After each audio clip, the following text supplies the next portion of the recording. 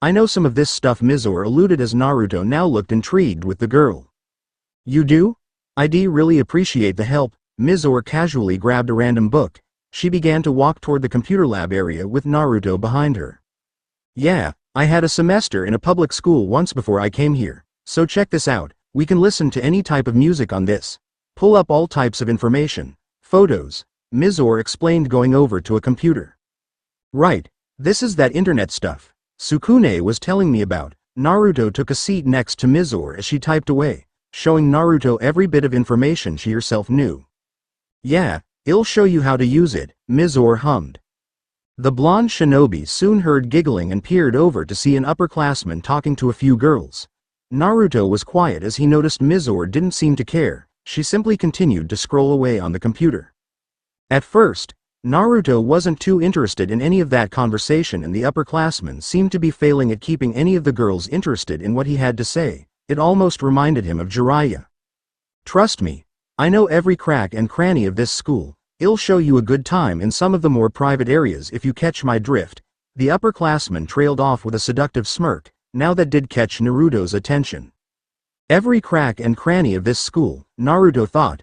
Despite already being surprised that this was a school for monsters, he had a feeling this place wasn't as small as he originally thought it was.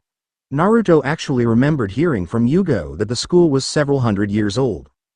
Curiosity was getting the better of Naruto. He wanted to find out more, and Jiraiya had drilled into his head that information was a shinobi's best tool during their training trip. Mizore? Naruto spoke up while scanning the library for a restroom sign. Yeah? The purple-haired teen as she stole a glance at him. I need to use the restroom. Mizore nonchalantly shrugged and went back to the computer screen. Naruto shook his head, looking at the strange device. He quietly left her there and made sure that no one was looking as he quietly made a few hand seals in some remote corner of the library. Poof! A clone poofed into existence next to him. I need you to do some information gathering. Remember that you're just a clone. It's all for information. Naruto ordered with a hardened glare. The clone nodded and saluted him before suddenly. Poof! A twin-tailed blonde teen girl stood next to him. Her whiskered-marked cheeks stood emotionless, and she looked somewhat familiar to Naruto. The blonde teen girl looked at her uniform and noted how it looked similar to Moka. She stared at her assets and placed her hands on her hips. Never had Naruto used this perverted jutsu for this. Yeah, I hate this, she sighed as Naruto scanned his clone's uniform and frowned. Let's get this over with then and never speak of it, agreed? Naruto offered. The clone flipped off her counterpart as she began to head over to join the other girls. Naruto shook his head at his clone before heading back with Mizore. The Uzumaki blinked, seeing Sukune casually having a strange blue-haired girl clinging on to him, and narrowed his eyes in confusion. He turned back to his clone, bored as the upperclassman continued to talk himself up. The clone scratched her whisker marks as the corner of her blue eyes caught Naruto's motion to glance Sukune's way. She blinked in surprise and turned back to see Naruto holding up two fingers before going back to trying to pay attention to the upperclassman's introduction. I better get some ramen for this bullshit, she cursed. By the way, beautiful, the name's Jin. The clone's eyebrow twitched. Screw this. That's nice, playboy. Now tell me about her. The clone huffed as she pointed at Kurumu, now having Sukune actually do her homework at a nearby table. Jin blinked at the strange blonde girl's actions before clearing his throat and glancing at Kurumu. The other girls that Jin happened to be flirting with had also quieted down. Naruto looked on in horror as his clone's bluntness was gonna get her cover blown. That would be first year Kurumu Kurono, second most popular girl in her year. But why would you need to know that? Jin questioned and folded his arms. The blonde girl repressed the urge to cringe and instead cutely grinned. No reason. What was this about knowing all the hidden spots in the academy? She asked. All the other girls gasped and looked at Jin as he ran his hand through his hair. Of course, Naruto sighed and shook his head. At the very least his clone was effective in getting information. The blonde shinboy quickly made his way back to Mizore, the girl who now had headphones on. The Uzumaki actually blinked at the strange device on Mizore's head as he could still hear some strange muffled music. There you are. The purple-haired girl finally blinked, realizing her friend had returned. Mizore's face broke into a rare smile and she took off the headphones. Only Anbu radio operators use those back home. They have these here too? Naruto frowned. The purple-haired teen played with her lollipop as she changed the songs on the computer. Here, listen to this.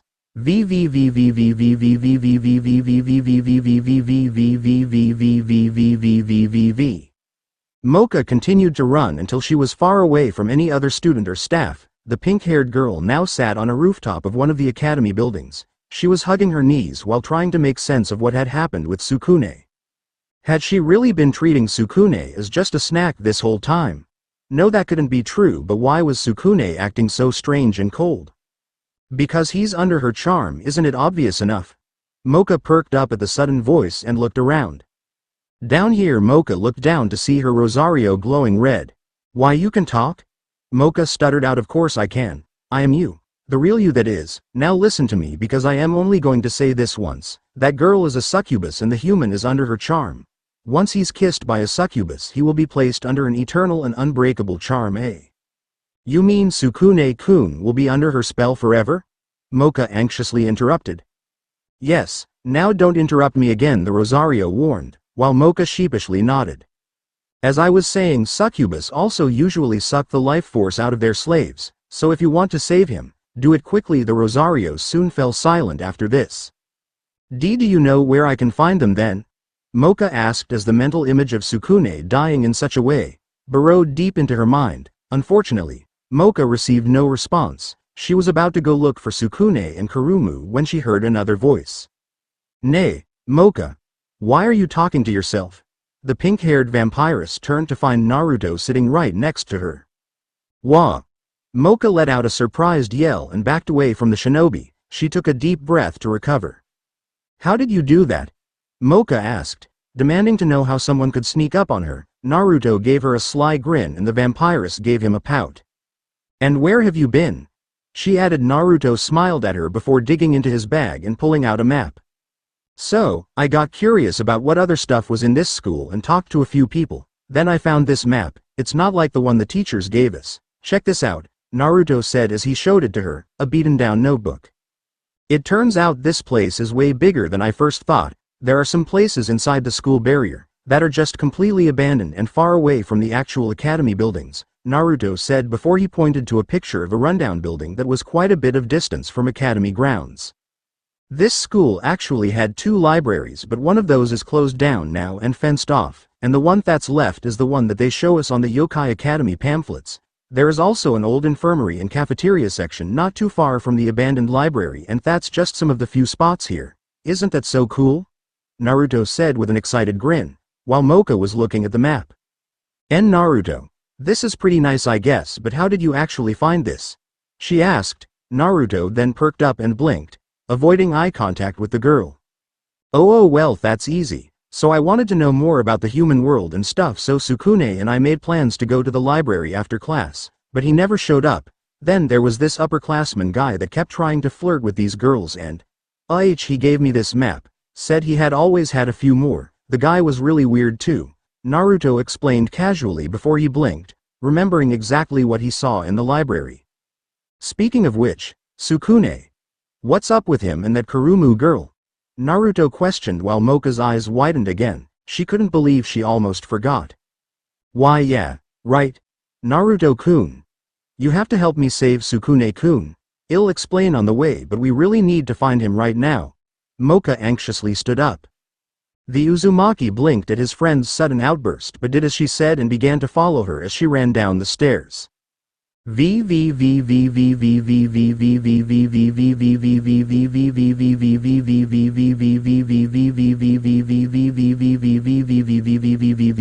whatever reason during his walk with Kurumu, Sukune's head started throbbing with pain as he lay on an infirmary bed, while Kurumu had gone out to get some water for him. Sukune actually had time to think about everything that had just happened. Why did I say those things to Moka-chan?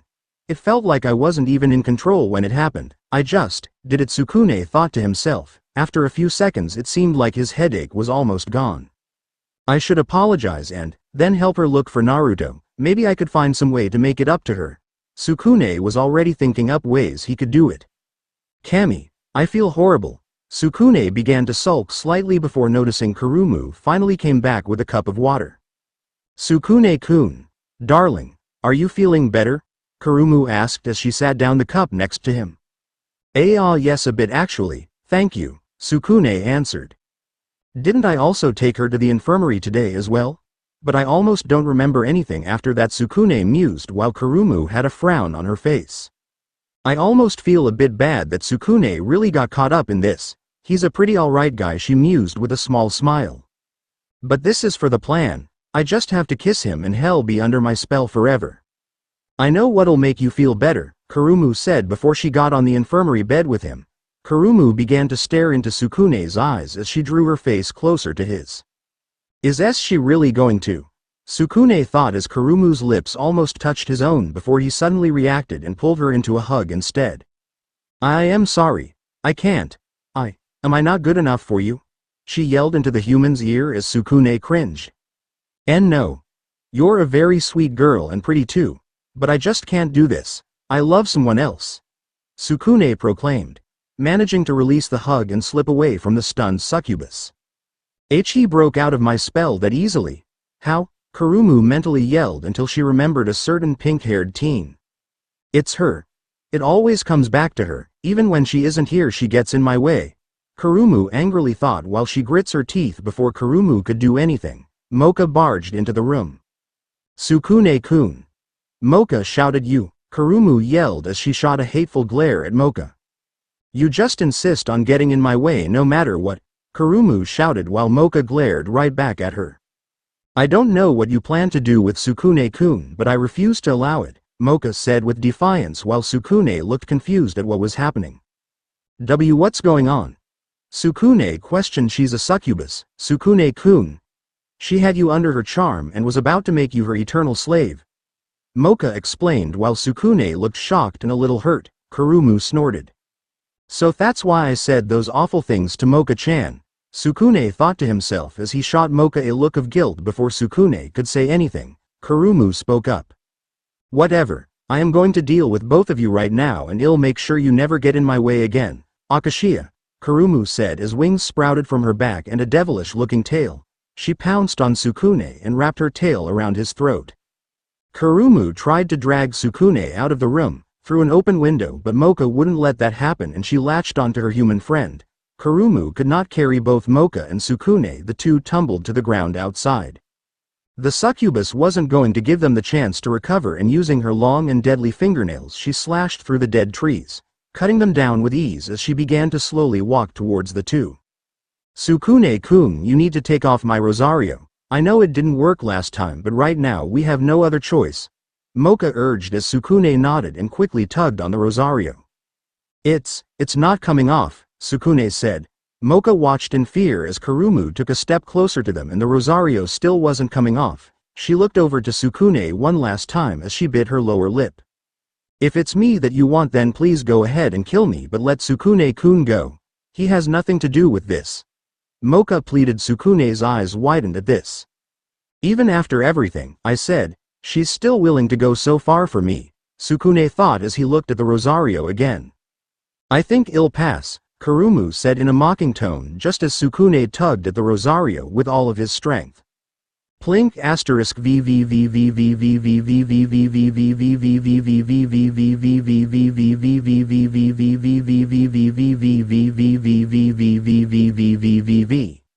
Naruto was actually on the other end of the school searching for Sukune. He had no idea why Moka thought it was a good idea to split up, but regardless, this was important. Naruto already had a few shadow clones scouting the area with him. If the situation wasn't so serious, Naruto would have laughed a bit. He used to think he was a magnet for trouble, but this was the second time in a week that Sukune and Moka managed to get themselves in a life-threatening situation. Now if I was a creepy succubus with a charmed human, where would I be? Naruto mused. Walking on the rooftop of one academy building, he narrowed his eyes at the distant infirmary. There's no way he's over there, Naruto sighed, before deciding to start using his clones to expand his search. The shinobi suddenly froze as he felt a burst of energy appear in the distance. It felt a bit like Orochimaru's curse mark, but it wasn't as sinister and unnatural as the curse mark. Whatever it was, it grabbed Naruto's attention. Oh, it was over there, the Uzumaki blinked, seeing the beautiful and dark colors. It's kinda pretty though, Naruto commented to himself before a serious look flashed on his face and he soon began to jump on the academy rooftops towards the source.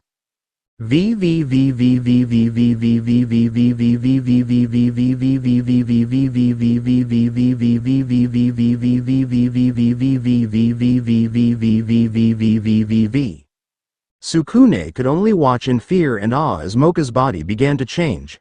Her pink hair was long gone, replaced by beautiful silver hair. Her emerald eyes replaced by blood-red eyes that screamed power, and her breast and butt had grown quite a bit too. Once the stream of yoki had died down, inner Moka now stood in front of a shocked Kurumu. Even the aura around inner Moka was demanding Kurumu submit to her, but the succubus had come so far already she could not lose here. A vampire. She's a vampire, Kurumu whispered under her breath in fear as inner Moka glanced at her from where she stood.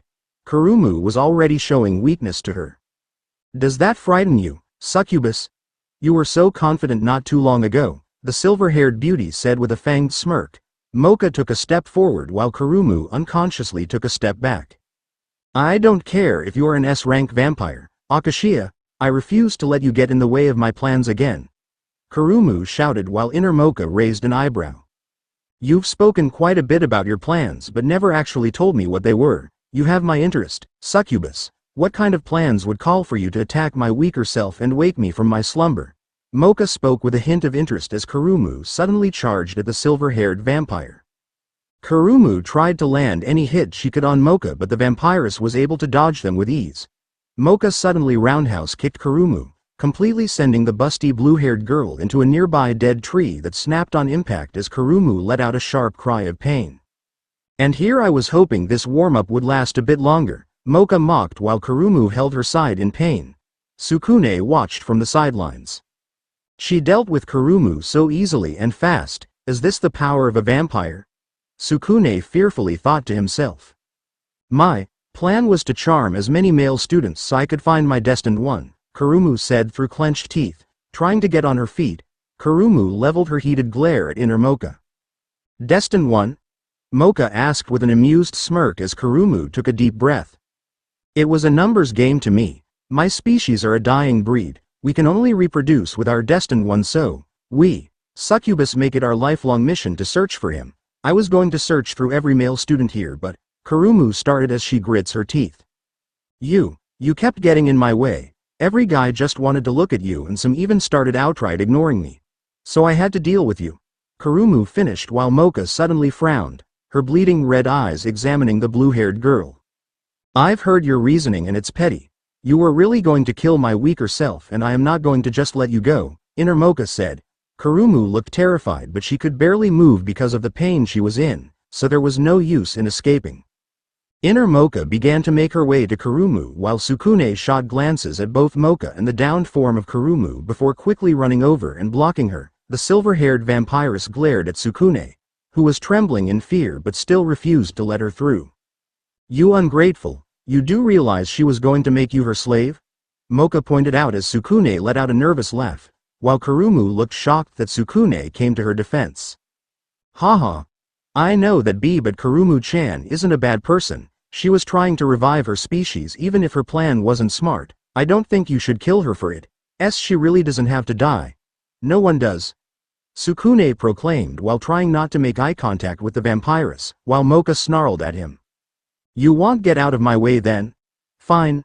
Moka shouted while Sukune started to turn pale. He was about to die at the hands of the girl he had a crush on. Sukune closed his eyes and prepared for the worst. Just as Moka was about to make her move, she felt cold steel touch her neck. Sukune waited, and waited, but nothing actually came. The human slowly opened his eyes and his jaw dropped. Naruto had a kunai pressed against Moka's neck and another close to her abdomen. Not many can sneak up on an S-rank vampire, you know, but you only got lucky, Moka commented with a hint of annoyance in her tone. Moka, you are my friend but I can't allow you to hurt them, Naruto said as he ignored her previous comment. One to my neck and the second just above my liver, Moka thought with slight anger. She was beaten and it didn't even take too long. She had let her guard down and now Naruto had her in check. Looks like she really was rusty from being sealed away for so long. Not that she expected someone to move that fast though. Alright. Aono, Uzumaki. I know when I am beaten, let's do this your way, Moka said. Kurumu was shocked at what just happened. She had heard bits and pieces about the rumors surrounding Naruto Uzumaki and how he beat Saizo with ease, but this was crazy. Naruto wasn't even in his monster form. Just promise me that you won't hurt either of them, Naruto softly ordered as Moka let out an annoyed sigh.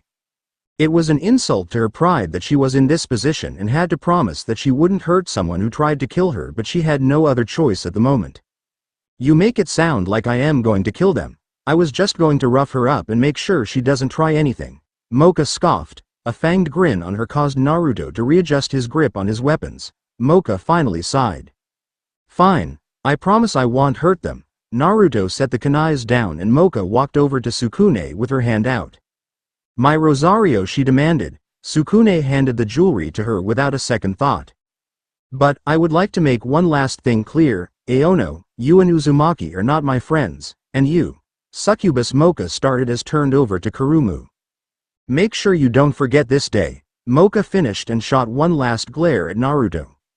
Plink, the aura of power that had nearly suffocated Sukune and Kurumu had disappeared and a pink-haired Moka lay unconscious on the ground.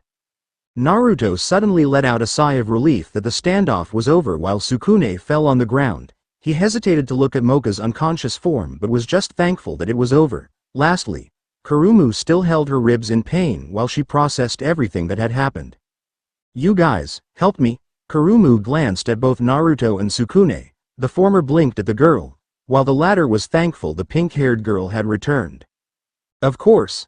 We weren't gonna let her hurt you. Naruto spoke up as if it was the most obvious thing ever. Sukune nodded and waved at her. Just don't try and charm us, alright? Sukune tried to smile before looking at Naruto picking up Moka's unconscious form. Man. Can we get out of here now? We need to get her back to her dorm, and you probably owe her blood.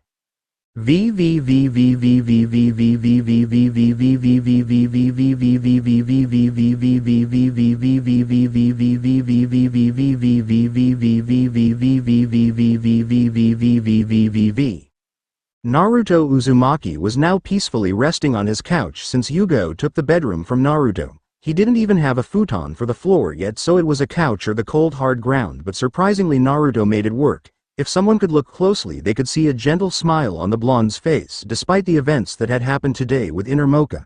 Naruto felt relaxed and everything was righted in the world for him. Get up, get up, get up. The Uzumaki frowned and pulled his covers to turn away from the voice. After a few seconds footsteps could be heard heading to the bathroom.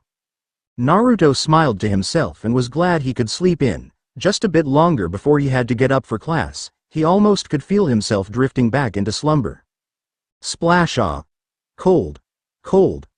That's really freaking cold. Damn it. Why the hell would you do that? Naruto shouted while Yuga placed the small bucket on the floor. You didn't want to wake up, Yuga said in a monotone voice before picking up a long bag and 2 wooden swords. Get dressed up and meet me on the rooftop. Tsunade's orders, Yuga said before leaving the dorm. Naruto looked over to his living room clock. It's so early in the morning, I just want to sleep. Why'd I have to do this? Naruto grumbled. Regardless, they were Tsunade's orders and the shinobi quickly went to dry off and get dressed. It was still completely dark out as he looked out the window. Classes would be in a few hours and he knew this was gonna screw him over later. It didn't take long for Naruto to make his way to the rooftop of the dorms. Yuga was already on the top playing around with a kunai. Took your sweet time getting here, Yuga muttered, watching the blonde come up the stairs. It's early in the morning, I have class in 3 hours and I am still exhausted. What kind of orders does Ba-chan have for me? It better be good. Naruto shouted while Yuga suddenly put down the kunai and shot Naruto a chilling glare. I am one of Tsunade-sama's personal guards while you are still just a genin. I outrank you, so you better change your tone or I'll change it for you. I am not Kakashi-senpai or Jiraiya-sama. I will not take any disrespect from genin like you, Yuga said before she tossed a scroll to a slightly frightened Naruto. Tsunade-sama's orders were to train you in anything I can and overlook your progress with the jutsus you were experimenting with while you were on your trip with Jiraiya-sama.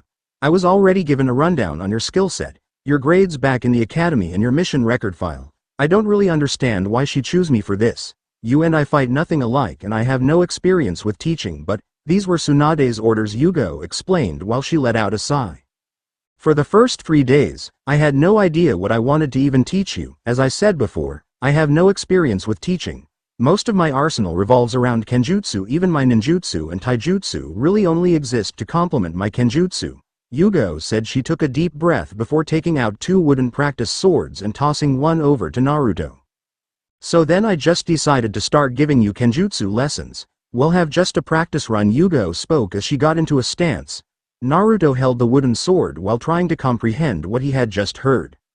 He never really cared for Kenjutsu and always thought it was something that the samurai and the occasional shinobi would use. Naruto didn't even have time to react as Yuga slammed her sword on Naruto's head. "Ack! I wasn't even ready," Naruto shouted as he held his head while Yuga shrugged. "Your enemy isn't going to give you time to prepare," Yuga said. If Naruto looked closely, he could see a very small smile on Yuga's face. She was going to enjoy putting the blonde through hell. Naruto got up and went into a stance he saw Yuga slip into. Yuga's smile grew as she tried to stop herself from laughing. It was understandable. Naruto had no experience with Kenjutsu, but it didn't make it any less funny to her to watch Naruto try to mimic her stance, something she spent years with Hayate trying to get right. Well, we all have to start somewhere, Yuga thought before she dodges a swipe from Naruto's bakken. She hit Naruto with the handle of her own wooden sword, causing the shinobi to stumble back a bit. Yuga didn't give Naruto a chance to recover and smacked him right across the face with the bakken. The Uzumaki held his cheek in pain as he fell over. "If it were a real sword, you'd be dead. You left so many openings in your stance. I understand that you were trying to mimic my own, but that stance is something I've worked on for years to perfect. It's far above your level. I'll teach you a basic stance." Yuga started before she remembered something else important. "And before I forget, Jiraiya-sama also said in a note that he had something for you that was for your experimental jutsu, but it hasn't even arrived yet. Until then, we'll be working on this in the meantime," Yuga explained as Naruto stood up, his cheek still stung. "I need to learn this. It could be a great thing to have for the future, against Akatsuki and Orochimaru." Naruto was having fun with Sukune and Moka these past few days and almost completely forgot the reason he was even there as Naruto picked up the wooden sword and something changed. He remembered the vow he made back in Konoha, about how he'd get stronger, stronger than Yuga and Kakashi, stronger than Pervy Sage and Tsunade, stronger than Sasuke and Orochimaru, and stronger than Akatsuki. A fire grew inside the young Uzumaki. Even if this shinobi field was completely out of his element, he would learn it and master it as he did with the Rasengan and Shadow Clone Jutsu. Yuga sighed. She probably would never understand why Tsunade chose her of all people to do this, but as she looked over to Naruto, she saw something different, something she hadn't seen. Naruto had a fire in his eye and was fueled by determination. Humming to herself, Yuga watched the blonde get into that same sloppy stance. "So then let's get started," Naruto said. Yuga blinked for a few seconds before she decided to go on with her lesson.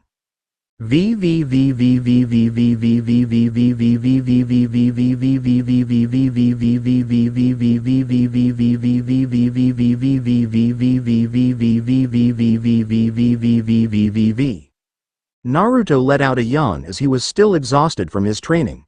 Kami only knows why Yuga chose to wake him up so early in the morning instead of the afternoon. But the Anbu woman assured him he'd eventually get used to the minimal sleep as most elite shinobis do. Regardless, it was lunch and Naruto was trying to eat his food, as was Sukune. The only person who felt really uncomfortable at the moment was Moka until she finally couldn't take the silence. "I am sorry for what I did yesterday, and I understand if you two don't want to be friends with me anymore," Moka suddenly shouted as the two boys looked at each other before Sukune spoke up. "Moka-chan, it's okay. It's over, we're safe now, and you did save me from Kurumu," Sukune said, but Moka still refused to look them in the eye. "But I threatened to kill you right after," Moka said in a softer tone while Sukune gave her a smile. "Moka-chan, like I said, it's okay and it's over. Besides, Naruto stopped it," Sukune said while Naruto shrugged. "We know that the scary side of you doesn't define who you are. We'll always be your friend," Naruto added with a smile, while Moka looked at her two friends, glancing at each. "You guys really mean that?"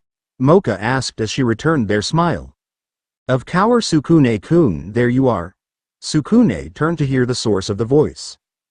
"Glompo, you have no idea how much I've missed you. I've been looking all over for you, Sukune-kun." Kurumu said as she stuffed Sukune's face in her chest. Both Naruto and Moka were surprised Kurumu recovered so quickly from yesterday's events. Naruto and Moka still looked tense at seeing her so soon after everything she tried to do, but Kurumu stopped trying to suffocate Sukune for a brief second and to talk to them. Taking a deep breath, the succubus actually smiled at the two.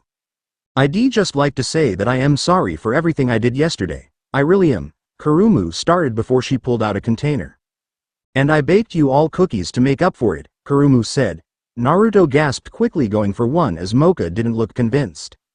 "Alright, but why are you here?" Sukune asked, still unsure of her intentions. Kurumu shot a warm smile at him.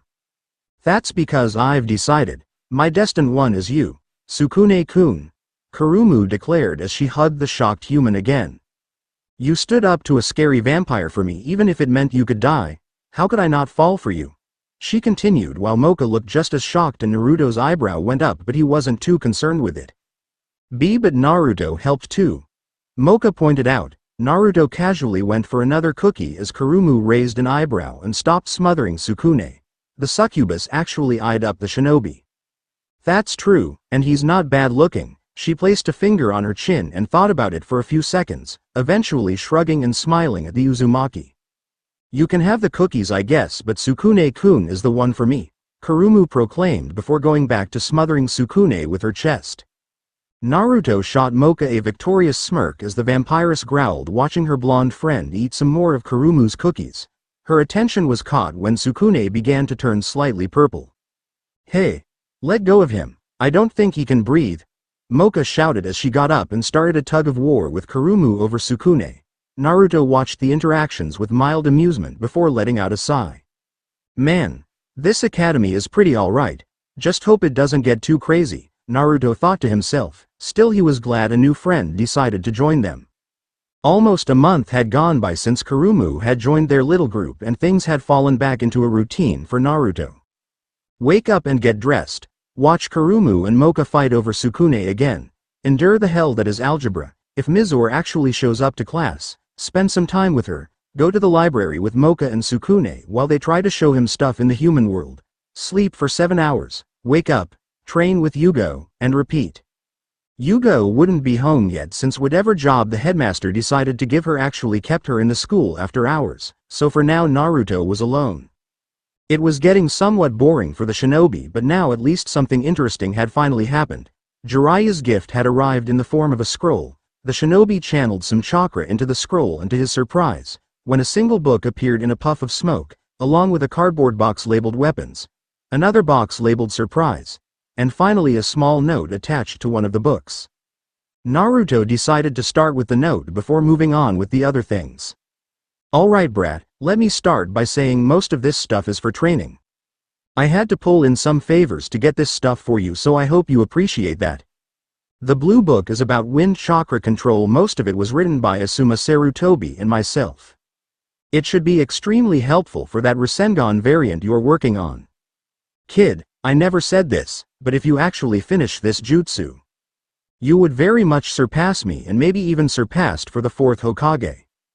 Adding an element nature to the Rasengan was always the endgame for him and I, but we could never get it right. Anyway, the weapons box is just resupplying you and Yuga with kunais and explosive tags and anything else really. Interestingly enough, Yuga was great with logistics and knows a little bit about fuinjutsu. I mean kid, she's nowhere near on my level, but I just thought it was something interesting. The last box is stuff from Konoha. They're gifts from Tsunade and myself, and I think you'll appreciate the rest of the books I left there with you. See you soon kid, Jiraiya." Fundamentals of Wind Chakra Naruto read out before slipping the book into his school bag. He'd make sure to read it any chance he got. He remembered the time he and Jiraiya were on the outskirts of Fire Country when Jiraiya finally decided to check what element Naruto had. To the old Toad Sage's surprise, it was wind, but Jiraiya, unfortunately, didn't have any wind jutsus he could teach aside from the stuff the Toads could cobble together for him, and even those were just very basic chakra control exercises, not actual jutsus. Thankfully for Naruto, there was one more note. "Once you're done with that book, I'll start sending over those scrolls, and don't try to cheat. I know you hate learning by the book, but trust me, just get through this and you can start actually learning a wind jutsu. Learning elemental jutsus without having the proper chakra control could lead to a lot of accidents, and Tsunade would hop on the seal just to send you flying through 6 walls, so do not cheat. Jiraiya. Naruto shuddered at the thought of facing an angry Senju woman's wrath before he let out a sigh. That was true. He did hate learning by the book, but at least this stuff was way more interesting than the stuff the academy had given him, so it was a welcomed change. The blonde moved to open the surprise box. He made sure to keep his curiosity in check and leave the weapons box for Yuga. The first thing Naruto found were some new clothes and a note. I paid Mikagami some damn good money to make sure he got you new casual clothes, Jiraiya. Naruto looked over the 4 outfits and only one actually caught his eyes. He picked up the one and looked over it. They had orange in them, a new orange and black jumpsuit that reminded him of the one he had left back in Konoha, except it wasn't too much of an eyesore and it was actually great. There was also a plain black headband that went along with it, and to Naruto's surprise there was an orange Konoha symbol in the middle. The shinobi put away his new clothes in a separate pile away from his academy uniforms. If he got the chance to get out of that boring academy uniform and swap it out for his new outfit, he'd do it. Naruto soon checked the next gift from Tsunade and he paled. It was a necklace, his necklace, the one he had won off a bet with Tsunade, the one that was said to belong to the first Hokage and had the ability to buy 3 mountains of gold.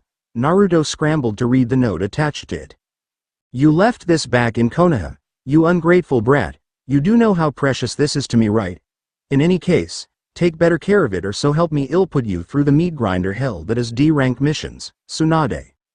A cold shiver ran up Naruto's spine as he placed the necklace on a desk. He couldn't believe he had forgotten something so important, but at least it was in his hands now. The young Uzumaki checked his next gift. It was another one from Tsunade, and it was a flag with a red swirl.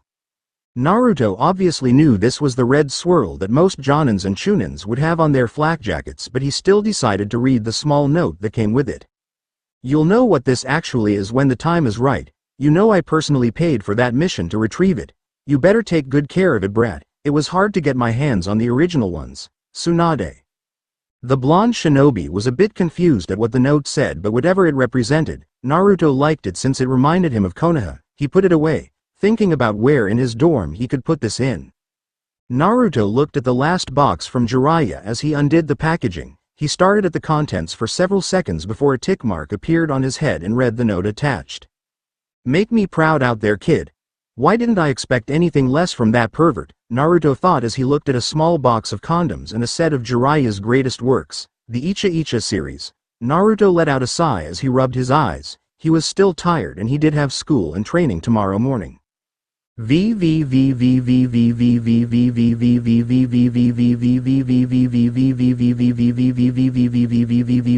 Midterms.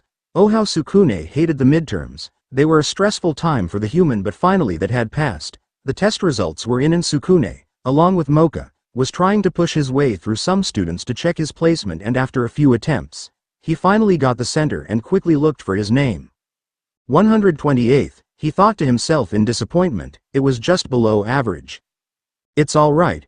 Sukune-kun, if you'd like I could give you some of my notes. They helped me quite a bit, Moka said as she placed a reassuring hand on Sukune's shoulder. Other male students looked on with jealousy as Naruto made his way to the test results and looked for his name.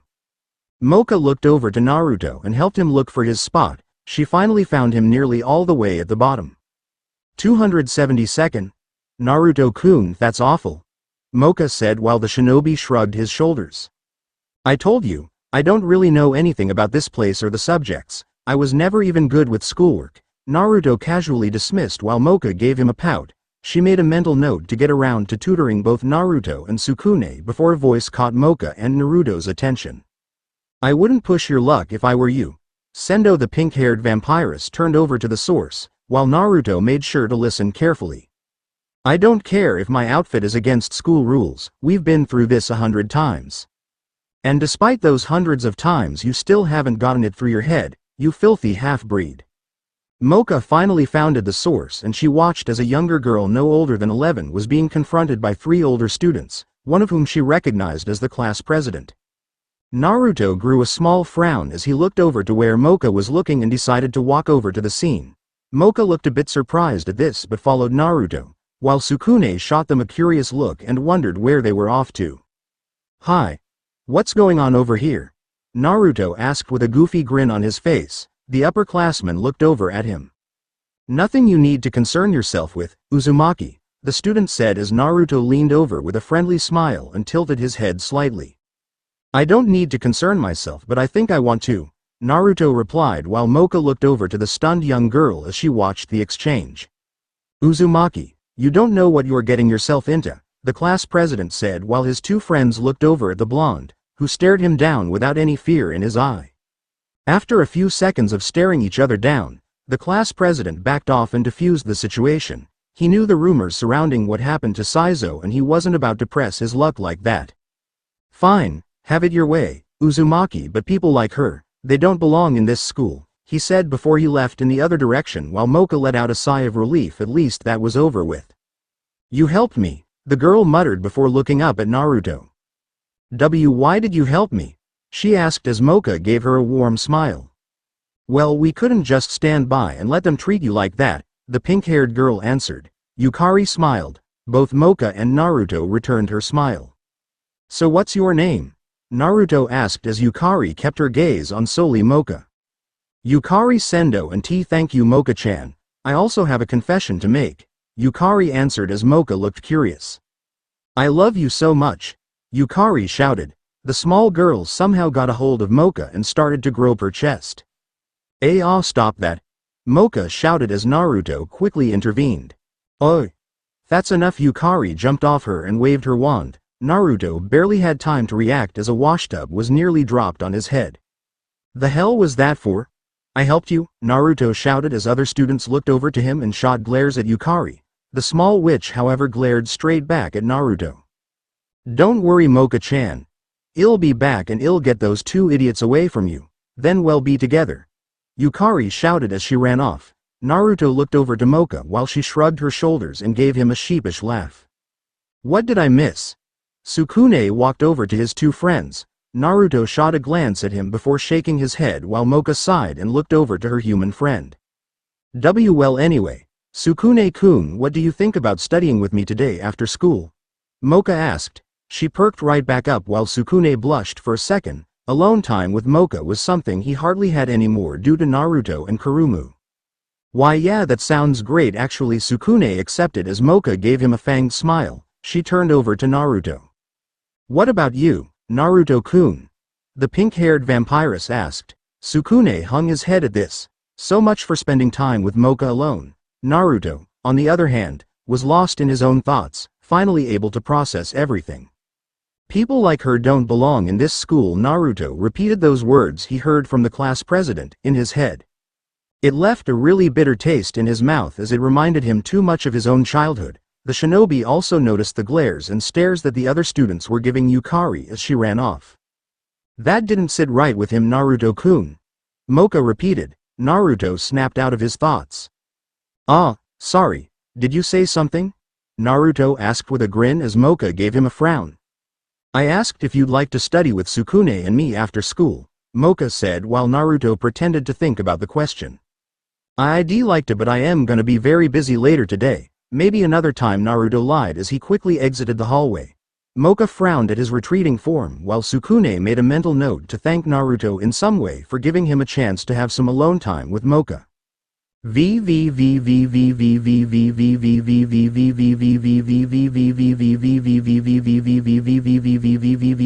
Naruto looked around as he exited the hallway. He took a deep breath. It shouldn't be too hard, right? She was just a small girl with a weird pointy hat. Naruto would find her in no time. He was about to start his search until he suddenly felt a cool breeze touch his neck and smiled. Mizore, Naruto greeted as he turned around to come face to face with a light purple-haired girl. Hi, the Yuki Onna waved casually before taking a seat next to the blonde. You haven't been to class all week. What was up with that? Naruto grumbled, crossing his arms as she slightly frowned. Yeah, I guess I haven't, but I've just been busy, Mizore replied, avoiding his gaze, looking into the distance, and the shinobi looked just a bit confused. With Naruto pressed slightly, the teen girl's blue eyes looked away from him, really not wanting to get into what she had been busy with. Stuff. There was a slight awkward silence before she spoke up again. What are you up to? Mizore asked as she crossed her legs and looked at her blonde friend. Naruto blinked. Well, I need to find this girl. She's really small, has a weird pointy hat, dark hair, too, purple eyes, Naruto listed off, while Mizore looked thoughtful for a second. Is the hat pointy like a witch hat? Mizore asked while Naruto gave a look of confusion. Witch hat? Mizore rolled her eyes. It was a wonder how Naruto didn't know about these things. Did she have a wand she could wave around and summon things? Mizore asked as Naruto nodded, assuming she was talking about the object Yukari was using. She's a witch then, Mizore spoke while Naruto prepared to go look for Yukari. He looked over to his purple-haired friend. So you want to help me? Naruto offered. Mizore shrugged, rubbing the back of her neck. She should be trying to get her schoolwork in order at the moment, but truth be told she couldn't be bothered with that and took a deep breath. Well, it's not like I have anything better to do, she answered. There was a brief silence before Naruto spoke. Do you have any ideas where to start looking?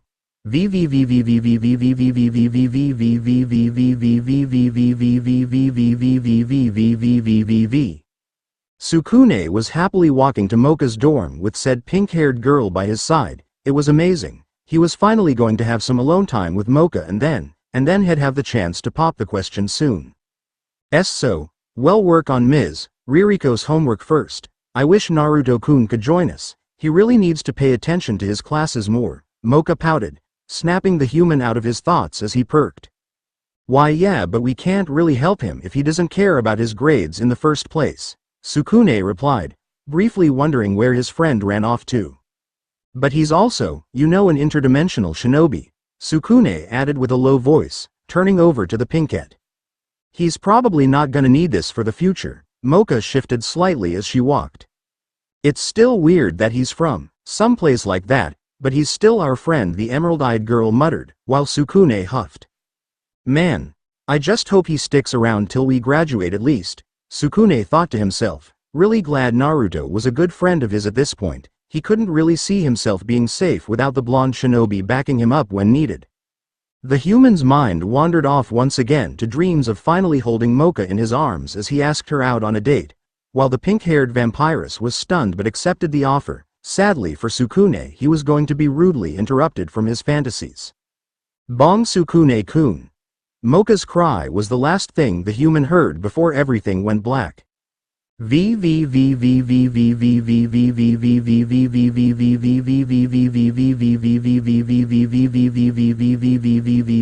white light blinded Sukune's eyes as he slowly opened them and gained a bearing on his surroundings. The human looked around to see he was in the infirmary. Again, he didn't know how he got here, but he decided to relax in the infirmary bed. His head was still in pain.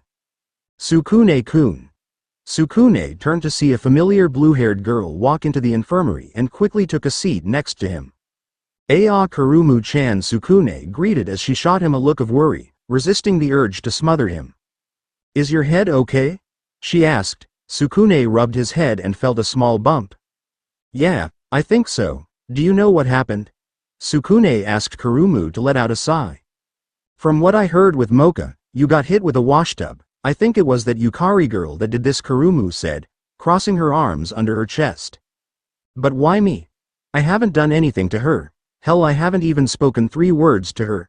Sukune angrily shouted as Kurumu shrugged her shoulders. Yukari Sendo is known for pulling pranks on other students. From what I can see, she's a very lonely kid, but given how she's a witch, I guess it's not too much of a surprise, Kurumu said. She recalled the very few times she saw Yukari in the hallways. Why? What's so wrong about witches? Sukune asked as Kurumu looked over at him. You don't know? Kurumu asked. Sukune shook his head as Kurumu sighed. It was rare for someone in yokai to not know the stigma that surrounds witches. Well, witches are half-breeds. They aren't considered as a human or monster. They're something in between. Because of that, many don't want anything to do with them, so they look down upon them, and if I remember correctly, some humans would outright kill anyone they suspected of being a witch during the Salem witch trials, Kurumu explained. Sukune looked at his bed sheets. I see, but I still don't understand why she attacked me like she did, Sukune pondered. That would be my fault. Sukune-kun. Sukune looked up in surprise at the familiar voice. Ah, Moka-chan. Sukune happily said as the pink-haired girl walked in with a sympathetic smile. What do you mean it's your fault? Kurumu asked in a curious tone while Moka sighed before she gave him a sheepish grin. Well, Yukari-chan confessed her love to me and said that she'll do anything in her power to keep Naruto-kun and Sukune-kun away from me, Moka said as she played with her fingers cutely. Sukune's hand suddenly moved much to his surprise. Alright, what's going on? Sukune asked. Suddenly Sukune punched himself twice. His hand rose again as he suddenly started to grope Kurumu. Oh. Sukune-kun. So forward, I do like when a man takes the lead, but right here. Kurumu said as she blushed and allowed Sukune to continue, while Moka turned beet red at the scene. I am not doing this. Sukune shouted as he tried to take control of his arms again. Moka suddenly perked as she heard laughter. Moka's gaze landed on the window and she quickly walked over to see Yukari laughing outside of the window, playing with a voodoo doll. Why, Yukari-chan, are you doing this? Moka asked. The small witch gave her a warm smile. Of course.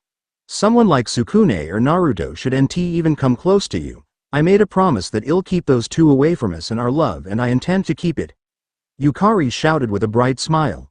Sukune finally was able to take control of his hands again and quickly stopped groping Kurumu. I didn't say stop, ya know. Kurumu grumbled in disappointment and a small pout. Sukune shook his head at Kurumu before he glared at Yukari. What's your problem? Sukune questioned while Yukari returned his glare. My problem? My problem is that you keep getting in the way of love. You aren't worthy of Moka-chan's attention. Neither is that blonde idiot. I heard he placed 272nd in the midterms. He's almost one of the worst students in the academy. And you, Sukune Aono, are a below-average student. Why Moka-chan gives you the time of day, I'll never understand, Yukari huffed as she crossed her arms. Sukune grit his teeth at the constant jabs she took at him. He temporarily forget everything he had just learned about witches.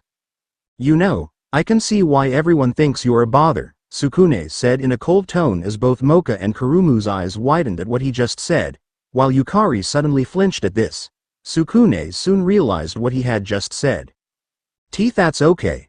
I am used to being alone and I don't need anyone, especially people like you, Yukari said as she ran out of the infirmary room.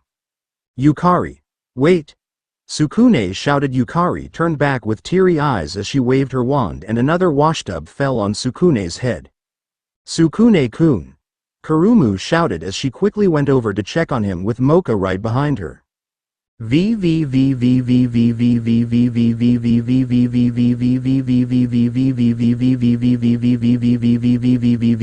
had nearly been 2 hours since Naruto and Mizore started their search and came up with nothing. The two now sat alone on the rooftop of the academy building once again. We checked everywhere, Naruto, the cafeteria, the library, even freaking the auditorium. I think she'll turn up when she wants to, Mizore spoke, playing with her sucker. Naruto shook his head.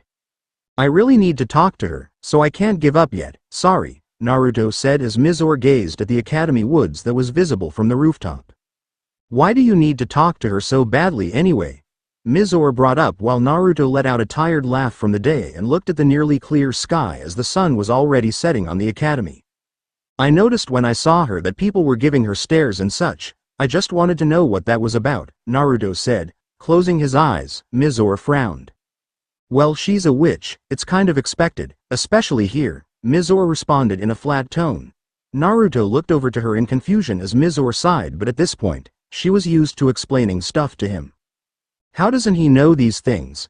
All monsters have at least heard of the stuff surrounding witches, Mizore thought before she spoke. Witches are half-breeds or hybrids. They really don't belong to any group, so both monsters and humans discriminate against them. Monsters don't see them as equal and put them down. Humans would go out of their way to burn them. Mizore quickly explained while Naruto frowned at this. That's why she was being treated the way she was. It was all the more reason to find her, now. You still haven't really answered my question, Mizore said while Naruto's eyes looked down at the students still on academy grounds. I guess, I can kind of relate to her. I wasn't really well liked where I was from and I didn't have a lot of friends until a few years ago, Naruto answered as he closed his eyes, recalling his time in Konoha's Shinobi Academy. Mizore was a bit surprised to learn this, though she didn't make it known and stayed silent for a few seconds. So you were alone? Mizore softly asked while Naruto nodded and scoffed, thinking about the glares and whispers the villagers had for him.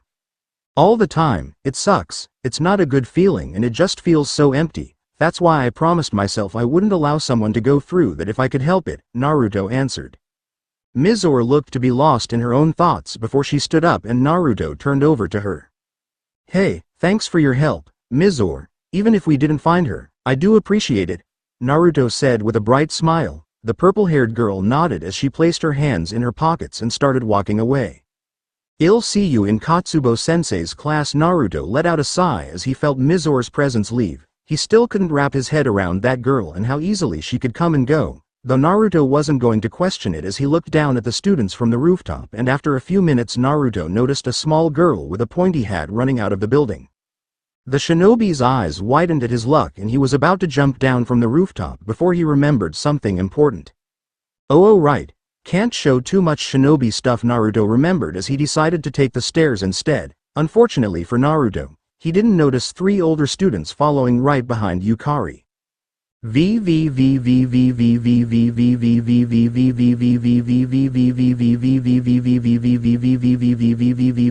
Yukari walked alone. She felt the gaze of students fall on her, but they didn't bother her anymore. Truth be told, the small witch was just tired. She just wanted to go to her dorm and fast. Sadly for her, Yukari wasn't paying too much attention to her surroundings and she bumped into someone. Ouch. Hey. Watch where you're going. Yukari as she stood up and looked at who she happened to bump into, her eyes widened in fear. It was the class president. Well, if it isn't little Yukari-chan. The class president said with a friendly smile that Yukari obviously knew it was fake. I am really not in the mood right now, just please leave me alone. Yukari glared at the class president and tried to move past them. The class president returned the glare as he suddenly grabbed Yukari's wand and the two other students flanked her, much to her horror. Yukari, you're going to listen to me now, right? The class president asked as Yukari gave a slow, terrified nod. Good. Now just follow me and you won't be harmed, okay? The class president said. He turned around and Yukari reluctantly followed him as the class president's two friends were still right behind him, but neither Yukari or the class president noticed a pair of ocean blue eyes watching them from a distance.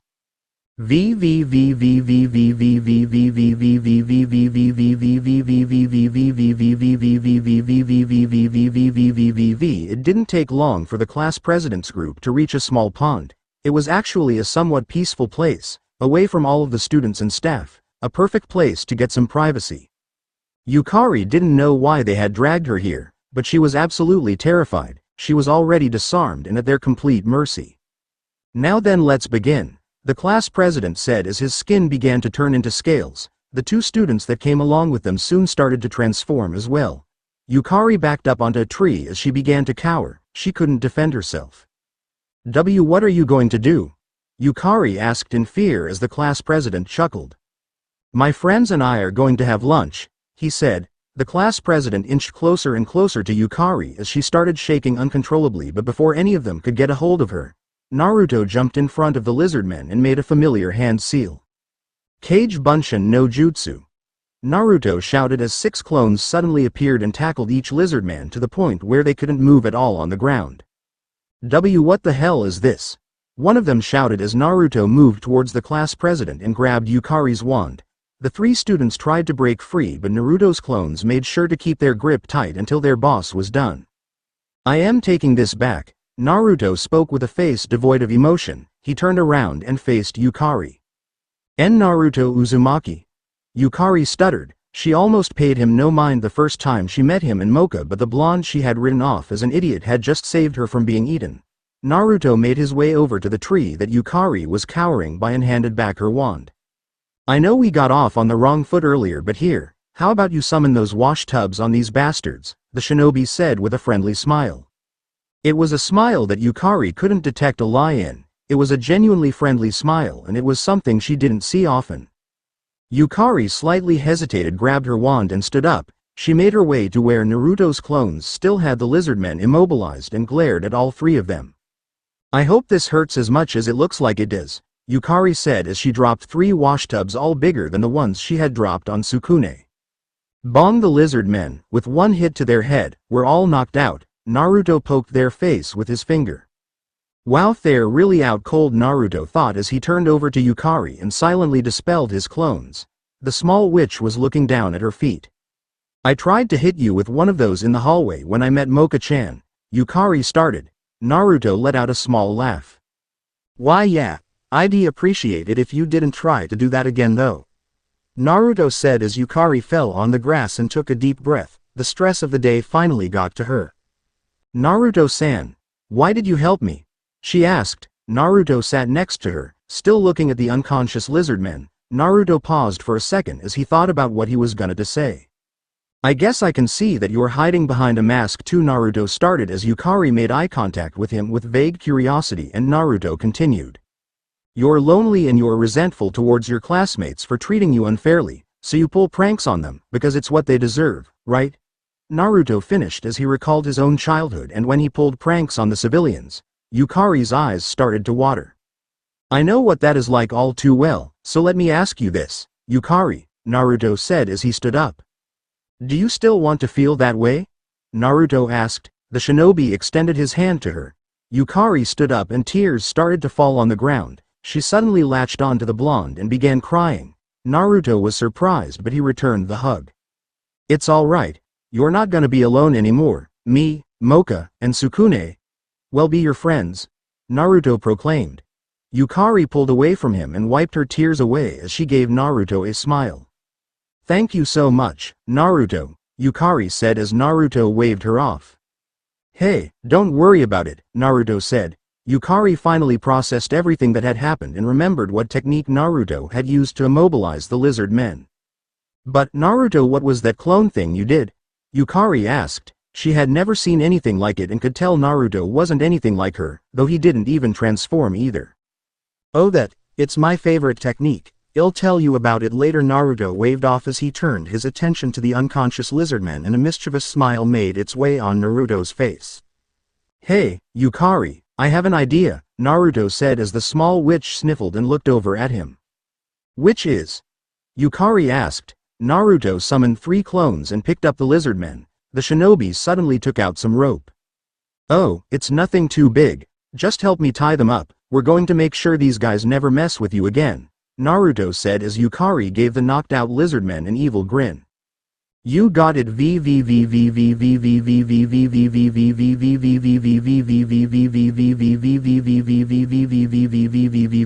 Naruto and Yukari were done with their little mission, the two spent the rest of the afternoon just walking around campus while Naruto told Yukari stories about his time as a prankster.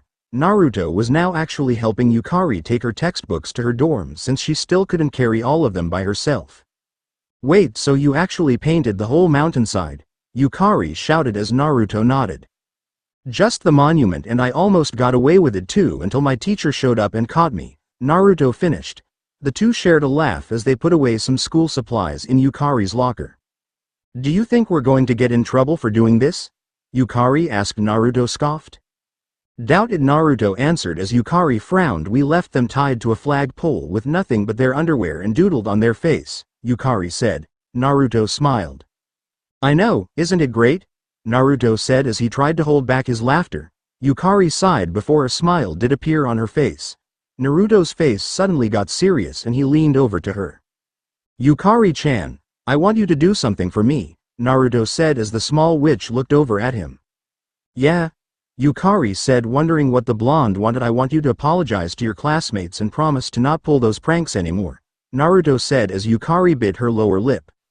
I know it's fun to pull pranks and I had a lot of fun today, but we can't go around pulling pranks constantly. We don't want any trouble like that, Naruto spoke as Yukari looked away. Alright.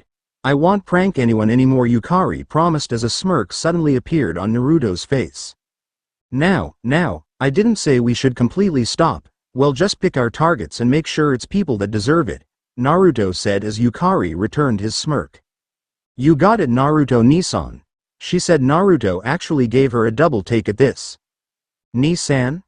Naruto asked as Yukari nodded. You saved me from those bastards and you're like the older brother I never had, Naruto-Nisan. Yukari replied. Naruto suddenly got a vivid flashback of the Konohamaru Corp and how he first met the trio back in Konoha. If Naruto was correct, They would be just about to be graduating from academies soon. They were probably genins by now and probably ready to take on their first C-rank mission. I wonder what they're up to these days, Naruto thought to himself. Yukari was close to finishing packing up her supplies in her locker when she noticed a few familiar faces. Moka-chan, Yukari said happily as Naruto turned around and saw his friends run up to him. Yukari-chan, we've been looking all over for you, Moka said. Naruto looked over to them. Moka was quick to notice her blonde friend and frowned at him. I thought you said you were busy today, Naruto, Moka said as she quickly went over to the blonde who was now sweating bullets. Aye. Well, I was a by Naruto-ni-san saved me from the class president and beat them up real good, Yukari said in a childish voice. Naruto-ni-san? Kurumu and Moka muttered. Yukari smiled at her older brother figure. Yeah, he was super cool and beat them all in one go. You should have seen it, Yukari shouted as she pumped her fist in the air. Despite all of this, Sukune still had one thing in mind and quickly came up to Yukari. The human gave her a short bow and spoke. Yukari-san, I am sorry for what I said earlier. Sukune apologized as Yukari looked surprised. The small witch turned to Naruto, who smiled at her before she turned back to Sukune and returned his bow with one of her own. It's all right, Sukune-san. I am sorry for saying the stuff that I said and for hitting you with a washtub, Yukari said as she quickly turned her gaze to Moka. Moka-chan. I still love you though, Yukari said. She latched onto the pink-haired again and started groping her. Why, Yukari-chan? Stop.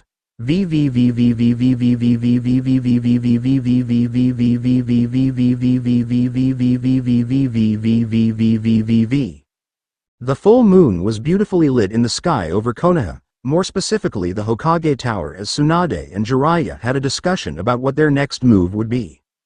Are you sure this information is accurate? Tsunade asked as Jiraiya nodded. Thanks to my insider, it looks like they're starting to keep track of all of Jinchuriki's, but there is something else, Jiraiya said. Tsunade raised an eyebrow and Jiraiya took a deep breath. 2 Akatsuki members were probing Kumo's defenses. From what I heard, they weren't killing anyone, just snooping around.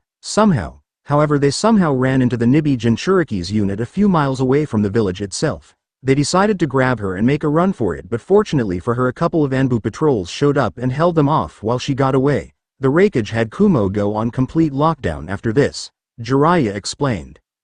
Serves the bastard right for ignoring our warnings. Tsunade smirked to herself. She had sent a message to the other great powers about Akatsuki and their plan to take the Jinchurikis, but only Kiri and Suna had acknowledged their warning.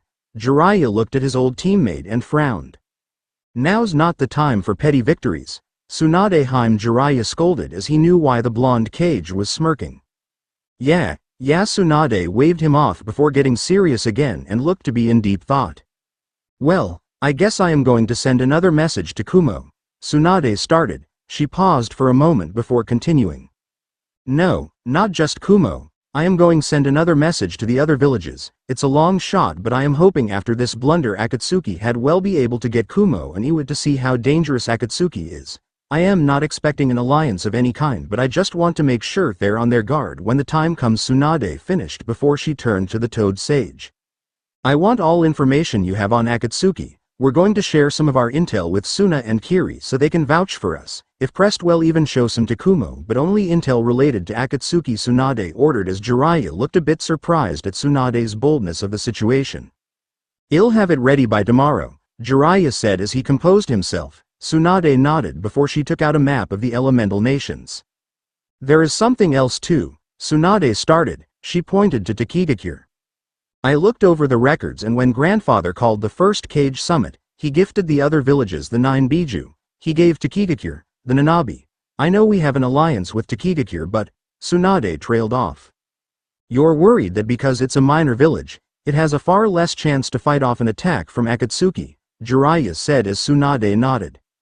Yes, Jiraiya, I want to be one step ahead of Akatsuki no matter what. If we do nothing about the Nanabi and Taki, we'll be practically handing it over to Akatsuki. Tsunade finished as Jiraiya glanced at the map. Tsunade, an aggressive strike is out of the question since we have an alliance with Taki, and even if we decided to take the Nanabi by force, we might provoke the other great nations. On the other hand, Taki isn't going to just give us the Nanabi just because we're in an alliance, Jiraiya said. Tsunade suddenly smirked. That's true, but apparently they're currently suffering from a poor economy. I might be able to work out a deal with Shibuki to get the Jinchuriki for a short time in exchange for economic aid. That'll put a strain on Konoha's economy, but it's better than just giving Akatsuki a Biju, Tsunade said before she took a deep breath. We'll work out the details later. I think it'll be hard for the village's economy to shoulder it, but it's also important we get Suna and Kiri's backing before we try anything with Taki. Just in case. The last thing we want is to start another war, Tsunade responded as Jiraiya nodded and he turned to his teammate. So how's Naruto? Jiraiya suddenly asked and Tsunade smiled. Despite all precautions we took, the kid somehow managed to get himself into trouble again, but thankfully nothing too big. Tsunade gave another short pause as Jiraiya let out a chuckle. He wasn't surprised in the slightest. The Senju suddenly gave Jiraiya a grin. But aside from that, he's been doing just fine. He's even made some friends over there. Yuga said his training was coming along great too and Mikagami has been keeping a close eye on him as well. Jiraiya, it makes me happy knowing Naruto is actually enjoying himself over there, Tsunade answered as Jiraiya smiled as well. With all of that said, his grades are still piss poor, but that's not surprising. I am going to have Yuga do something about that later, Tsunade muttered as Jiraiya shook his head. That he knew for certain was going to happen. It was Naruto after all. Do you really think we made the right choice with our little stunt? Tsunade suddenly asked and Jiraiya looked out the window. We labeled him Mia for Kami's sake, Jiraiya. I am putting a lot of faith in you and I know you've never failed me before, but we're playing with fire here. If the brat ever finds out about this, hell raise hell. Tsunade softly finished as Jiraiya spoke. I only asked you to do that so I can make a play in Akatsuki, Jiraiya responded. The old white-haired man turned to Tsunade with a serious look. I've been using my spy network to leak fake sightings of Naruto all around the elemental nations. My contact said that Akatsuki absolutely needs the Kyuubi to complete its plan, whatever that is, so they'll be sinking in resources into tracking him down. Not only am I throwing them off Naruto's trail completely by making them believe he's still in the elemental nations, but I am also making them waste time and money going around on a wild goose chase, Jiraiya explained with a small chuckle at the end. Tsunade let out a sigh. Well, that actually makes a lot of sense and would be extremely beneficial to us. Might even buy us a few months if we're lucky, but still, it hasn't been easy trying to keep up this front and trying to get his friends off my back about looking for him, Tsunade said. Jiraiya nodded before he hopped on the window.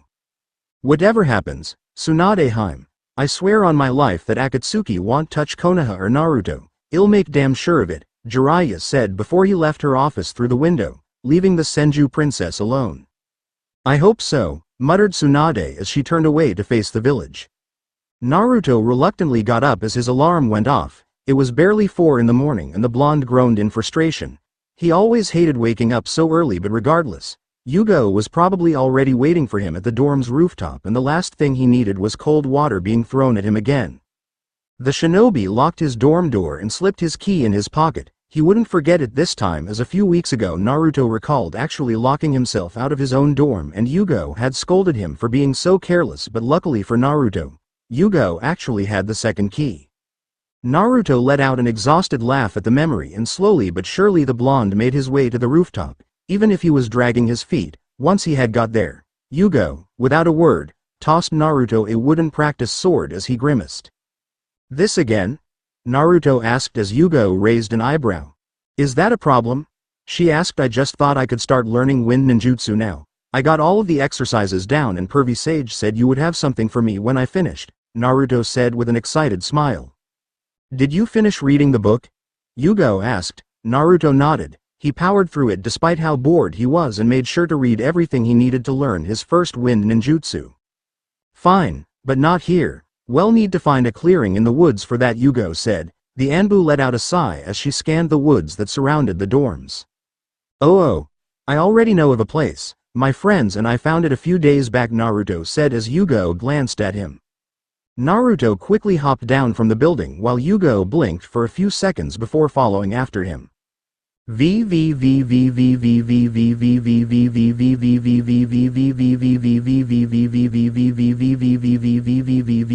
Yuga followed Naruto into a clearing with a small pond that was well hidden from anyone nearby. Naruto was finally going to learn a new jutsu. He had been meaning to for some time, but Yuga only allowed him to do wind chakra exercise and basic Kenjutsu practices until Naruto actually finished the book Jiraiya gave him and mastered all of the chakra exercises along with it. So, what am I gonna learn? Naruto asked in an excited tone. Yuga dug into her training bag and tossed Naruto a scroll. It's AC rank ninjutsu, designed for short-range combat. It's known as the Gale Palm by most shinobis, from what I understand. The user will clasp their hands together and focus their wind chakra in between, which will compress the wind. From there you can just shoot it from your palm. The jutsu is primarily useful for knocking over opponents or speeding up your kunais into an extremely lethal speed. Honestly, to me, it seems like it's more of a utility type ninjutsu than one made for battle, Yuga explained as she somewhat got lost in her own thoughts before she snapped her finger. Oh, right, I almost forgot. Kakashi-senpai told me something interesting about shadow clones. Do you mind making one? Yuga asked. Naruto looked a bit confused but did so regardless. Poof! A perfect clone of Naruto stood next to his creator. Yuga looked over to his clone and inspected it before she turned over to her blonde student. Alright, Uzumaki, I want you to close your eyes and walk 10 feet, and don't peek, Yuga ordered. Naruto was still confused but did so regardless. Yuga turned back to Naruto's clone, motioned for it to play rock, paper, scissors with her. After a few seconds of trying, the clone understood what she wanted. The two played and Yuga won. She didn't even give the clone a chance to react before she sucker punched him in his face. Poof! You can come back, Uzumaki, Yuga called out as Naruto opened his eyes and walked back to Yuga's location. Now then, what did I and your clone do? Yuga asked. Naruto's eyes suddenly widened as everything clicked in his head. I lost in a game of rock, paper, scissors, but how do I remember that? Naruto questioned as Yuga looked at the shinobi and gave him a knowing smirk. She couldn't deny that this teaching thing was rewarding at times. The shadow clone jutsu isn't just a jutsu you can use to overwhelm your opponent with sheer numbers. When a shadow clone dispels all of the clone's memories and experiences, travel back to the original. So we'll be using your clones for training as well. This way you can improve leaps and bounds in such a short amount of time, Yuga said. The blonde shinobi had finally put two and two together, recalling that he knew Moka was in danger with Saizo once his clone had dispelled. He almost wanted to smack himself. It was always in his face and he never noticed it even back in Konoha. Naruto smiled. Using a new training method like this, Naruto was positive he'd be strong enough to take on Akatsuki with ease. Just as Naruto was going to start his training, Yuga stopped him. Be advised, however, using too many clones for training and dispelling all of them at once would put an extremely heavy strain on your mental state and in even more extreme cases could put you in a coma, Yuga started as she scratched her chin and looked at the Uzumaki, who cringed at the thought.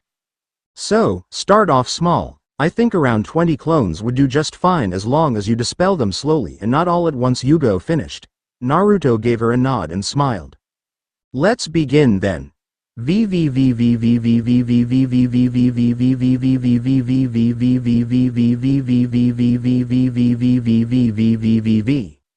Moka looked annoyed as she looked at her blonde friend who was taking a nap in the middle of homeroom class. She turned over to Sukune, who simply shrugged his shoulders. Aren't you kind of used to this behavior from Naruto? Sukune asked in a voice just above a whisper. Moka looked over to him and gave him a stern look. Well, yes, but that still doesn't make it right. If Naruto keeps this up, he's going to end up flunking, Moka said while Sukune's sweat dropped. Given where Naruto said he was from, it wasn't really likely Naruto was going to end up needing most of this stuff for his future, right? Besides, this was just homeroom as well. But now that Sukune had time to think about it, Naruto never gave them a reason as to how he ended up here, and was he going to leave soon or would he be staying with them until graduation? These were questions that were now plaguing Sukune's mind. Now, as I said, joining a club is a graduation requirement. It helps us monsters blend in with humans a lot better as we will be put in different situations, and this also helps us understand them just a bit more, Ms. Nekonom said while some students groaned at the idea of more work for them. You know, you say that, Ms. Nekonom, but your transformation is a bit off, don't you think? A student pointed out as the homeroom teacher glared daggers at her student before scratching his face. The sandy blonde-haired teacher looked at her students and smiled. Well, that's all, class. Make sure to look through the club booths thoroughly before making your choice, she cheerfully said. Her eyes landed on her sleeping blonde student. Okay.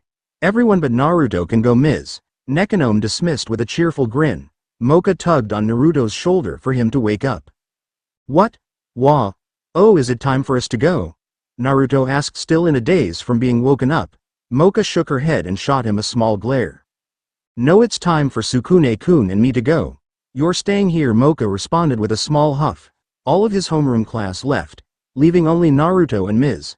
Nekonomiya alone. For Naruto it was an awkward stare-off with his homeroom teacher as the two sat in complete silence. Is there something wrong, sensei? Naruto asked. Ms. Nekonomiya only approached her fellow blonde. Naruto, you hardly ever pay any attention in my class and usually I catch you taking a nap.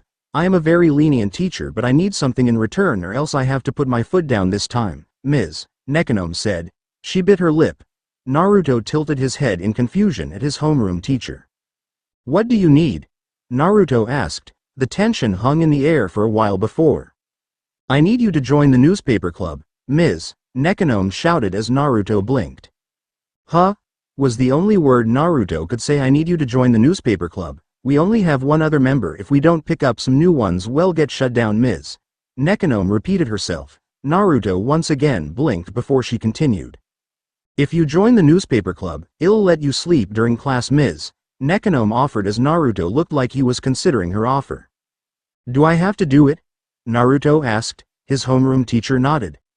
It's a graduation requirement to join a club. I think I am giving you quite the one-sided deal but we really need new members, she said as Naruto sighed. Alright. I'll do it but can I talk to Sukune and Moka first? Naruto said. Ms. Nekonomiya nodded. Naruto left the classroom and took a deep breath. To his surprise Moka and Sukune were waiting for him. So what happened? Moka asked as Naruto scratched the back of his head. I joined the newspaper club, Naruto nonchalantly said, while Sukune did a double take and Moka looked surprised. You what? Sukune asked as Naruto shrugged. I joined the newspaper club, Ms. Nekonomiya said they needed new members so I joined, Naruto answered in a casual tone while Sukune and Moka looked at each other. I was actually hoping we could join the same club, Moka trailed off with a sad smile. I don't see why you guys can't join the club with me, Naruto said with a friendly smile. Sukune pondered on the offer while Moka. I'd love to. She accepted and Naruto turned to Sukune, expecting an answer. Well, I'd rather we all join a club together so count me in, said Sukune, while Moka looked just as happy. I guess it's settled then, we're joining the newspaper club, Moka said as Naruto gave the two a nod and turned back to the classroom. Ms. Nekonomiya, I got two more, Naruto shouted. Barging into the classroom, the homeroom teacher jumped in surprise. What? She stuttered out as Sukune and Moka followed behind their blonde friend looking slightly sheepish. Moka and Sukune want to join, Naruto said casually, motioning to them. They do? Ms. Nekonomiya asked. Both Sukune and Moka gave her a nod. The sandy-haired blonde teacher brightly smiled and gave the three a clipboard. Oh, this is just perfect. Sign your name here, please, the homeroom teacher said as she passed the clipboard to Moka. Just as the pink-haired girl was going to sign her name, the door slammed open. I want to join too, Kurumu said as she rushed over to her friends and snatched the clipboard from Moka and quickly signed her name. You too? Ms. Nekonomiya said in surprise. She thought she'd be lucky to get Naruto to join but now she had 4 new members. Kurumu passed the clipboard to Naruto who signed it before passing it to Moka and then Sukune. You know it'd be kind of rude if we didn't tell Yukari we're all joining a club together, Moka said in a soft tone. Naruto nodded when he heard this. Yeah, if I see her today I'll let her know she's free to join us if she doesn't have club, Naruto said before he turned back to Ms. Nekonomiya. So what do we do now? The blonde asked. His teacher was snapped out of her thoughts. Oh, well, you can all just head home. Come by Monday after your last class and I'll fill you in on what exactly we'll be doing, Shizuka said as she scrambled to get her things together.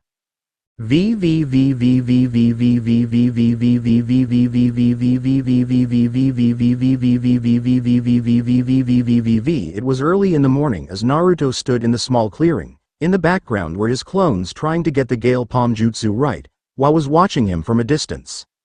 I think I've practiced enough. Now it's probably time to test it out, Naruto mused. The blonde got rid of his clones and after a few seconds they were all gone.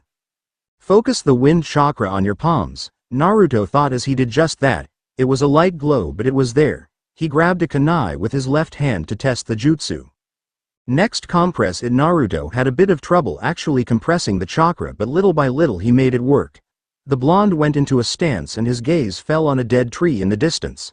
The jutsu looked to be ready now, it just needed to be fired. Now shoot it out. Naruto grabbed the kunai's hilt and slammed his right palm into the hilt, like a speeding bullet. The kunai shot out of Naruto's hand and actually cut through one of the dead trees and got stuck in the tree resting just behind it. Yuga jumped from her perch on the tree and made her way over to Naruto. Her blonde student looked pleased. Well, I should be surprised. Shadow clones are quite useful and it was only a C-rank jutsu. Still, you've made a lot of progress, Uzumaki. My advice? I think you should get more creative with it once you've actually mastered it completely, UCA. But I've already got it down, Naruto interrupted while Yuga leveled her gaze. What did I say about interrupting me? Yuga asked. The shinobi straightened himself out. Right. Sorry Yuga-sensei. Naruto apologized as Yuga continued.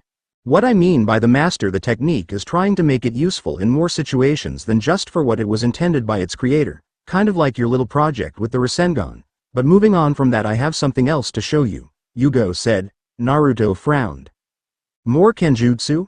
He asked. The Anbu woman shook her head. No, in fact this is something extremely secretive. Uzumaki, I want your word that what I teach you is something you keep yourself and only yourself. Yuga stressed as Naruto eagerly nodded. She took a deep breath. You recall how I told you about the headmaster not wanting us to badly injure any students if we can avoid it? Yuga said as Naruto gave her another nod. To keep this short, during specific covert missions in Anbu, we aren't allowed to kill anyone but our target, so to deal with hostiles defending our target. The Anbu created its own fighting style to incapacitate enemy combatants without killing them and causing an international incident. It's known as CQC, it's short for close quarter combat. I understand your taijutsu is okay, but this isn't your normal taijutsu. Little to no chakra is used with the basics of CQC and it's usually designed not to kill but instead knock out your opponent quickly, silently and easily. Yuga continued as she watched Naruto looked at her with interest. With all of that said, more advanced techniques do require chakra, especially if you're going for the kill. It'll give you a bit of what to expect. Don't use any ninjutsu or clones, just come at me. Yuga finished as she got into an odd stance. Naruto got into his own stance and after a standoff of a few minutes, Naruto tried to punch Yuga. To his surprise, Yuga sidestepped and grabbed Naruto's wrist. She applied a lot of pressure as she twisted it. Act. Yuga quickly brought Naruto's arm down and gave him a jab on the nose. The blonde recoiled at the blow and had no time to react before Yuga forced Naruto to turn his back to her. The purple-haired Anbu now had Naruto's arm completely extended and she was about to hit Naruto's elbow with her forearm before she suddenly stopped. Now, I want you to understand this, Uzumaki. Had I been an enemy, I would have broken your arm with ease, Yuga said as Naruto finally realized what position he was in and how quickly he fell into it. CQC isn't about how hard you can throw a punch or how hard you can kick, it's about efficiency in disabling your opponent. I don't expect CQC to carry you in a fight against Akatsuki's leader, but I imagine against whatever trouble you run into here it should be able to handle it without killing anyone, Yuga said. She applied a bit more pressure on Naruto's wrist, causing him to wince in pain. Ow. Okay. I get it, Naruto shouted as she let him go. The blonde rubbed his wrist before he looked over to his sensei again. You said it's usually not designed to kill, said Naruto. Yes, usually. I assume you want a demonstration? Yuga asked as Naruto slowly nodded. Make a clone. Uzumaki ordered. Yuga and Naruto made the hand seal for his favorite jutsu. Poof. The clone now looked around as Yuga turned over to Naruto. Pay close attention, Yuga sternly said. She suddenly got behind Naruto's clone and placed it into a chokehold. Now, Naruto, this is called a blood chokehold. I am not allowing blood and oxygen to properly flow into his brain and I am also applying pressure on both of my arms. If I keep this up and apply a bit more pressure, I can knock him unconscious. Naruto watched in awe and a bit of horror as his clone struggled to get out but was slowly drifting away. And if I want to get rid of him quickly, I can just do this. Yuga suddenly snapped the clone's neck. In a puff of smoke the clone was gone and Naruto suddenly felt a shiver creep up on him. Yuga got back up and looked at her student's awestruck face. "Well, work on teaching you the basics later for now," Yuga started as she took out a wooden sword and tossed it with a small smile. "It's Kenjutsu practice," she finished and Naruto gave her a nod. The blonde had quite a bit on his plate from wind ninjutsu, Kenjutsu, and now CQC, but he was going to make sure he had everything down. Anything he could learn here would later be a great weapon in the future. The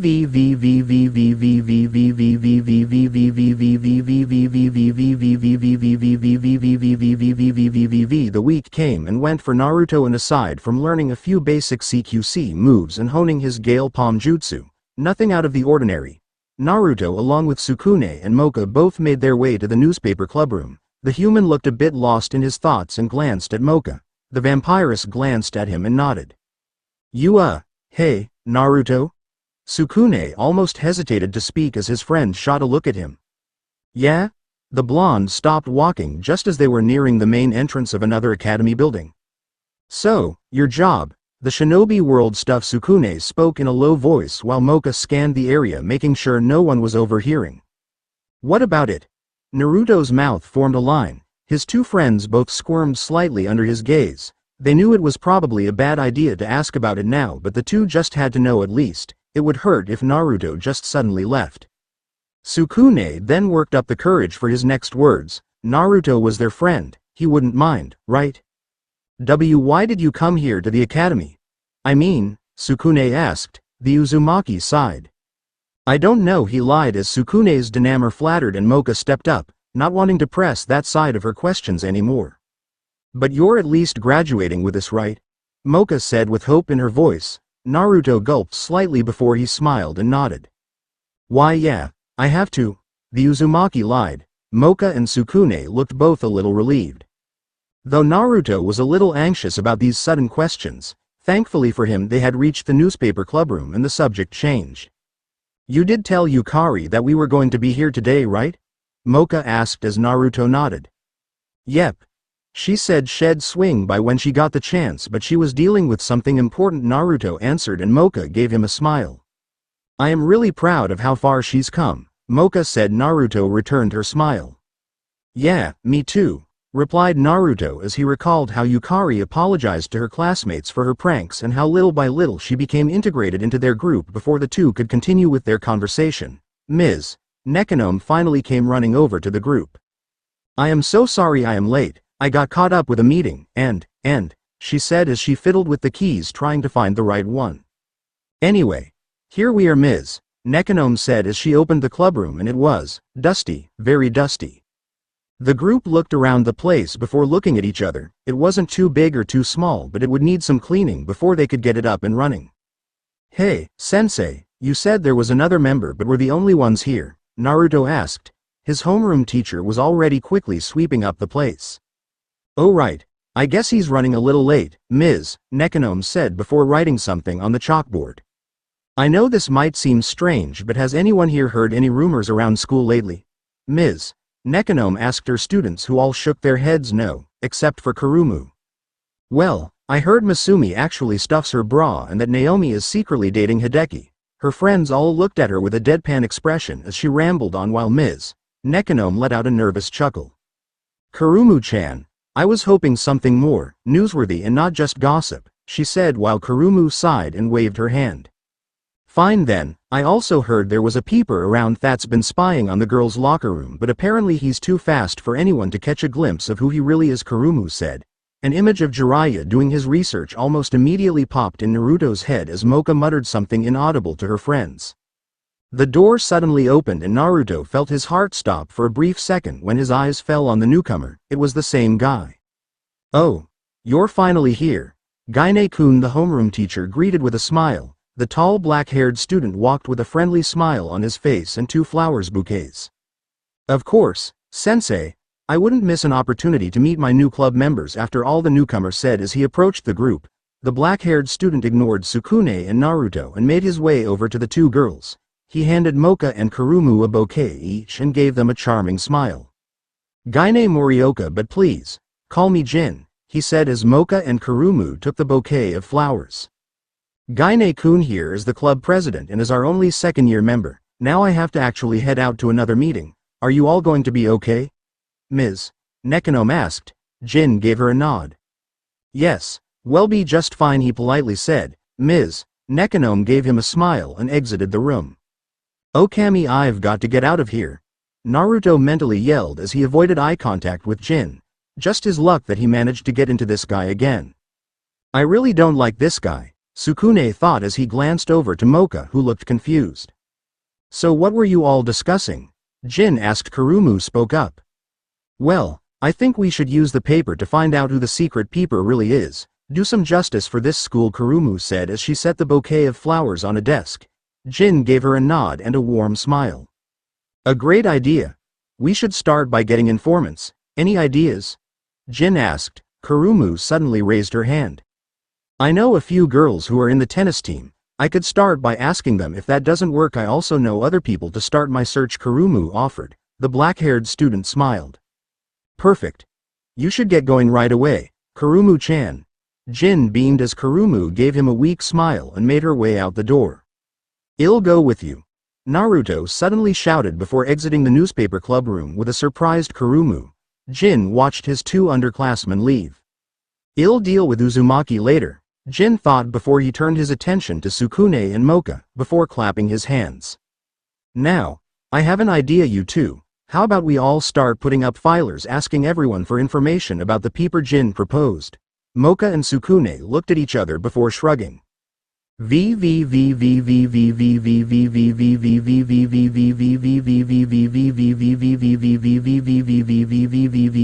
Like this, Jin-senpai? Moka asked. The pink-haired girl stood on a chair trying to get the flyer even higher. Yeah, just a little more, Jin said as he squatted down and let out a smirk as he looked into his prize. Sukune looked over to his upperclassman in curiosity before he squatted down and looked to what Jin was looking at. Sukune's face suddenly turned bright red, but before he could say or do anything, Jin grabbed him by his collar. It's not nice to peep on ladies, you know, whispered Jin and turned to Moka, who was still putting up the poster. Hey, Moka-chan. Sukune here was getting an eyeful of your panties, Jin said as the pink-haired girl turned to Sukune and gave him a hateful glare. What?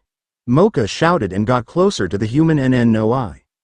Slap, there are few things I hate more than a pervert, Moka shouted before she stormed out of the clubroom. Jin shook his head at his underclassmen. Sukune, you're an idiot, Jin said as he left the room, leaving a shaken Sukune alone, holding his red cheek. What just happened?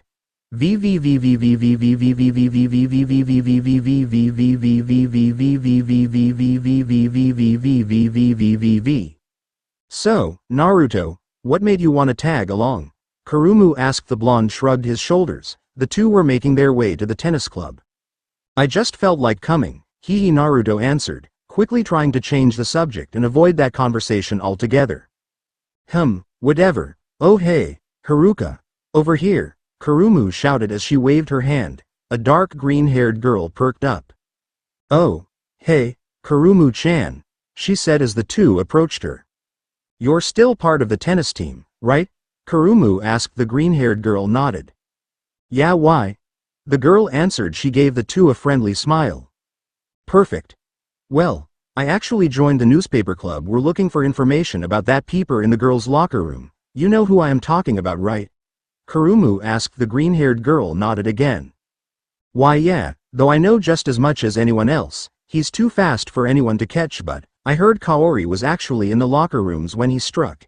You could ask her if she saw anything. I gotta go now, Kurumu-chan, Haruka answered before walking away. Naruto exhaled.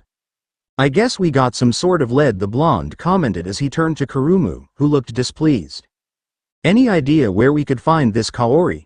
Naruto asked. Kurumu's face suddenly darkened. I know where, but I don't like her, Kurumu answered. Naruto raised an eyebrow. Why? He questioned as the blue-haired girl let out a nervous laugh and scratched the back of her head. Haha, well, she and I would get into arguments. She's the captain of the tennis team, Kurumu answered as she poked her fingers nervously. You were part of the tennis team? Naruto asked. Kurumu nodded. Yeah, I was, Just before I met you guys, and she's the one that also voted to kick me out of the team when I start chasing Sukune-kun around and ditching practice, Kurumu said. Naruto shook his head. You say that with no shame, Naruto pointed out, and Kurumu pouted.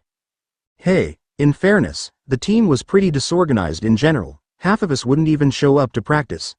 Kurumu refuted while Naruto shook his head. Right, but we still have to do this, so, Naruto said. He began to walk in the direction of the courtyard with Kurumu begrudgingly following behind him. Just as they exited the building, the bell suddenly rang, signifying that club activities were now over. Naruto cursed silently while Kurumu let out a sigh of relief. We should get back to the club. Well, go check on Kaori for more information tomorrow, Kurumu said with a smile. Naruto looked over to her before realizing he had left his things back in the clubroom. Good idea. Tsunade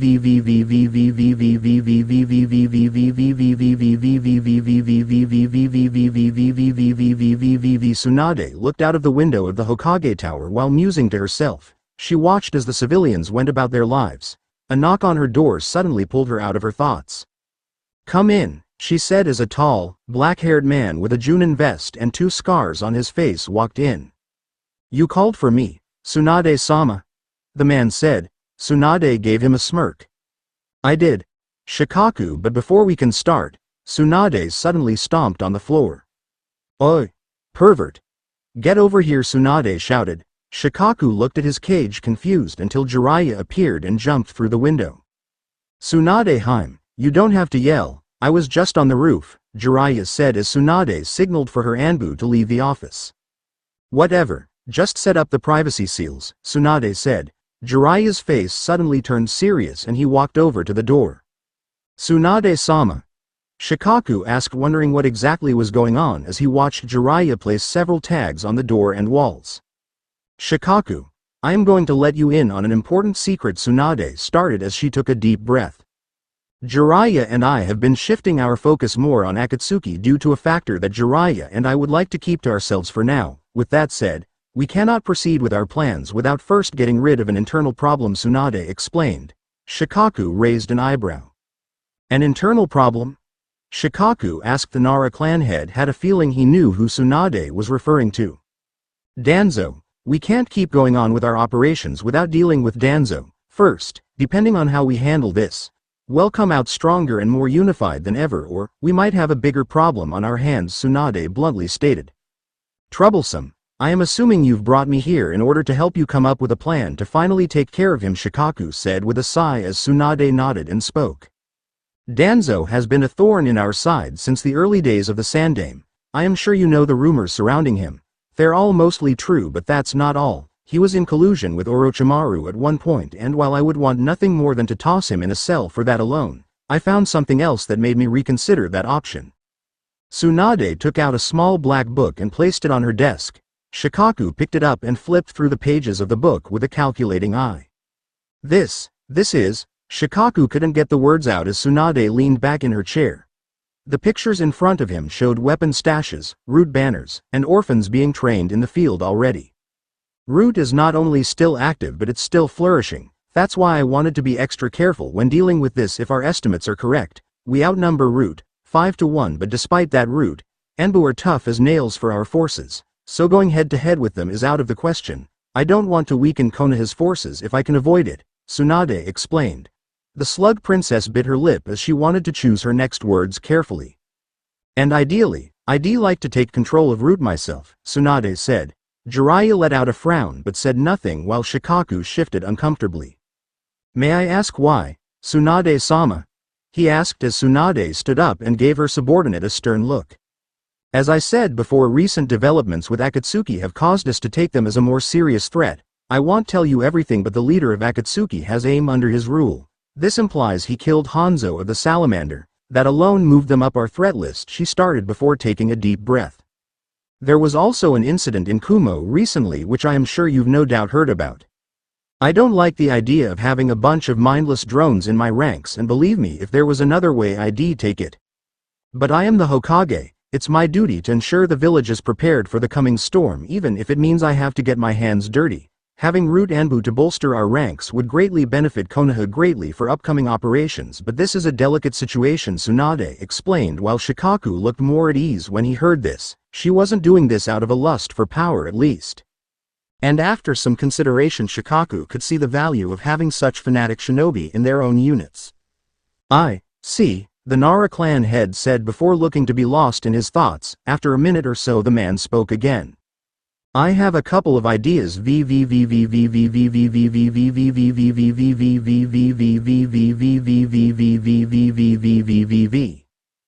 Naruto and Kurumu made their way back to the newspaper club, they came upon an interesting scene.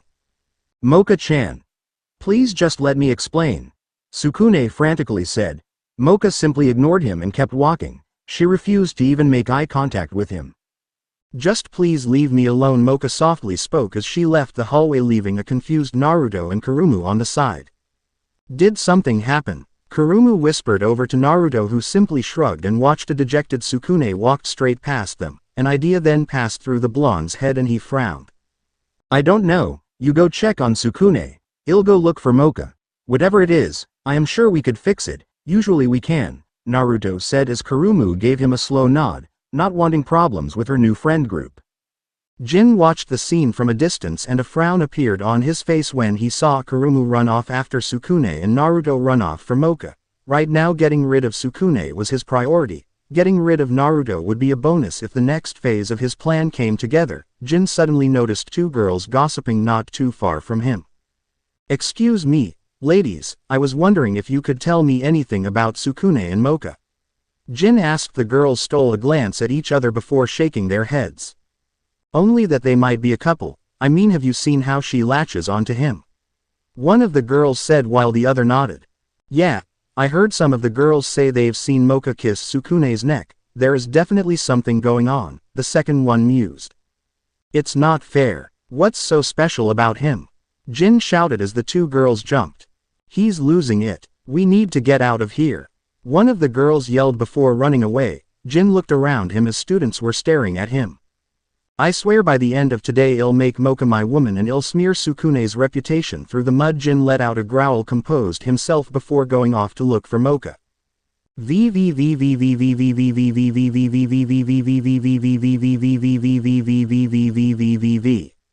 Moka let out a sigh of frustration as she sat by the wall on the rooftop of the academy. She didn't know Sukune was this type of person. She looked up at the sky. It was still early into the night. She'd stay here to clear her mind first. Moka wasn't going to talk to Sukune or head to the club tomorrow, maybe until this whole thing blows over. She'd give it time, and it was probably for the best. Moka let out a sigh and stood up to head back to her dorm. Before she could get moving, she heard a voice. Moka. The pink-haired girl jumped up. Naruto, she said as Naruto somehow sat next to her without knowing. How do you keep doing that? Moka yelled while Naruto let out a chuckle and shook his head, recalling a vague excuse Kakashi once used during their Team 7 meetings.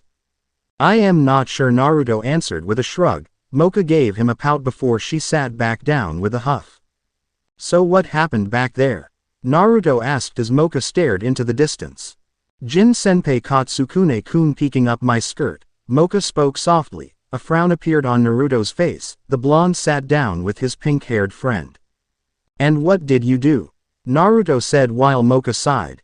I slapped him and left. I don't know what to do next. Naruto-kun, Moka said.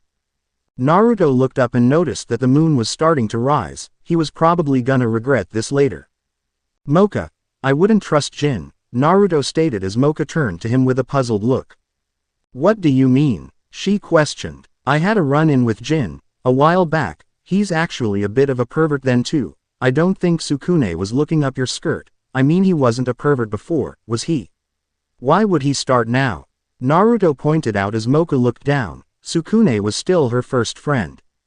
I suppose I didn't give him a chance to explain himself. I might have overreacted. Moka trailed off, before glancing at him. Wait, you know Jin-senpai? Moka questioned as Naruto stiffened. No. Look, that's not important. Naruto stood up. He extended his hand to her. Let's go look for Suk. Moka-chan, I finally found you. Jin said as he suddenly appeared on the rooftop. He slowly made his way to her until Naruto got in his way.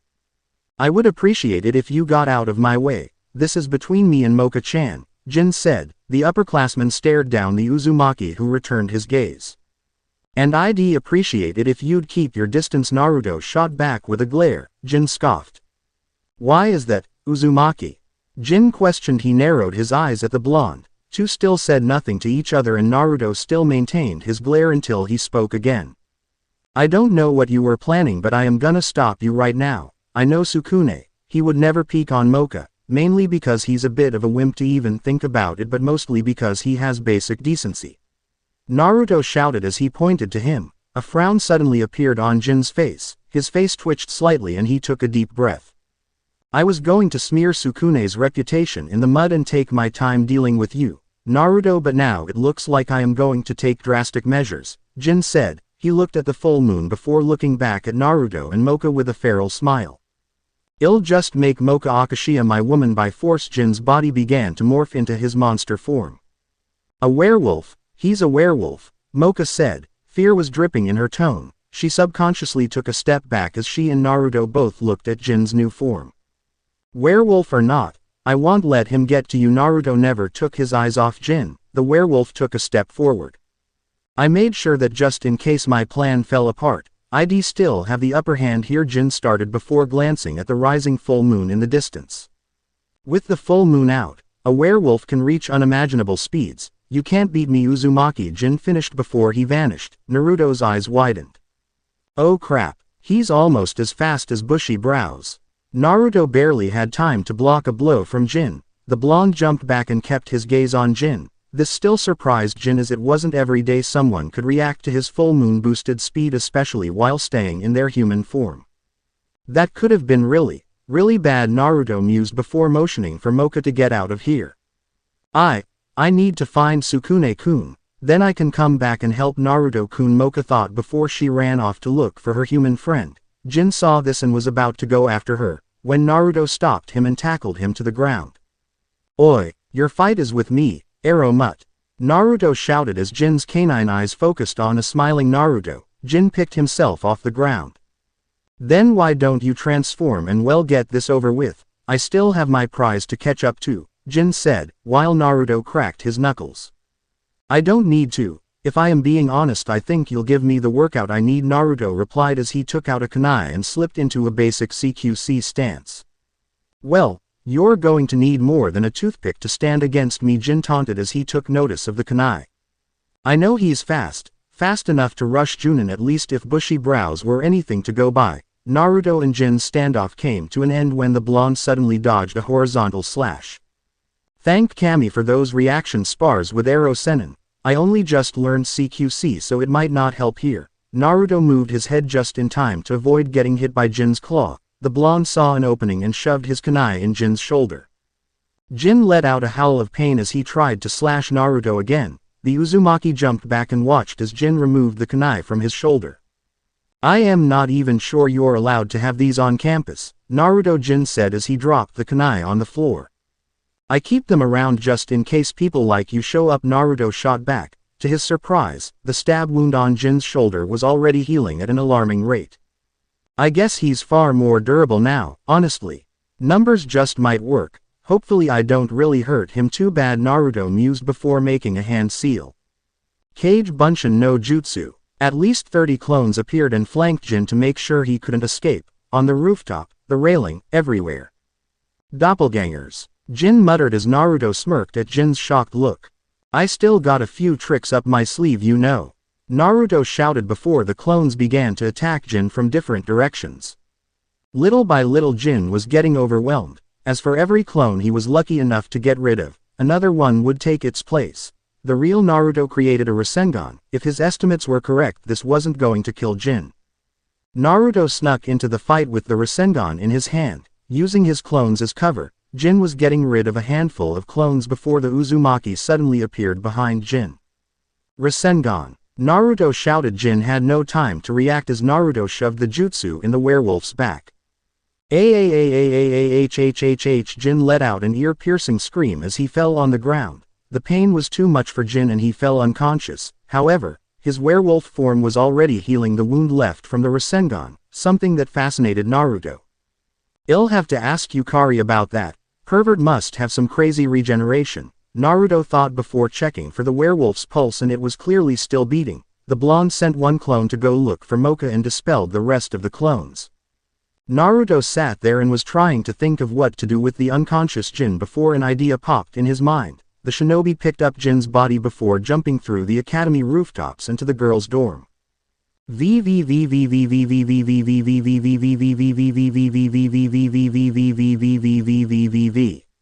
Yukari was smiling in her bed, dreaming of finally winning over her precious Moka-chan, being one of the most powerful witches in the monster world, and being praised by her Naruto-Nisan as one of the greats to ever walk this earth.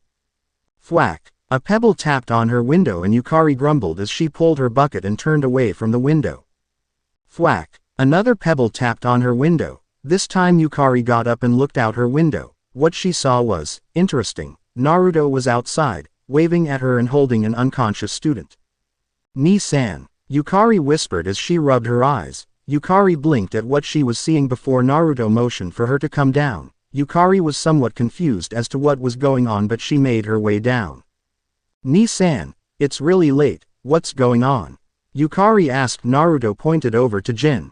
"Okay, so I told you about the club, right?" Naruto started as Yukari nodded. "Yeah, the newspaper club from Nekonon-sensei." The Uzumaki cleared his throat before continuing. "This guy was a pervert that tried to frame Sukune and was peeping on Moka, so I was wondering." Naruto trailed off, motioning his hand for Yukari to speak. "You want me to help you get back at him?" Yukari finished for him as she let out a yawn and Naruto smirked. "Yep." Yukari looked at Jin's body before looking back at Naruto. "Alright, so I have a couple of ideas, but what kind of monster is he?" Yukari asked. She shivered as she felt a cool breeze suddenly hit her. It was still pretty late. "A werewolf," Naruto answered casually. Yukari looked up at the sky and saw that the full moon was still out and her eyes widened. Wait, you beat an S-rank monster while he was at his best?" Yukari shouted. "Keep it down." Naruto hushed as Yukari covered her mouth. "Yeah, I did, though it wasn't too hard. I guess he didn't expect anyone to keep up with him. I probably got a little bit lucky too." Naruto trailed off, trying to analyze the earlier battle in his head. Yukari just stared at her older brother figure in amazement. Just how strong is he really?" Yukari thought before she looked back at Jin and a smirk appeared on her face. "I have a perfect idea for. I'll get some handcuffs and itching powder. This should work perfectly," Yukari said as Naruto gave her a smile. "I knew I could count on you." Naruto spoke and the two soon got to work. Naruto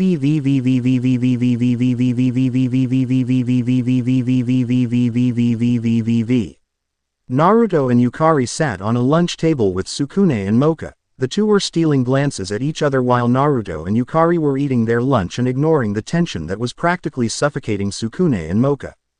"You two should really just talk about it already. What happened already happened," Naruto said before taking a sip of his water bottle. Moka blushed in embarrassment as she looked at Naruto before looking back at Sukune. "Sukune-kun," she started. The human finally made eye contact with her. "I am sorry, Sukune-kun, for everything I did yesterday. I should have listened to what you had to say first, before reacting," Moka said as Sukune smiled. "It's fine, Moka-chan, let's just forget about what happened," as Naruto said. "It's already over." Moka returned his smile with one of her own and the tension that was suffocating the two was soon gone, though Moka still wanted to find out something important. Naruto-kun, what happened with Jin-senpai?" Moka spoke, breaking the silence while Naruto's lips curled into a small smile and pointed his thumb at Yukari. "Yukari and I took care of it, though he's probably going to miss today's club meeting," Naruto answered, while Sukune blinked at that. "What did you do?" Sukune pressed, wanting to know if his friend was gonna be in any trouble. "Itching powder, handcuffs, a blindfold and hot wax," Yukari bluntly listed as Naruto nodded and took another bite of his food. Both Moka and Sukune gave the two a deadpan look before a pair of hands covered suddenly Sukune's eyes. "Guess who?" Sukune let out a sigh then smiled at the feminine voice. "Kurumu-chan. Of course, it's me, Sukune-kun." Kurumu shouted as she hugged the human from behind, her breast actually resting on Sukune's head, making him lightly blush. "You seem to be in a good mood," This morning Kurumu-chan Moka greeted with a half-smile. Kurumu glanced at Naruto, Yukari, and Moka before taking out a set of papers.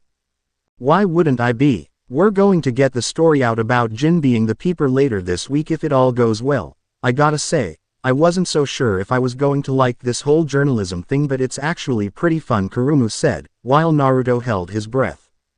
After reading through all of the papers, the Uzumaki let out a sigh of relief and gave back the draft of the newspaper to Kurumu. Thanks for keeping me out of the paper, Naruto said while Kurumu shrugged. Hey, it's what you wanted. Kurumu trailed off before she straightened out the papers and put them away. Anyway, we should probably get an idea of what the next issue is going to be. We gotta keep up the momentum now. The Academy hasn't had a full newspaper club in a while. Kurumu spoke while Naruto suddenly felt a shiver run down his spine, a very familiar freezing cold shiver. Naruto whipped his head around trying to find the source as his friends all gave him a strange look. His ocean blue eyes scanned the area and through a crowd of students, but there was nothing. It was probably nothing, Naruto thought with a shrug before looking back at the newspaper club with a smile, and the school week went on. A month had gone by since the events with Jin and things had calmed down for the newspaper club. Their first issue blew up and sold out within the hour. This actually made the newspaper club relevant again in the academy, something that Ms. Nekonon was happy about. Jin, himself, despite being a pervert, had proven to the club he was capable of being a leader when needed, though other times Jin would simply pick someone to put in charge and then leave. After their first paper was a hit, they followed up on their success and it had been smooth sailing for the newspaper club. Where are those two? Kurumu asked in an irritated tone while Naruto was happily taking a nap and Yukari was reading a book silently as the three were stuck in the clubroom waiting for Sukune and Moka to get back with the story. Take it easy, cow tits, they'll probably be back soon. Gosh, you really are impatient, aren't you? Yukari casually said while flipping a page of her book. A tick mark appeared on Kurumu's head as she made her way to the small witch. What the hell did you just call me, washboard? Kurumu questioned. Yukari sent down her book and stared into the Kurumu's violet eyes. Cow tits, Yukari repeated. Kurumu grit her teeth and snatched the book. Hey, give that back, Yukari shouted as she tried to take back her book, while Kurumu read the cover of the book. 60 Ways to Improve Her Libido, Yukari. You're 11. Kurumu shouted. The succubus held the book over Yukari's head. So what? I need it. For Moka-chan. Yukari shot back as she jumped up and down trying to reach her book. Naruto slowly lifted his head. Could you guys keep it down?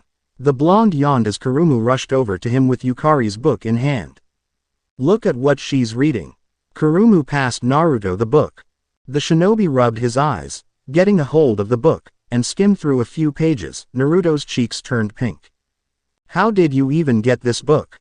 Naruto asked as he and Kurumu turned to the small witch. I traded with Jin Senpai. He wanted some of the leftover hot wax, so he gave me this book in exchange, Yukari answered while poking her fingers together. Kurumu slammed her hands on the desk.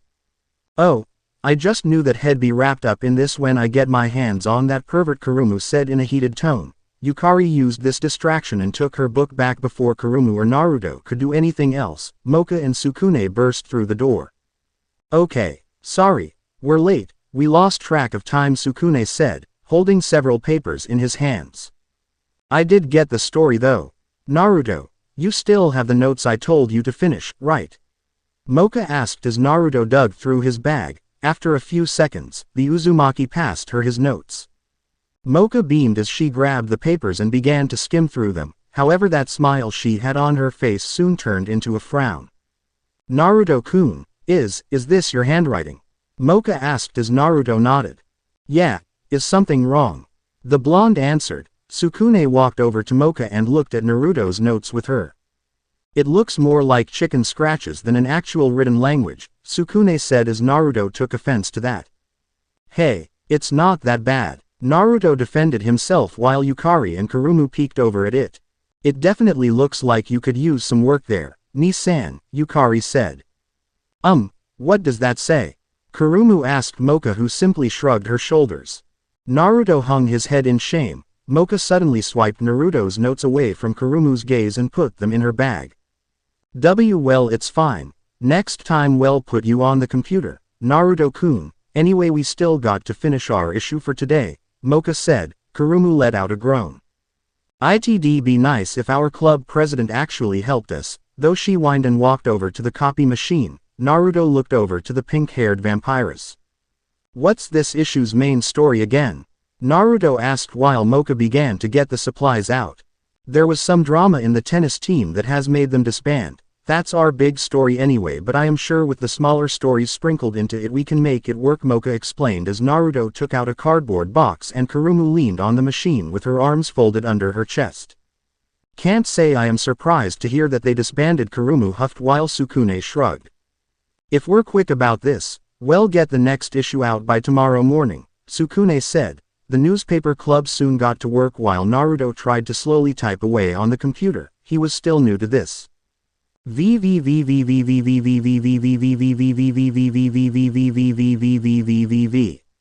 Yuga watched as Naruto spar with his clones over and over. Naruto was improving, but there were still a few flaws she could see in his fighting style, more like openings, the sign of an inexperienced shinobi, but overall Naruto was becoming more solid as a fighter. That's enough, Yuga barked. Naruto and his clones stopped their spar and looked over to her. The clones suddenly disappeared in a puff of smoke and Yuga approached her blonde student.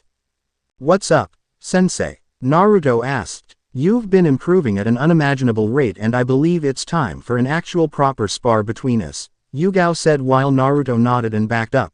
The Uzumaki took a deep breath and got into his stance. Yuga soon got into her own stance. The two circled each other as they waited for the other to make the first move. Eventually, after a few minutes, Yuga jumped in and tried to strike Naruto, but to her surprise, Naruto blocked it and pushed her arm away again. She tried to jab Naruto's face just as before, but Naruto once again blocked it. This went on a few more times before Yuga got fed up at seeing the smug smirk on Naruto's face and she suddenly grabbed his arm and flipped him over her back. Thud! The blonde hit the ground and let out a yelp of pain. Ow, shit, what was that for? I thought we were just trading hands. Naruto angrily shouted while Yuga gave him a smug grin as she stood over him. Well, I just wanted to remind you that you're still not where near my level, Yuga said as Naruto got up and rubbed his back. Whatever. Hey sensei, I never got to ask, what are some of the weaknesses of CQC? Naruto asked. Yuga looked to ponder the question before answering. I'd say brute strength is probably its greatest weakness. To elaborate, I think you've met Maida Guy. Or maybe his student Rock Lee. Yuga asked as Naruto nodded and Yuga continued. What I mean by brute strength is it's the greatest weakness is, well, CQC is designed to take down enemies. You can't do that when your enemy is as sturdy as a boulder. It's difficult to explain. The best way I can get my point across is to simply ask, would you try to perform a CQC takedown on Maida Guy while he has his inner gates opened? Yuga proposed while Naruto cringed internally at the prospect. I already saw what bushy brows can do. No thanks, said Naruto. Yuga shook her head before she remembered something important. Right, I almost forgot. I am going to be leaving on a job for the headmaster, so I am going to leave you something important. Yuga started before taking out a katana from the sheath on her back. This is yours, Jiraiya-sama paid for it, and from what he said in the letter it tore quite a hole in his pocket. I've held off on giving it to you because I wanted it to be more of a gift once you mastered channeling wind chakra in a blade, but I have a feeling in my gut that there is going to be trouble while I am gone and I'd rather you be able to better defend yourself, Yuga said as she passed him the blade. It was a normal-looking blade at first glance, but as Naruto ran his fingers against the cold steel, he noticed the blade was very light and it had a red swirl on the leather hilt, but other than that, it was a normal-looking sword. Why did it cost so much? Naruto asked. Yuga looked over at him before digging through her training bag. From what Jiraiya-sama said, that's because it's custom-made with the best steel iron country could offer him, and it was also designed with your large chakra reserves in mind. Do you recall what happened when we first tried to get you to channel wind chakra in a Bakken? Yuga said while Naruto thought back to that time. The Bakken completely fell apart as the wind chakra completely overflowed it and chipped away at the wood until it snapped in half. Naruto was without a practice sword for a whole week until Yuga could get a replacement which came out of Naruto's allowance that Tsunade would send over, something the blonde wasn't happy about, but he couldn't argue against it. So I can just channel wind chakra into it and not worry about it snapping or something? Naruto asked. Not necessarily. I am sure it can still break if you keep pumping more wind chakra than it can hold. I am only giving you this just in case something terrible happens. I won't be around to protect you. Here Yuga took out a small store scroll and passed it to Naruto. Put the sword in the scroll and use it only in an extreme emergency. If you need to use Kenjutsu to get out a really bad spot, don't be afraid to use it. However, like I said, be mindful of how much wind chakra you start channeling in it. Too much stress and the sword will start to take damage. Keep the scroll with you at all times, Yuga explained. Naruto gave her an understanding nod and looked at the blade one more time before putting it away in the scroll. What's that job the old creep decided to give you anyway? Naruto asked. It's in the human world. He told me not to give out all of the details but said if I do my job right I'll get really good pay for it, Yuga answered while Naruto's eyes widened. Wait, you're going to the human world? Naruto questioned as Yuga nodded.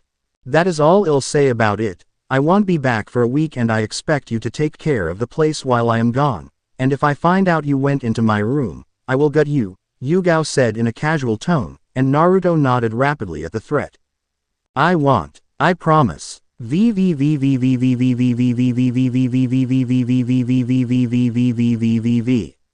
Naruto felt the morning spring air fill his lungs as he leaned on the newspaper stand and watched his friends pass out copies. Come and get it while it's hot, Kurumu shouted as she passed another newspaper to a student. Naruto watched from the stand as little by little the newspaper stock began to disappear.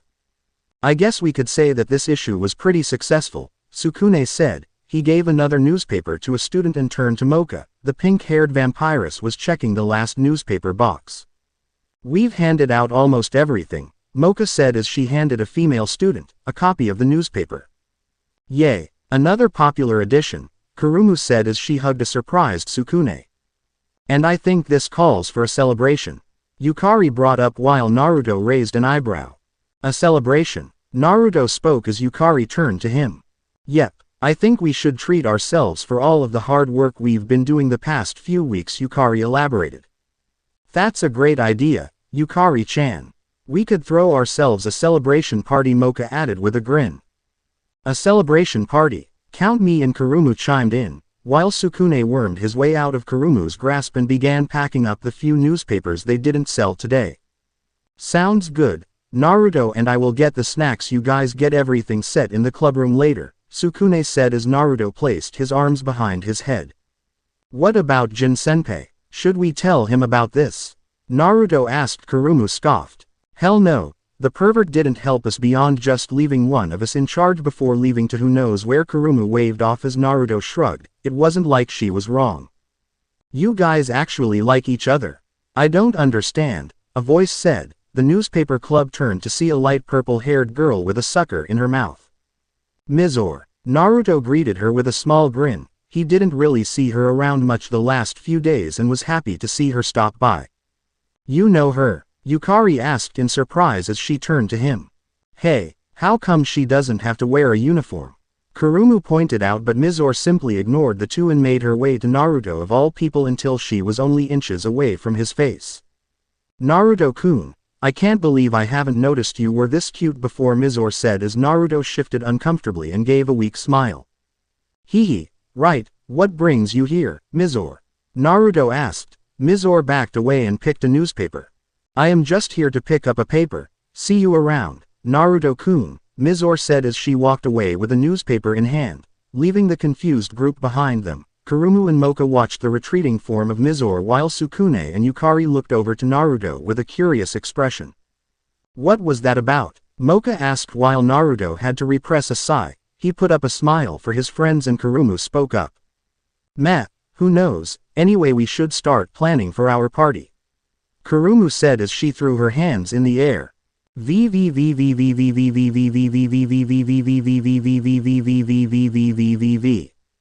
Good morning everyone, Ms. Nekonome greeted as she stood in front of her homeroom class.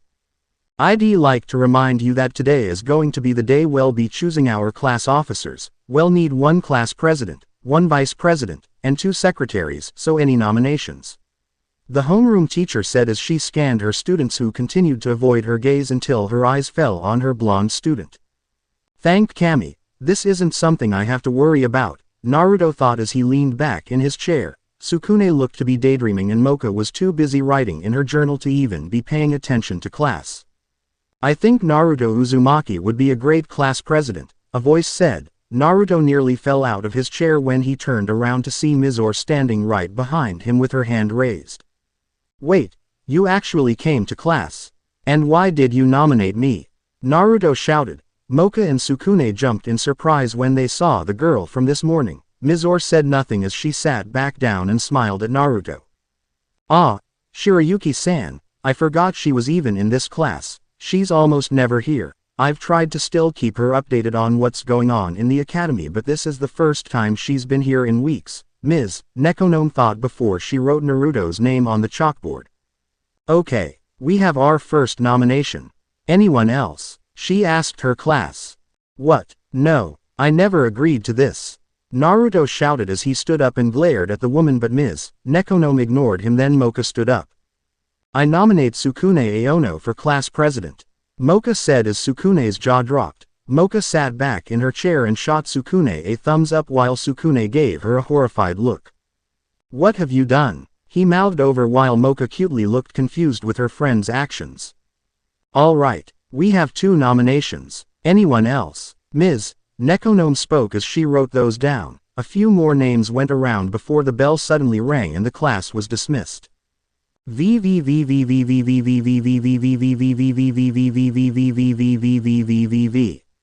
Congratulations, Sukune-kun, Naruto-kun. Moka cheerfully said. The 3 were in the hallways now while Naruto continued his rant and Sukune still looked to be inwardly panicking. I am not going to do it, I am serious. She's gonna have to find herself another candidate by tomorrow. Naruto shouted as Sukune sat on the stairs trying to calm his nerves.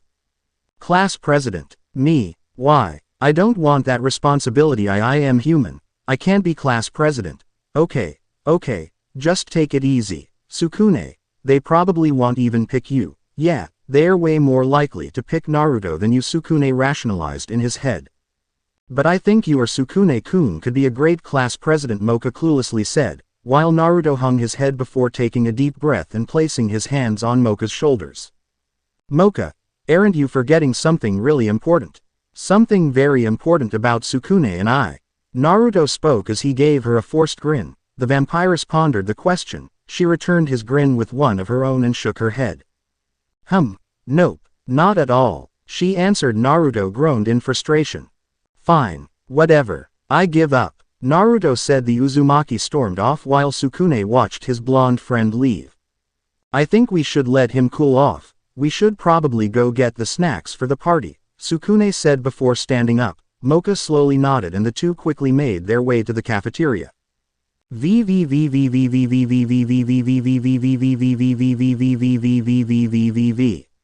Naruto left the main academy hallway while continuously ranting in his head. He didn't mind the idea of being class president, but having more responsibilities here would only hind him, something he couldn't have, not with Sasuke and Akatsuki still out there. The Uzumaki sat down on a bench, he slumping his shoulders and tried to clear his mind before an idea struck him. I could just ask the old creep to do something about me being a candidate. That could work, right? Naruto thought as he stood up. Congratulations, a voice from behind him said. Mizore. Naruto turned around to see the girl giving him a blank stare and playing with her sucker. What's your problem? Why did you nominate me? Naruto shouted, pointing his finger accusingly at her. Mizore said nothing as she dug through her sweater's pocket and took out a copy of the newspaper from this morning. I read through your section of the paper again. It was awesome as usual, Mizore said. Her blue eyes flickered as she held up the newspaper in front of her. Naruto temporarily forgot about his situation as he stared at the paper. Wait, you liked it? Naruto asked as Mizore nodded. Of course, I did. I always look forward to reading your section of the newspaper every week, Mizore answered. The purple-haired girl continued as she pointed to Naruto's section. This week's paper specifically spoke out to me. Your article about the idea of bridging the gap between monsters and half-breeds is something not a lot of people would write about given how taboo the subject is and the way you go about writing it. I never knew this side about you, Naruto-kun, Mizore said with a small blush. Should I tell her Moka gave me the idea and Yukari helped me type most of it? Naruto pondered as he let out a faint laugh. Huh, why yeah, well I just wanted to put what I felt out there, ya know, I am glad you liked it. Naruto nervously replied. Mizore removed her sucker and stared into his eyes. That's what I like about you, Mizore said as she stared at him. Naruto blinked at her before grinning at her. Thanks, I guess, Naruto muttered. He couldn't tell what but something just felt off about her today. Granted Mizore wasn't normal by any means but even still. Do you want to get lunch together? She suddenly asked and Naruto shrugged. It had been a while since he really spent time with her.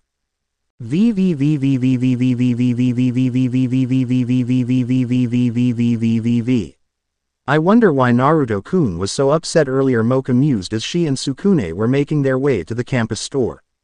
Probably had something to do with getting put in a situation he really didn't want to be in. Sukune mentally said as he scratched his cheek and spoke. I am sure by the time we're at the party hell be over it, and if not I'll talk to him, Sukune reassured her. I guess so. You know Sukune-kun, you could lose a bit of weight, Moka said. She playfully poked Sukune's stomach. Hey, now, where did that come from?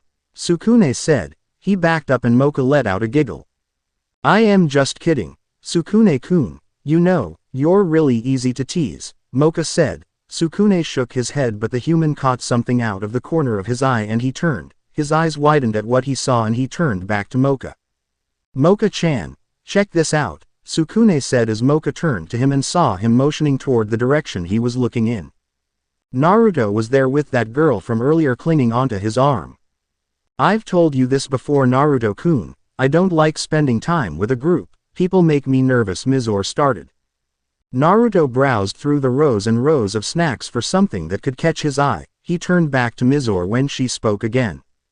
Ms. Nekono, she delivered the newspapers to me and that's how I got to learn about your work. I even made a scrapbook out of all of your papers. I even added my own notes. Take a look, Mizore finished as she took out her scrapbook and handed it to Naruto. Wow, she actually appreciates my work. Usually, everyone prefers Moka or Sukune's section. Oh man, just wait till Ero-sennin hears about this. Naruto eagerly thought as he opened Mizore's scrapbook. The blonde suddenly looked confused at the contents. Romantic arts and crafts decorated it along with some messy handwritten comments on his newspaper sections. Mrs. Uzumaki, he's a caring guy. Naruto knows what a woman wants, and he wants a girl who's different from the rest. Naruto gulped as he read all of this. He forced a smile for her and gave the scrapbook back to Mizore. Mizore, Naruto trailed off. The purple-haired girl smiled as she inched closer to Naruto and put a finger on his lips. Don't say a word, Naruto-kun, do you remember when you said you know what it's like to be lonely? Mizore asked. Naruto gave her a hesitant nod. Then you would know we're like soulmates, we both know the feeling of loneliness, we're destined to be, Mizore said as Sukune and Moka were just hiding beyond a corner listening to the whole thing. Moka tugged on Sukune's academy suit. I think we should leave them be for now, Moka whispered while Sukune nodded and the two quickly scurried off to tell the others. So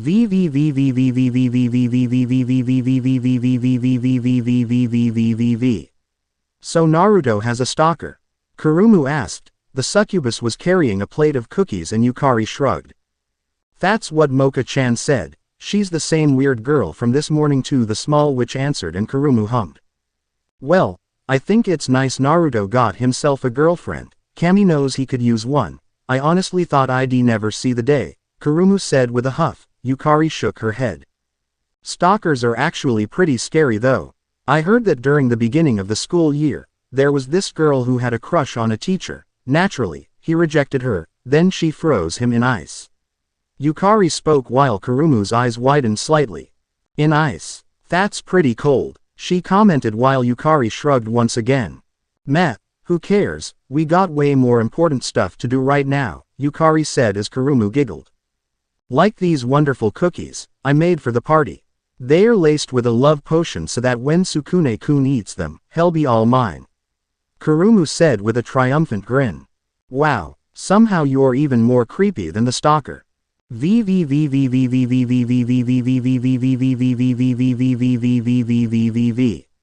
Naruto-kun. It skipped 9 times. Did you see that? 9 whole times. Mizore exclaimed as Naruto clapped for her.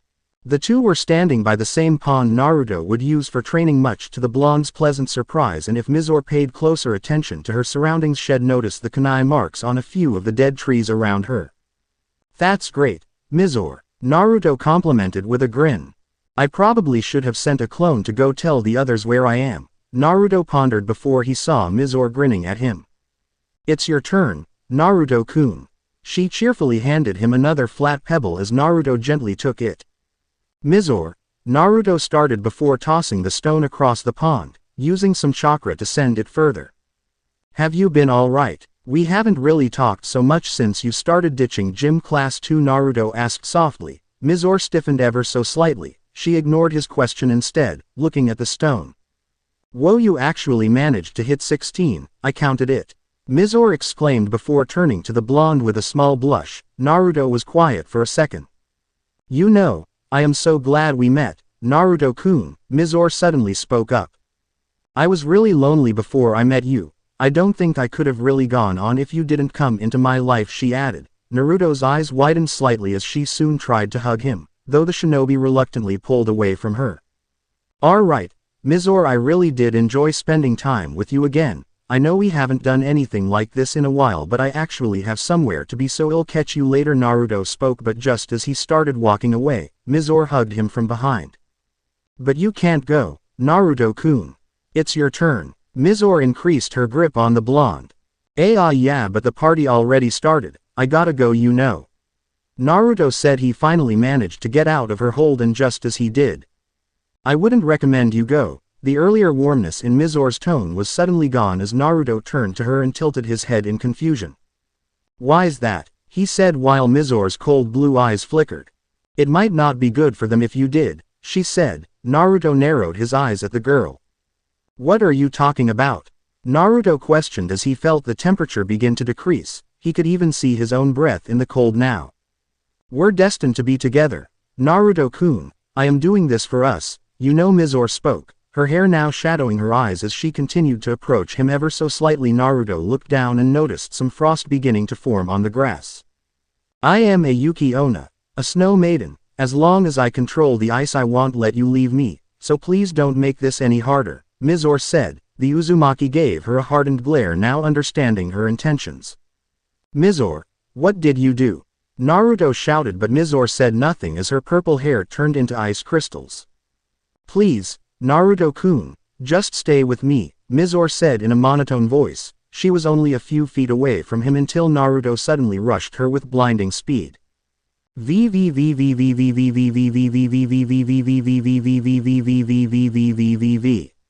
Moka sighed as she looked out the window. It was worrying her that Naruto hadn't shown up to the party yet. Maybe he was still with that stalker girl. The vampiress was pulled out of her thoughts when she heard one of the bags being opened. Crunch. She turned to see Sukune was already eating some of the chips they had picked up. Moka looked a bit annoyed with her human friend. You could have at least waited for Naruto-kun to get here, Moka said as Sukune gave her a half-hearted smile. Well, I am sure he would have wanted us to start without him, if you know he's so busy with that girl, Sukune sheepishly defended. Aren't you at least a little bit worried about him? Moka asked while Sukune paused and shook his head. Not really. This is Naruto. He can handle himself if he really needed to. Besides, this girl might be good for him, Sukune casually pointed out as the vampiress huffed. Do you think she's pretty? Moka suddenly brought up, causing Sukune to nearly start choking on the chips. Wah. Before Moka could repeat her question, the two heard another voice. Sorry, but I am afraid Naruto-kun won't be coming. Both Sukune and Moka turned to see Mizore simply standing there looking at them with a blank look. Why, you're that girl that was with Naruto. What are you doing here? Sukune spoke up while Mizore tilted her head to look at him.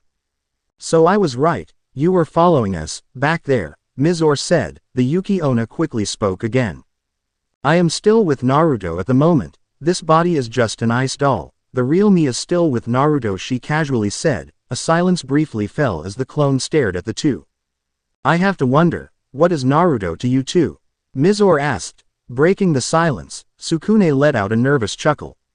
Haha, well, we're just his friends, he's important to us, Moka answered while Sukune nodded in agreement. We really wouldn't be here today without him, we really owe him one, Sukune added, and Mizore's cold blue eyes turned to him. I see, so in order to attain my heart's desire, I'll have to eliminate you guys, Mizore muttered. Sukune subconsciously gulped and Moka looked just as nervous. Mizore's eyes shifted between Moka and Sukune before they settled on Moka, and before the two could do anything Mizore lunged at them.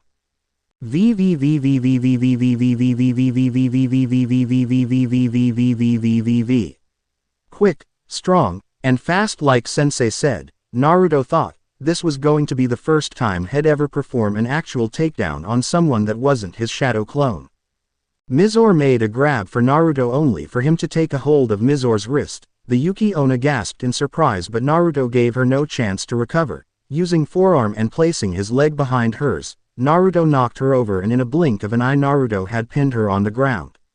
His forearm was pressed against Mizore's collarbone and his other arm still holding on to her wrist. Mizore struggled to get out, but Naruto slightly twisted Mizore's wrist, causing the Yuki Onna to wince slightly and eventually gave up trying to get out as she heard Naruto speak. Mizore, please, you're my friend, why are you acting like this? Naruto asked in a soft tone. Mizore stared into Naruto's eyes. I thought we were drawn to each other because we were on our own, that we could understand each other like no one else could, and we could warm each other's hearts, she spoke as Naruto shook his head and Mizore's light blue eyes started to water. I did know what it was like to be alone, but I am not alone anymore. I have friends, Sukune, Moka, Kurumu, and even you, Naruto said. He suddenly felt Mizore's body get colder and colder. But they don't understand you like I do. I want you to be mine and only mine, you don't need them. The Yuki Onna shouted before Naruto's eyes softened. You threatened my friends, Mizore. I care about you, but I also care about them just as much, Naruto said in a stern tone. The Snow Maiden began sobbing lightly, and before he could say anything else he felt a burning sensation on his forearm. Naruto quickly got off Mizore. Shit, that's cold, really cold. It feels like it's burning. Naruto hissed in pain as he rubbed his forearm. Mizore stood up, frozen tears were on her face. I trusted you, I really trusted you, was all she muttered as she slowly backed away from him. Mizore, wait, Naruto said. He tried to approach her, but several icicle spears shot out of the frosty ground and blocked his way. Just stay away from me, Mizore shouted. She turned and ran off into the woods. Naruto was about to send a clone to go after her until he suddenly felt Mizore's presence disappear into the woods. Damn it, Naruto cursed. Mizore could practically hide as well as a Junin sometimes, and if she didn't want to be found, she wouldn't be found. Naruto quickly remembered he needed to get back to his friends. I'll come back for you, Mizore, Naruto mentally vowed as he ran back in the direction of the main building.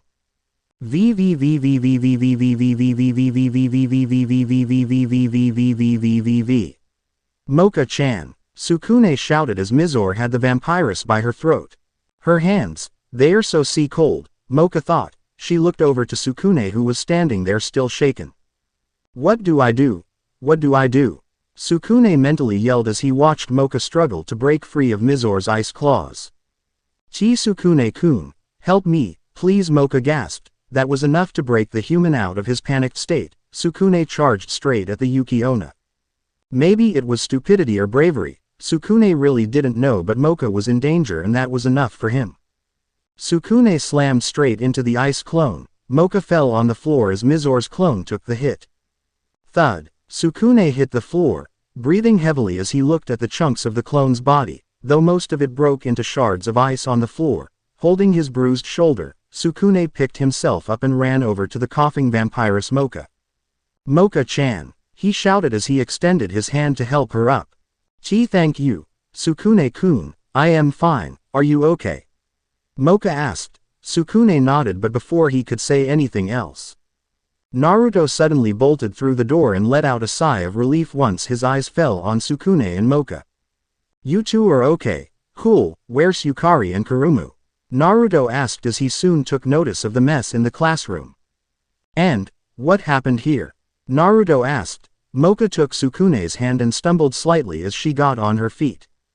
They haven't shown up yet. That girl came here, the one from this morning, and started going on about how she needed to get rid of us in order to attain her heart's desire. She attacked me and Sukune saved me, Moka explained as she rubbed her neck. Naruto let out a sigh of relief. I am glad you two are alright, Naruto started. And I am sorry you guys had to go through that, Naruto finished. Sukune turned to him. He saw the apologetic look on Naruto's face and grew more concerned. How do you know her anyway?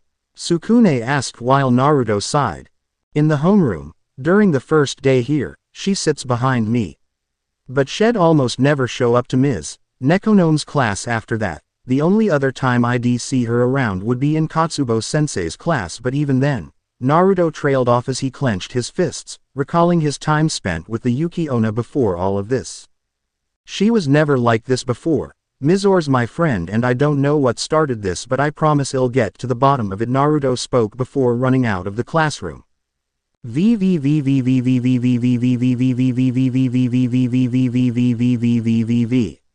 The full moon shined on the academy grounds as two male students were packing up their things and exiting the locker rooms.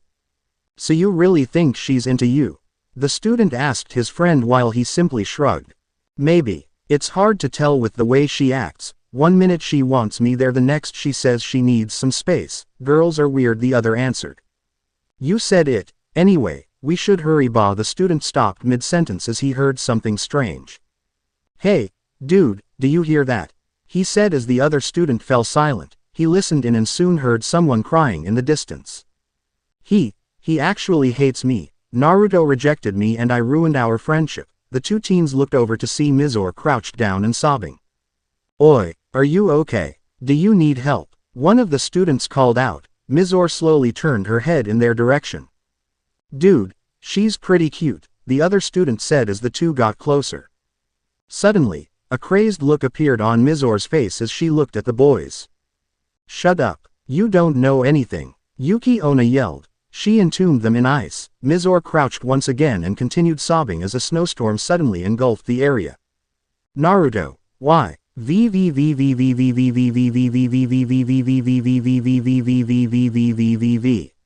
Mizore, you want me to visit her? Naruto asked as Ms. Nekonome nodded.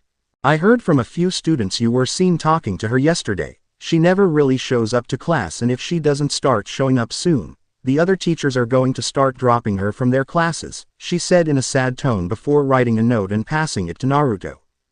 The shinobi actually spent most of the night looking for her with his clones but had no luck. Worse was he still had a curfew with his training. This is her room number. Naruto, I know I ask for a lot of favors, B.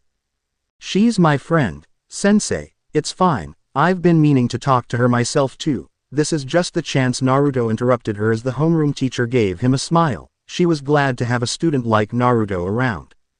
If you don't find her in the dorms, she's more than likely at the cliffs, gazing into the ocean. She's a really strange girl, Ms. Nekonome said, but before Naruto could respond another voice cut in. May I speak with you, Shizuka? It's about Mizore Shirayuki. Both Naruto and Ms. Nekonome perked up and turned to see the gym teacher walking into the classroom. Oh, Okudo Katsubo, do you know what's wrong with Shirayuki-san?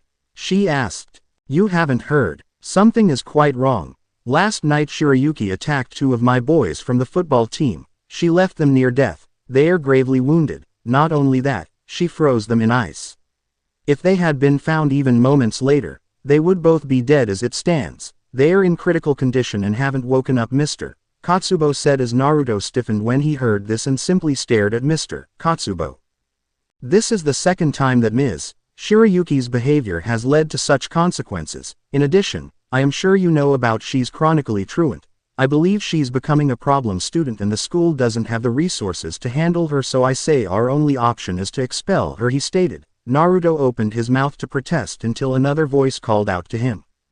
Yo, Naruto, get over here. The blonde saw Jin by the door motioning for Naruto to come to him. The blonde took one last look at Ms. Nekonome and Mr. Katsubo arguing before walking out of the classroom. What's up, senpai? Naruto asked if the Uzumaki saw something he normally didn't see, a serious look on Jin's face. Glad, I caught you. I want to warn you about Katsubo-sensei, Jin said as Naruto raised an eyebrow. What do you mean? He questioned while Jin looked over his shoulder for a second before turning back to his underclassmen. Katsubo-sensei has been known to prey on ladies, in a more sinister way. If they don't suit him or try to push him away they get hounded. He actually got another student expelled last year because she finally cut him off, Jin explained before taking a deep breath. Look, I am a pervert. I'll fully admit my flaws, especially during a full moon. I got problems to sort out with my instincts. Man, the werewolf rubbed the back of his neck. He looked back at the door, making sure he wasn't overheard.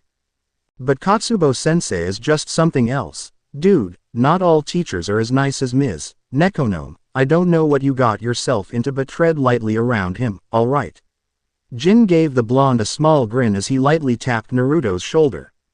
Oh, and make sure you get a story out of this, if you can. Jin finished. The upperclassmen began to walk away as Naruto watched Jin disappear into a crowd of students. She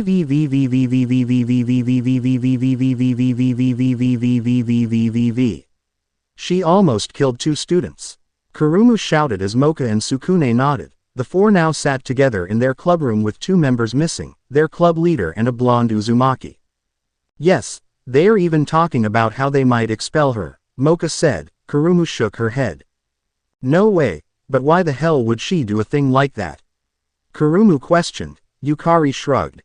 Isn't it obvious? It's because her heart is broken. Nisan dumped her and she lashed out. Plain and simple. Girls like that always do, Yukari answered, and Sukune sighed. Apparently Naruto is going to visit her. Maybe talk some sense into her, Sukune stated while Yukari glanced at him with a worried look on her face. Nisan is going alone. And we're just gonna let him? The small witch brought up, and Moka could only shrug at her. Well, I heard that Naruto-kun was the one person she'd really talk to. I guess it makes sense that Ms. Nekonome would send him alone to talk to her, Moka said. Kurumu smirked at the small witch. Relax, washboard, if anyone can talk some sense into that girl, it's Naruto, Kurumu taunted.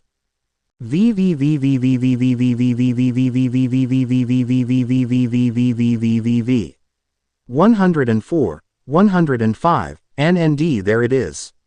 Naruto thought as stood outside Mizore's door. Knock, knock, comma. I guess she isn't here. Oh right, Ms. Nekonome said she could also be at the cliffs. Naruto mused, but just as he was about to head out, he heard a muffled voice. Who is it? The blonde spun around. Mizore. It's Naruto. I just wanted to talk to you. Comma. Go away, she softly spoke. No, Naruto shot back as he folded his arms and closed his eyes. I came here to help you and I am going to do just that, Naruto added. Help me, I don't need help, came her muffled voice. Look, please Mizore, we've been friends since the beginning of the school year. I don't believe what they said that you attacked those 2 students last night for no reason, Naruto started. Another pause set in until the Uzumaki heard the door creak open. The Yuki Onna peeked through her door and slowly stepped outside. The teachers are talking about expelling you, he said as Mizore froze when she heard that. Expelling me, she said in disbelief. The purple-haired teen looked down at her as her hair cast a shadow over her eyes. Why yeah, but you didn't do it on purpose, did you? I just know you aren't like that, so I am thinking that we could just apologize and then talk to the headmaster. Apologize? Why should I? It wasn't me, she abruptly said, now glaring at him. It softened ever so slightly as she stepped out. Yeah, I froze those guys yesterday, but that's just because I was pissed, you know. As soon as I realized what I did, I melted the ice. They were both totally fine when I left, maybe a little freaked out, but still, Mizore explained, folding her arms as Naruto's eyes widened. She scanned the blonde in front of her with a calculating gaze. That's not what Katsubo-sensei said, Naruto thought before he recalled Jin's words. The shinobi was slowly trying to piece together what he had just learned when he heard Mizore scoff at him. Why do you look so surprised? Do you really think I am that kind of girl? Someone who would beat up innocent bystanders? Mizore questioned. Mizore's glare softened as she half expected Naruto to deny her accusation, but the shinobi was too lost in her thoughts to even answer her question. A dull pain hit the Yuki Onna's heart as tears welled up in her eyes. Despite that, she put on a hollow grin.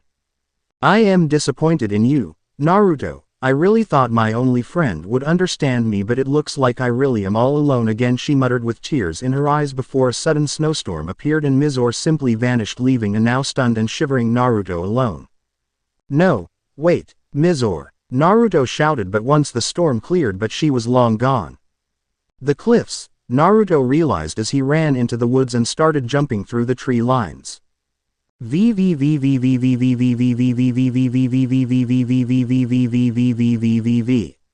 Mizore stood on the edge of the cliff as she stared off into the distance. It was an odd-looking place. The cliff was stretched out over the water and curled back like a swirl, but Mizore just loved being here to get away from it all.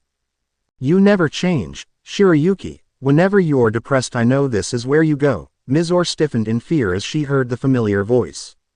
Kei Katsubo-sensei. Mizore shouted in surprise as the gym teacher grabbed her shoulders.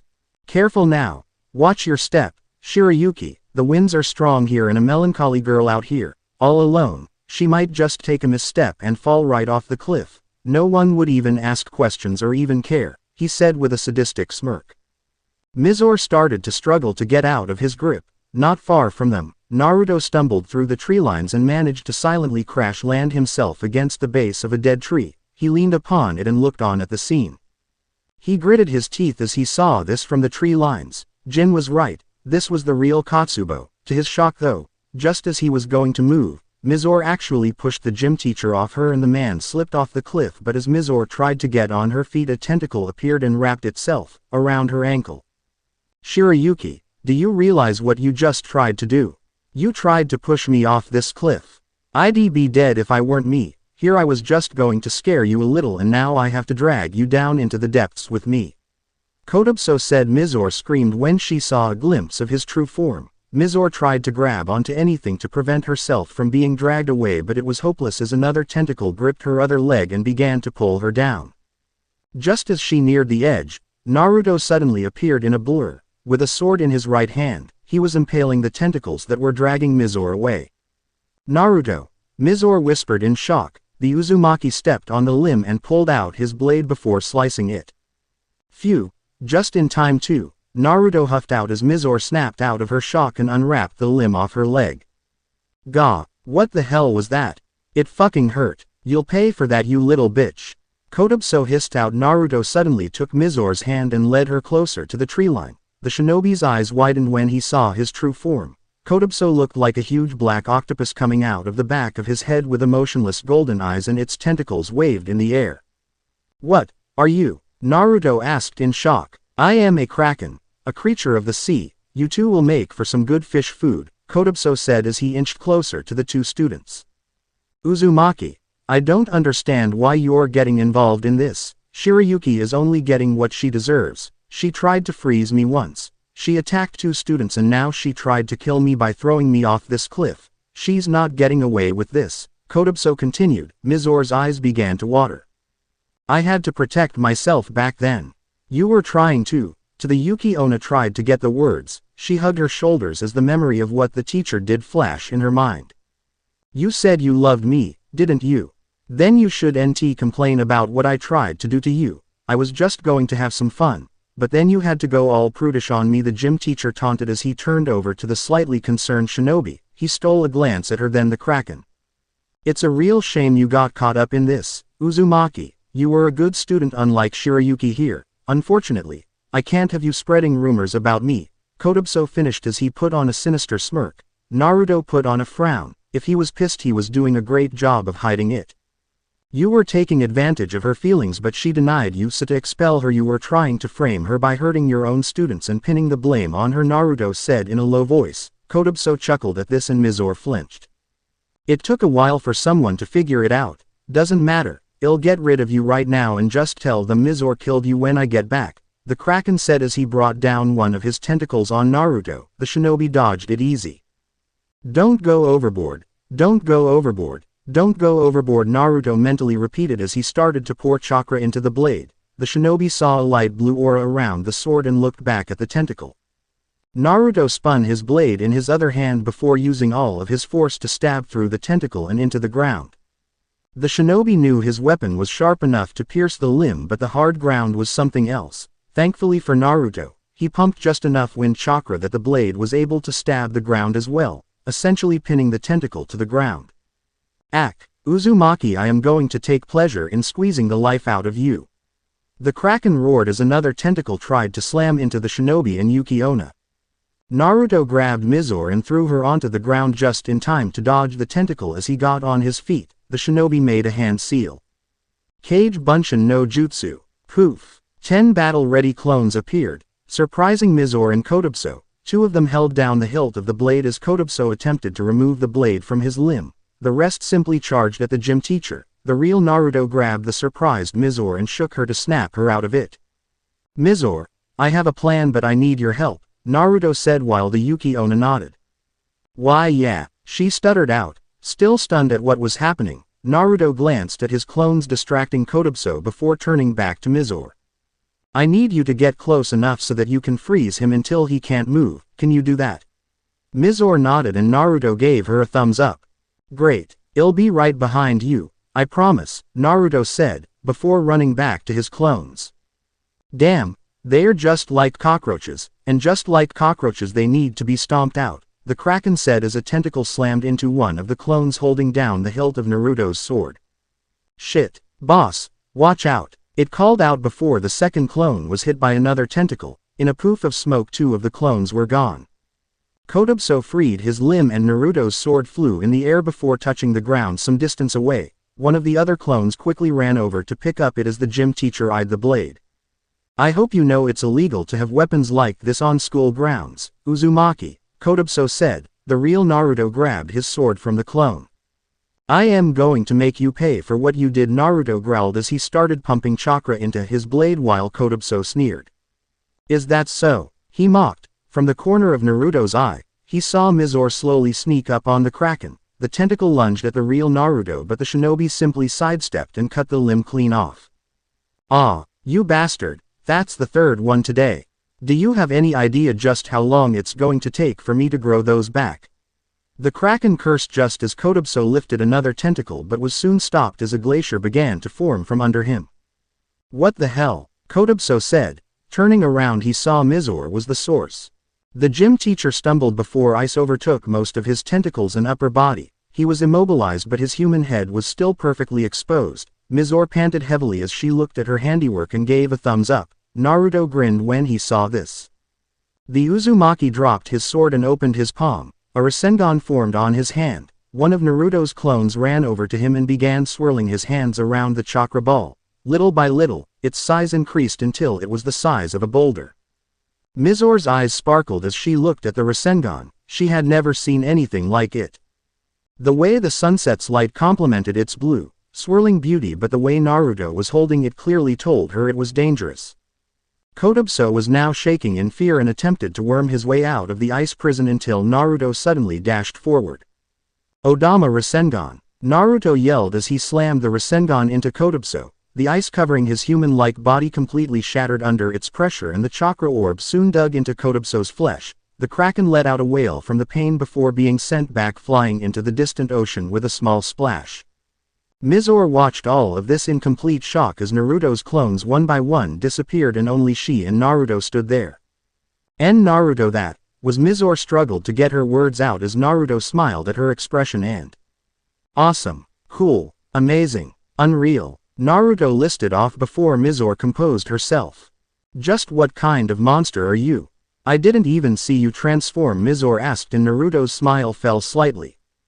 I'll tell you about it some other time. First, we should get back to the school and report what happened, Naruto said as Mizore stiffened and refused to move.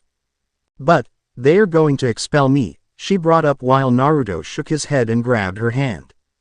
After what happened with that bastard? I doubt it. If anything happens, I'll talk to the headmaster directly about it. Now come on.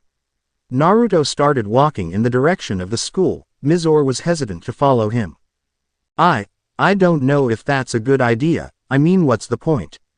No one will believe me and you shouldn't have gotten involved in this, Naruto. Now they might expel you too. As soon as those words left her mouth, Naruto spun around and walked straight toward her. Mizore, you're my friend. If I had known what was going on, I would have done something sooner. You won't get expelled. I'll talk with the old man and I am sure Nekonomiya-sensei will too. Naruto argued. Mizore was taken aback that Naruto still considered her a friend and she only shook her head. Naruto, I tried to hurt you and your friends, how can you even forgive me and help me? She asked as the blonde only sighed and turned back to her. Oi! This isn't the first time that this happened. Kurumu tried to get rid of Moka once. Besides, you didn't actually kill Moka or Sukune and I am sure once we clear this all up, things can go back to normal. You won't be alone anymore though. I promise, Naruto replied as Mizore sniffed for a second before rushing Naruto and pulling the surprised blonde into a hug. A couple of stray tears fell down her face as she finally let it all go. Thank you, Naruto, thank you so much.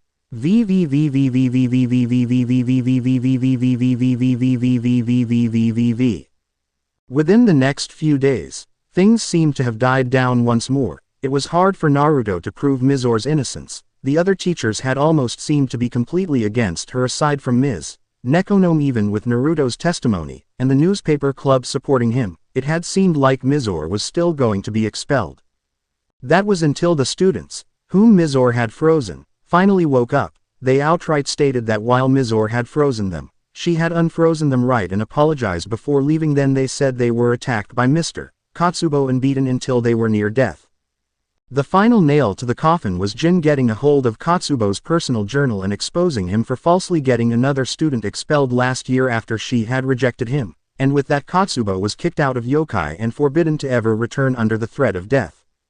But Mizore didn't get off scot-free. The Yuki Onna had to attend all of her classes and join a club from this day forward by a contract she had signed, so Naruto offered Shed join the newspaper club, to which Mizore happily accepted. Little by little, she didn't find herself so alone anymore. Now Naruto was once again enjoying his little routine, which was him eating his lunch and watching Sukune get torn apart by Kurumu and Moka in this order. First, Sukune and Moka would have their little moment together until she bit him. Gak, Moka-chan, that's enough. You're sucking me dry, Sukune shouted.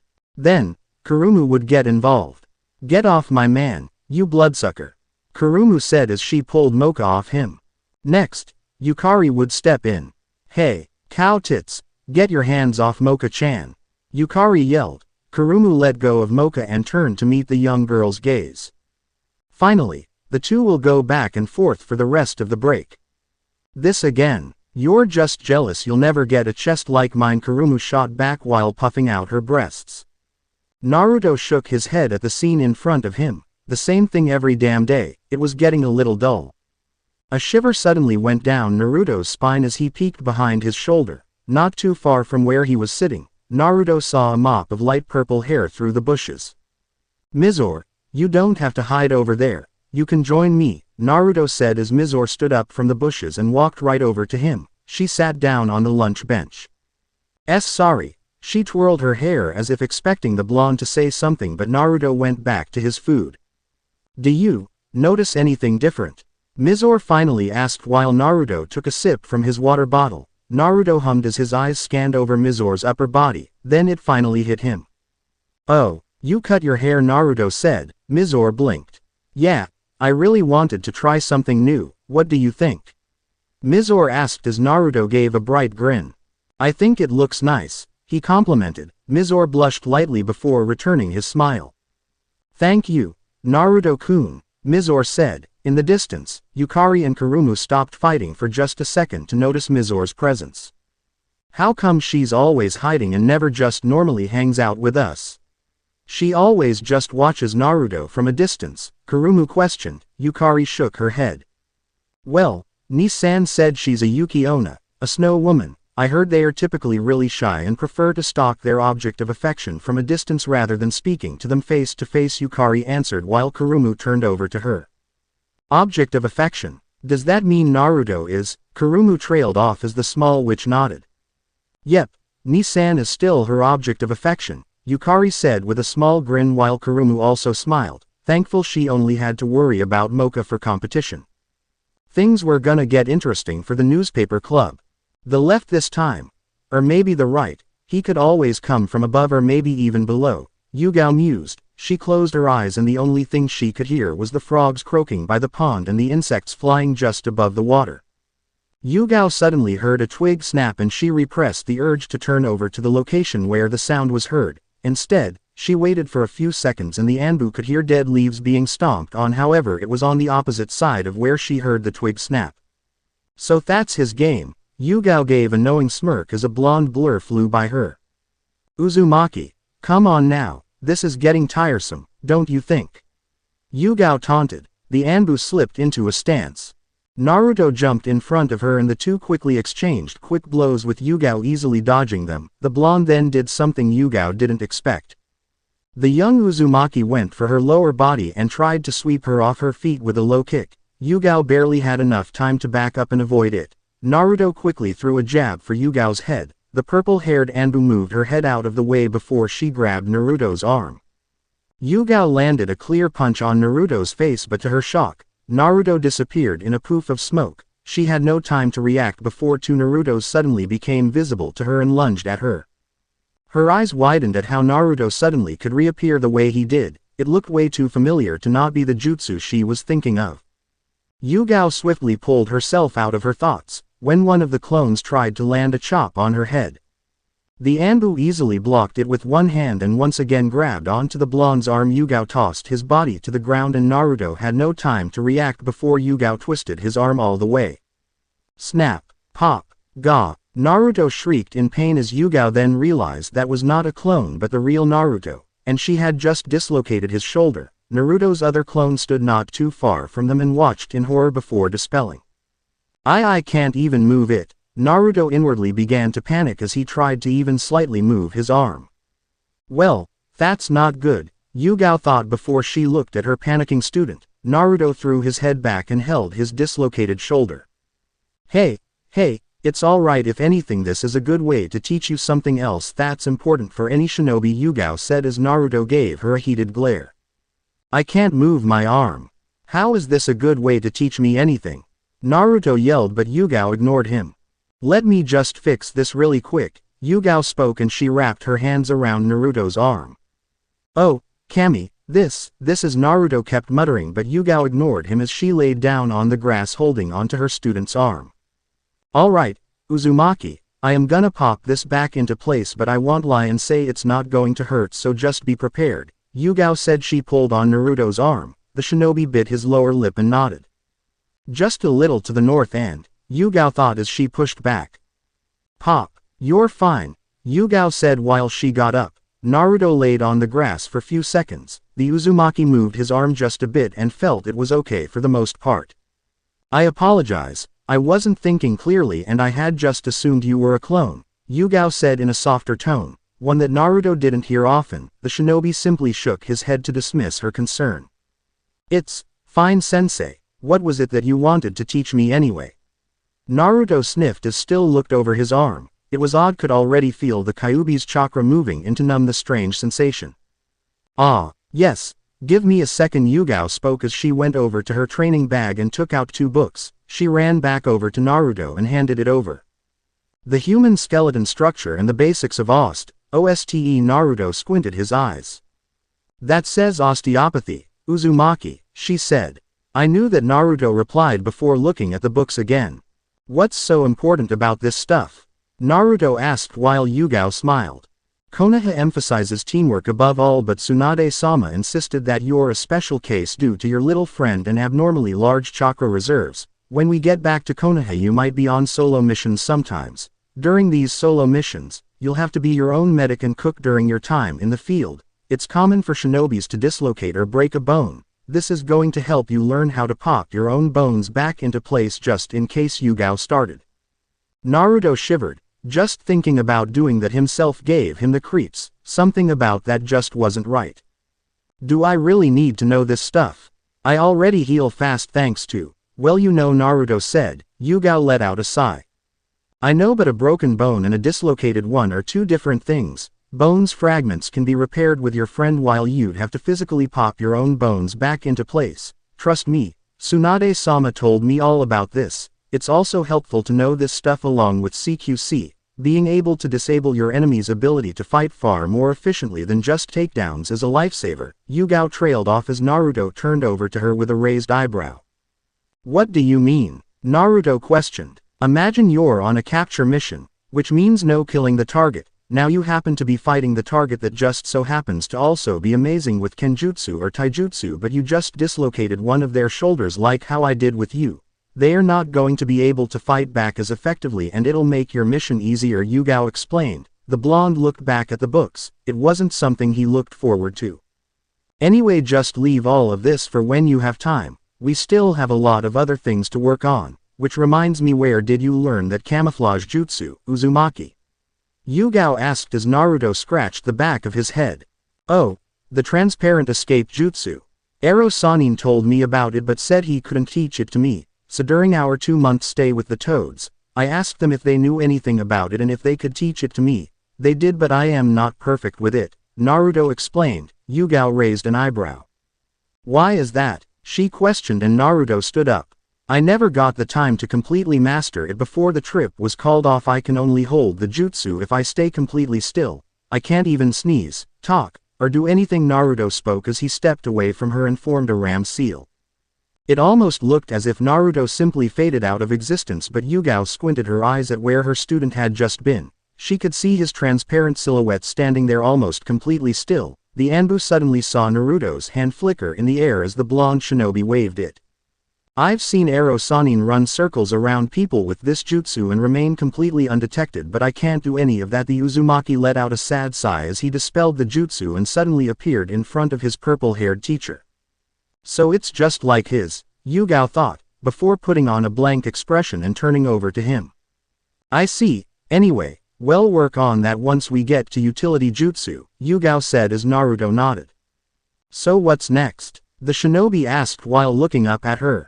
Yuga pondered on the question. Naruto's Kenjutsu was decent now. His CQC was getting to the point where he could give her a run for his money. The only thing that was left was wind ninjutsu, and so far Naruto could only perform the Gale Palm, but that was just a C-rank jutsu. Sure, if Naruto wanted to, several shadow clones performing that same jutsu in unison could be very deadly, but just the Gale Palm wasn't going to cut it. For the rest of the week, we're going to be focusing on 2 new wind jutsu, 2B rank. One of them is offensive and the other is defensive, Yuga stated as Naruto's eyes widened and he gave her an excited grin. Wait, really? More ninjutsu? The blonde asked. Yuga nodded and went back to digging in her bag. Yes, it's time we play more on your strengths, and I think you've gotten good enough with CQC and Kenjutsu to justify it. Now let's see. Here it is, Yuga spoke. She walked over to Naruto again. This first one is known as the vacuum serial waves. It's an offensive jutsu, and from what I read, the user has to inhale and focuses the chakra into their lungs, then start pumping it out from their mouth into blades of wind that are apparently strong enough to cut through stone. Yuga started as she handed the first scroll to Naruto before taking a deep breath. The second one is a bit more tricky than the first. It's called the multi-layered gale. It's defensive and it's somewhat like the Gale Palm, except instead of shooting it forward you create a barrier of wind going in different directions at the same time, and it completely decimates whatever is coming into contact with it. Like I said, I think it's tricky, but I am sure you can get it down with enough time. The Anbu finished while she handed Naruto the second scroll. The blonde was now at a crossroad and didn't know which one to start working on first. After a few seconds of going back and forth with his choices, Naruto finally decided for today to work on the multi-layered gale. Even if it was tricky, the blonde shinobi figured having a defensive jutsu would be an invaluable asset. For the rest of the training session, Yuga made sure she was keeping a close eye on Naruto as he tried, again and again, to get the basics of the jutsu down. After an hour of 20 clones all performing a basic wind barrier, Yuga felt as if that was enough and called Naruto over. The shinobi was dispelling his clones one by one as Yuga spoke once again. So you got the basics down. You can now, for the most part, perform a single wind barrier, but remember that the jutsu requires multiple wind barriers to be layered on top of each other, Yuga stated before a smile broke out on her face. Still, to get the basics of a B rank jutsu down in only an hour, that's impressive, Uzumaki, Yuga complimented. Naruto gave her a determined grin. I'll get it down by the end of the week, just you wait. Naruto shouted as he pumped his fist in the air before Yuga shook her head and frowned. Take your time with this, Uzumaki. You have a lot on your plate as it is. Even if I decided to hold off on CQC and Kenjutsu, You still have your schoolwork. I've even heard the final exams are coming up, Yuga informed. Naruto flinched. Oh, that's right, the semester is almost over. Naruto thought as Yuga sighed and turned away. Just try not to get overwhelmed. I know it's hard for some shinobis to remember their own limits.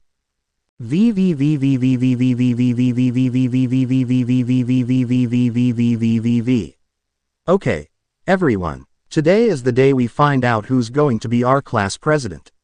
Ms. Nekonome spoke as she set a ballot box on her podium. Both Sukune and Naruto tensed up as this occurred. They both remembered they were still candidates. And our class president is, the homeroom teacher trailed off as she took out a piece of chalk and circled a name. Sukune Aono. Congratulations. As soon as those words left her mouth, Sukune turned pale white while Naruto let out a sigh of relief. What do you mean I am class president? Sukune shouted as the class began clapping for him. Ahaha, thanked Kami. For a second there I thought I was going to get stuck as class president. Naruto looked over to Sukune. The human was being praised by his classmates. You know he's tougher than he looks. I think he's perfect. I am actually glad he won. It could have been me. Naruto gave his human friend a smug smirk when he heard all of these comments made by his classmates.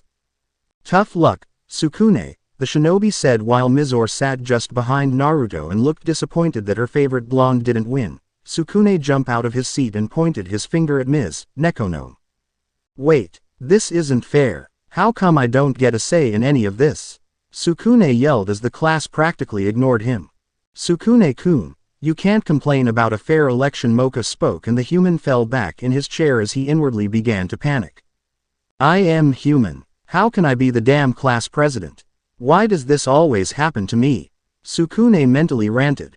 Now that we have our class president, the runner-up is always supposed to be the vice president, so congratulations, Naruto Uzumaki. The shinobi began sulking and Mizore smiled when she heard this. Congratulations, Naruto-kun, Mizore softly said as Naruto could hear other students muttering amongst themselves. Hey, Naruto wasn't a bad pick either. I think we got the best pair out of all the other classes, I mean Naruto and Sukune. Come on now. Hey, do you think those whisker marks are real? Maybe he's a feline monster like Ms. Nekonome. Maybe. I heard he's the reason Mizore got reinstated, so he must be pretty good. I still think Moka-chan would have been a better pick. Naruto took a deep breath. At least it wasn't so bad, right? It was just being vice president. After all, Naruto didn't really know what his job was or what it meant, but he assumed it wouldn't be too difficult or time-consuming, he hoped.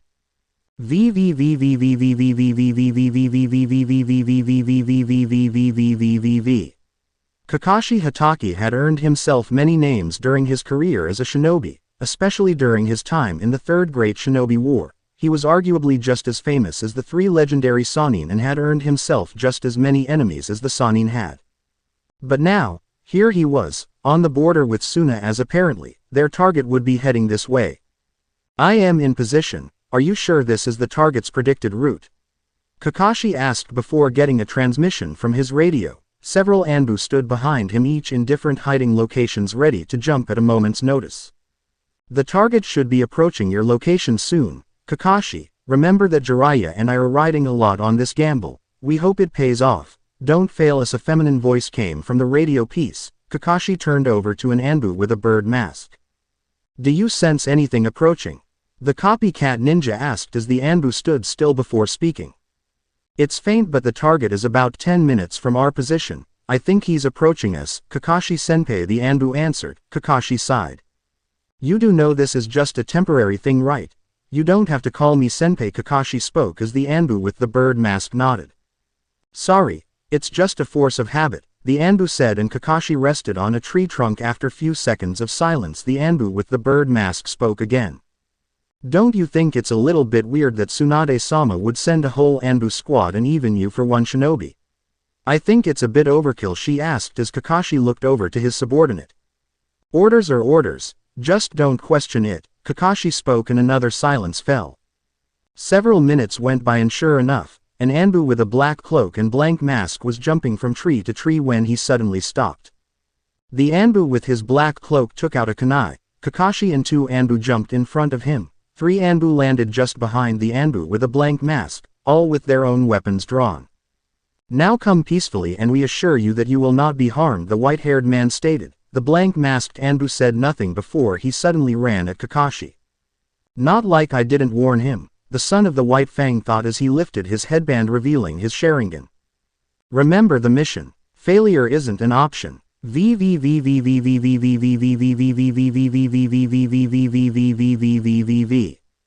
After homeroom had passed, Sukune still couldn't wrap his head around the fact he was now class president. The school day wasn't even halfway over and he was already mentally exhausted. Sukune Aono. The human perked up as he heard his name being called out. The teacher stared at him.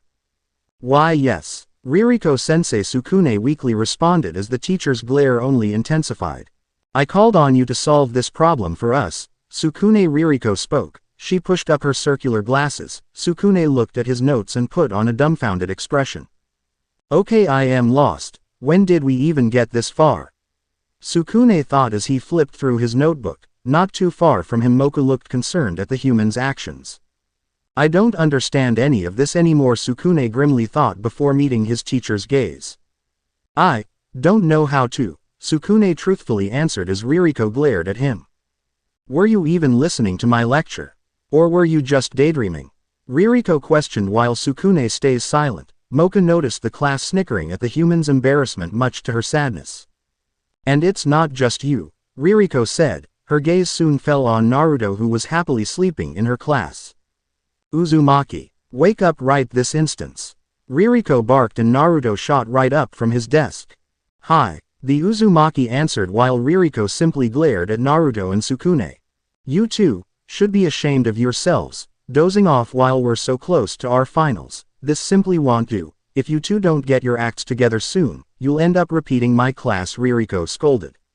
Sukune's eyes widened. He had completely forgotten finals were coming up, and with his mediocre intelligence, he was completely doomed. Why does my day just get worse and worse? Sukune mentally shouted.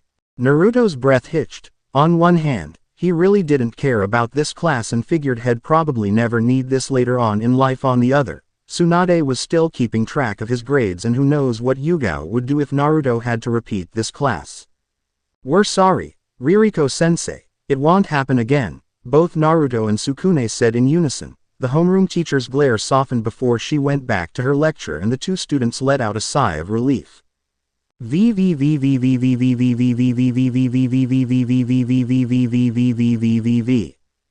need my help to study? Moka asked in utter surprise as Sukune and Naruto nodded.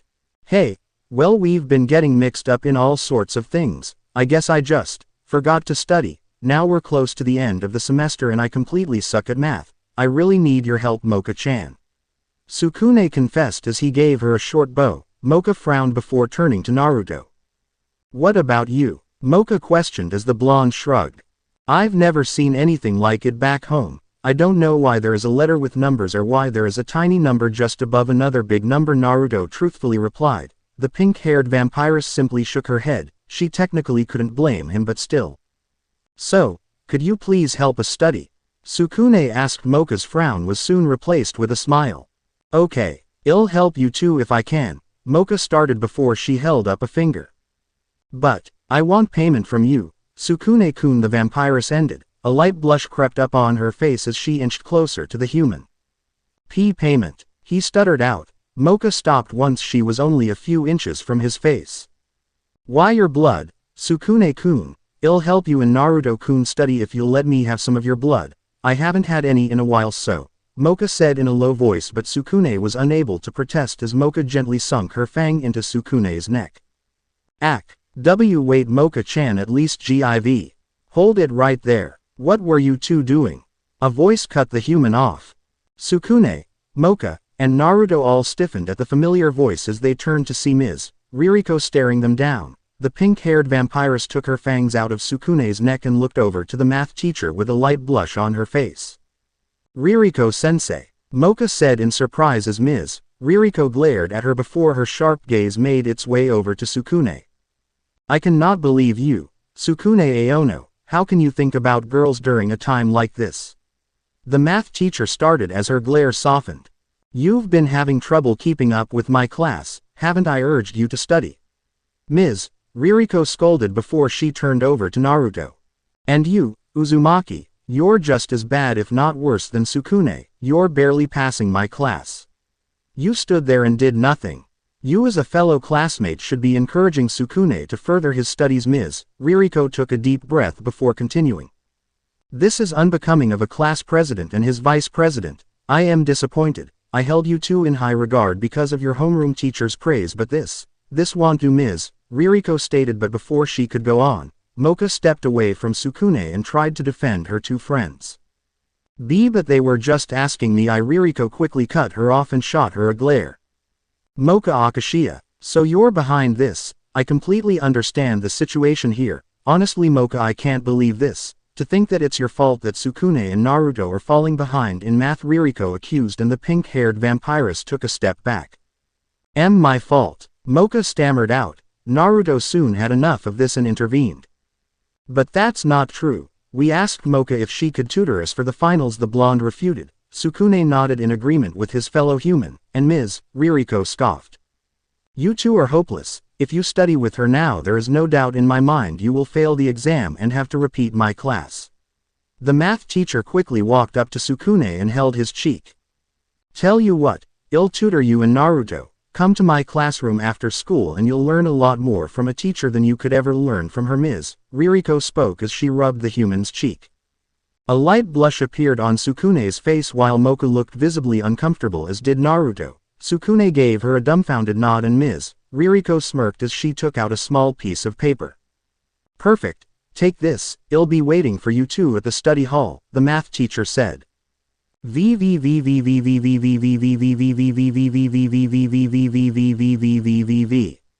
No way, private tutoring with Ririko-sensei. Things seemed to be only getting worse for Naruto and Sukune, but at the very least they figured the club session wouldn't be so bad. Well yeah, when the dust had settled that's what it came down to, Sukune said in a gloomy tone as he hung his head. Moka wasn't faring any better while Naruto leaned on the wall with his arms folded. Kurumu put her hands on her hips and spoke.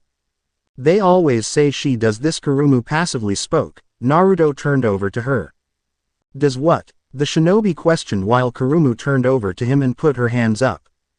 Okay, so, Ririko-sensei is very passionate about teaching, but sometimes you can be too passionate. I heard from the students she's tutored that she goes way overboard sometimes, Kurumu explained before taking a deep breath and looking at her chest. Plus all the boys fall in love with her cause she's got a really huge rack. She's trying to show me up, but it won't happen, I tell ya. The succubus shouted as she pumped her fist in the air while Naruto and Sukune looked at her as if she was crazy. Moka peeked over to her own chest with a light blush. Wow, you're even getting jealous of your teacher's boobs. That's so immature, Yukari snickered. Kurumu went over to her and patted her flat chest. As if you're one to call anyone immature, Yukari. Kurumu gave her a smirk. The small witch immediately knew what Kurumu was getting at. Aha. But there is more to maturity than just that. Yukari shot back. Of course there is, little Yukari.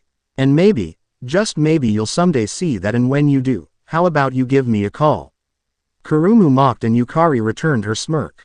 Well, I think I see everything that's mature about you now, Yukari stated as she grabbed one of Kurumu's breast.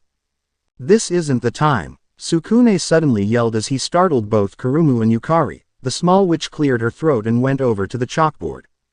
Anyway, tutoring can't do you any harm, especially if you want to have fun this summer. At the academy, any student who scores under 50% has to go to summer school, so if you don't want to spend your summer in a classroom, I suggest you and Nisan work hard, Yukari explained as Sukune's eyes widened. Summer vacation, damn, how could I forget? Sukune thought as he looked over to Moka's downcast face. Sukune silently made his choice. Sukune would suffer now and study with Ms. Ririko so he could spend summer vacation with Moka. The human glanced at the clock and saw that it was almost time for her tutoring session. I should get going then, Sukune said as he stood up. Sukune-kun, Moka said. The human turned over to her and gave her a confident smile. I know I asked you first, but it's fine, trust me, I'll ace those finals and we can spend all of the summer vacations together, I promise, Sukune assured. However, Moka still looked bothered by the fact Sukune was going to be tutored by someone like Ms. Ririko. The pink-haired vampiress watched Sukune leave the room before something clicked in her head. "Hey, Naruto-kun, weren't you supposed to go too?" Moka asked as the shinobi turned away from her. "As if. I'd rather study with you. Ririko-sensei gives me the creeps. I wouldn't study with her even if you paid me," the blonde grumbled while Moka gave him a small grin. "Alright, shall we get started with a study session today then?" Moka asked. Just as she did, Yukari piped up. "Hey, I can help too. I am a child genius. You guys would do way better with me. Let me just get my textbooks," Yukari exclaimed as she ran out of the clubroom. Kurumu turned over to Moka and Naruto as she scratched her cheek and gave them a nervous grin. "So, I am not doing so hot right now in Ririko's class as well. Mind if I join?" Kurumu asked. Moka smiled and nodded. The supply closet door suddenly flew open as Mizore stepped out, surprising everyone. "I actually need help with some studying too since I had missed most of the semester. My counselor said if I end up passing any of my classes she could get me off my contract," Mizore stated in a flat tone. But the truth was Mizore could care less about her contract. The Yuki Onna was aiming to pass her finals so she could spend her vacation with Naruto, and getting rid of her contract was simply a bonus. Moka gave the Yuki Onna an excited nod. Despite the fact Sukune wasn't studying with them, she at least had her other friends and a group study session sounded fun in her book. "Alright, let's get started," Moka beamed. Yukari finally returned with her textbooks. "Okay, I think a good way to start us all off is through a practice test. This way, Moka-chan and I know what you all need to work on," Yukari spoke. The group soon started to rearrange the tables so they'd all be next to each other.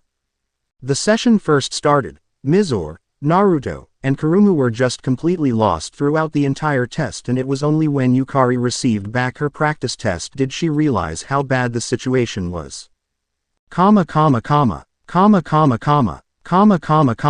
You guys," while Yukari stated as she flipped through each test and silently hoping she had just corrected them wrong. Unfortunately that wasn't the case, and even Moka cringed as she gave back their corrected tests.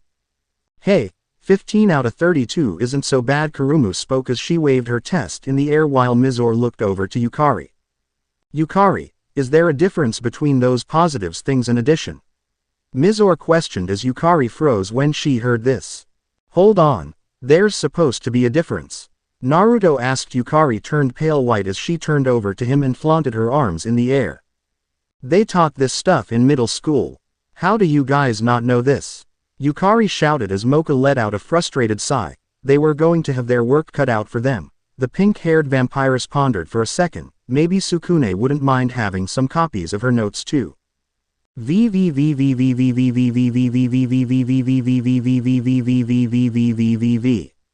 Sukune walked through the academy hallways with a determined face. He finally made his way to the study hall and the human eagerly knocked on the door. "Alright, my reward for passing my finals is summer with Moka, and for that, I'll take whatever Ririko-sensei throws at me." Sukune thought with a grin, but after a few seconds of silence, Sukune's grin turned into a frown. "That's strange. This is the correct room, right?" Sukune pondered as he took out the small note Ms. Ririko had given him earlier. It was the right one. The human blinked for a second before he decided to once again knock. "Ririko-sensei, it's Sukune. I am here for the tutoring sessions," Sukune called out as he opened the door and took in his surroundings. The one thing about the room that had caught his attention was the number of lit candles everywhere. "Ah, so you've finally arrived. I am glad you came." Sukune Ms. Ririko spoke. Sukune quickly turned around to see his math teacher and a very revealing outfit. Ririko-sensei, what are you wearing?" Sukune shouted as his face began to heat up. Ms. Ririko quickly closed the door behind him. "It's an S&M outfit. I thought it would motivate you to work harder," she casually said before striking a pose.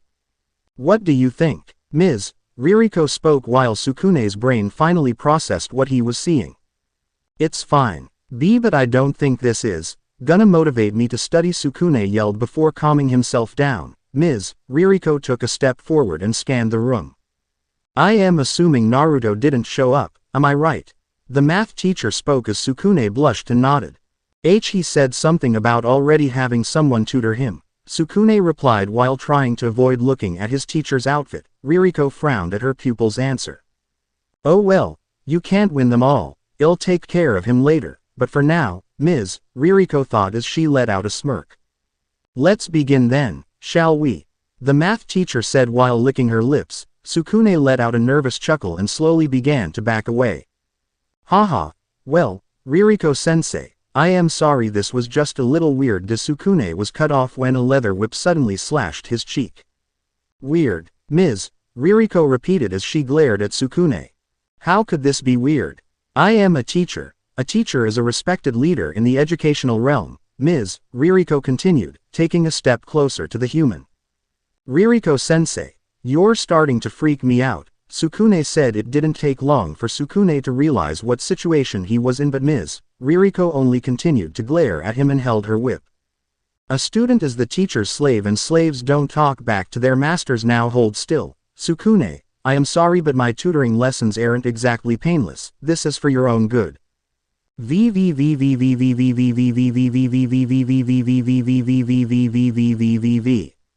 Moka let out a yawn while she walked through the hallways of Yokai. The pink-haired vampiress smiled as she looked at her two small pink notebooks that she happened to be carrying around. I might have lost a lot of sleep over this, but once Sukune-kun and Naruto-kun see this, I am sure they'll appreciate it, Moka cheerfully thought to herself before bumping into someone and dropping her notebook. Whoops, sorry about that, I should really watch where I am, Moka trailed off as she noticed who exactly she bumped into. Sukune-kun, the pink-haired vampiress exclaimed while composing herself. Have you been studying hard? Moka asked with a light blush. Sukune only mumbled something incoherent.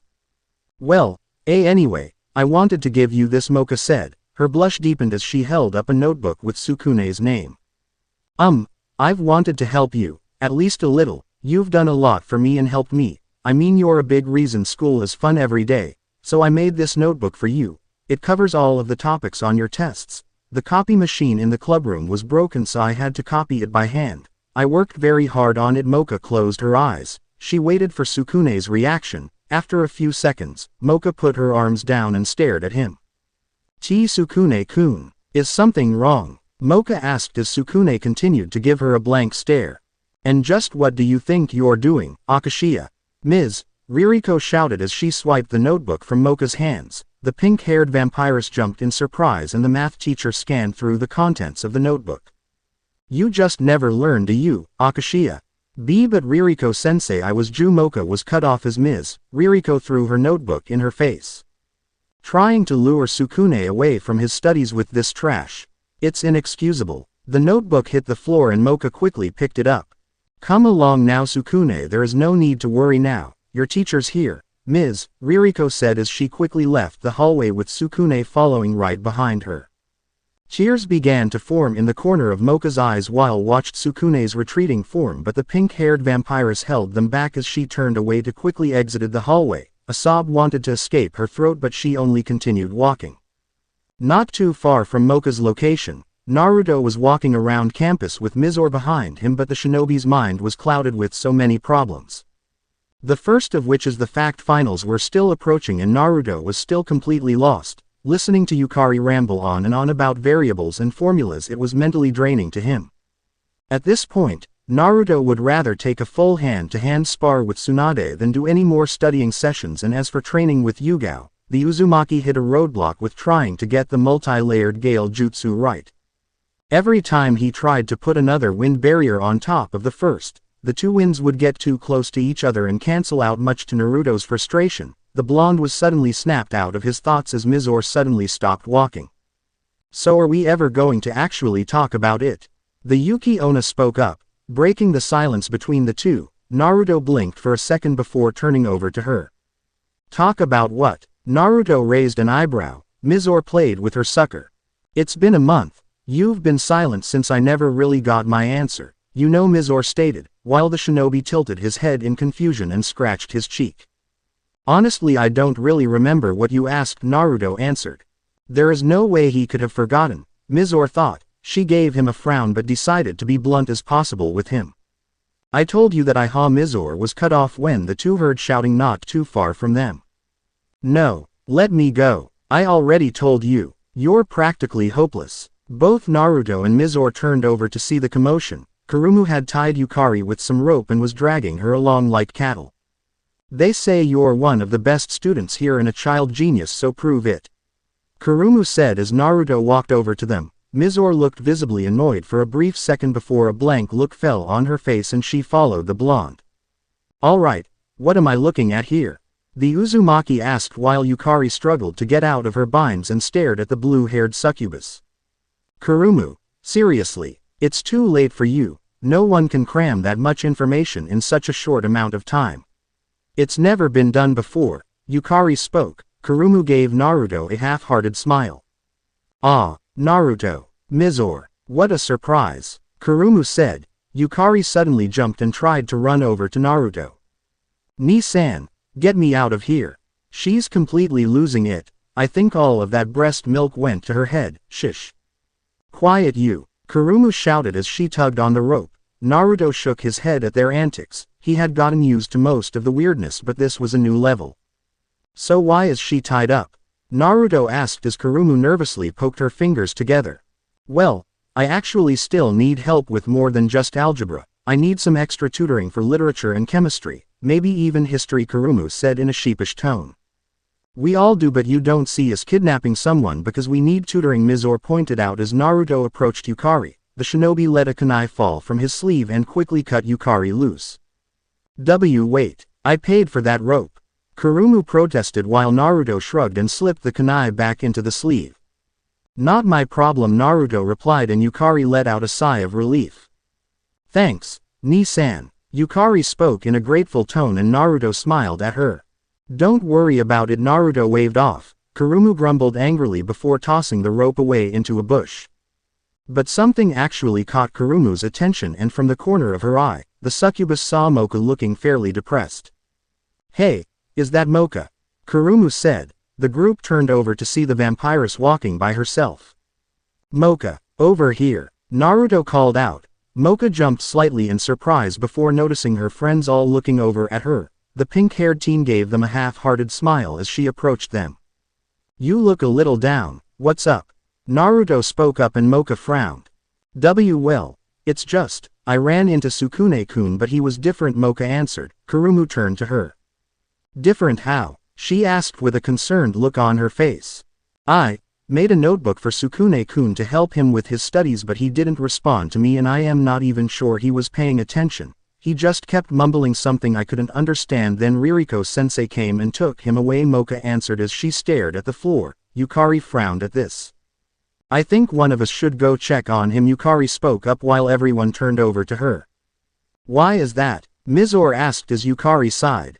Well, I heard a rumor that there was this guy who also got privately tutored by Ririko-sensei. He got really good at math. Then he changed. He stopped hanging out with his friends and people who would try to interact with him would say he was just like a slave, Yukari answered before taking a deep breath. I don't know what happened to the guy after that, but between what Moka-chan said and what Cow Tits here said about Ririko-sensei a few days ago, I think one of us should check it out, Yukari finished. This alarmed Naruto, Moka, Kurumu and to some extent Mizore. I'll go check up on him right now then, Naruto said while Mizore glanced at him. You're going alone? Mizore questioned. Naruto nodded. Ni-san, I think that's a bit dangerous, Yukari protested as she tugged on his uniform. I have to agree with the washboard that it could be dangerous. Are you sure though? I mean, I know you're pretty tough, but still, Kurumu trailed off and Naruto shrugged. I can take care of myself, besides, I am just gonna check up on Sukune, the shinobi stated. Moka looked somewhat concerned but quickly remembered what Naruto was capable of and felt a bit more at ease. If you're gonna go see Sukune-kun, could you get this to him? Moka asked as Naruto nodded. The pink-haired vampiress took out her 2 notebooks from her bag and presented them to Naruto. It's for his studies. I also made one for you, if you'd like to use it. I did promise to do everything in my power to help you too after all, Moka said with a bright smile. Mizore's right eye slightly twitched as she watched the exchange, but the purple-haired teen said nothing. Naruto nodded and returned smiled at her as he took the 2 notebooks and placed them in his bag. The shinobi was about to make his way to the study hall before realizing something. Which way is the study hall again? The girls simply shrugged at him.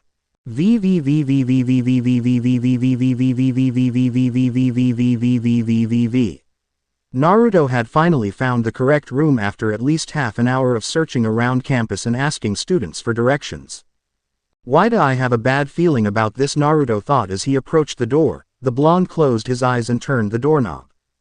Ririko-sensei, Sukune, are you guys in here? I have something. The rest of Naruto's words died in his throat once as the shinobi opened his eyes again. That's a snake's tail. What the hell is she wearing too?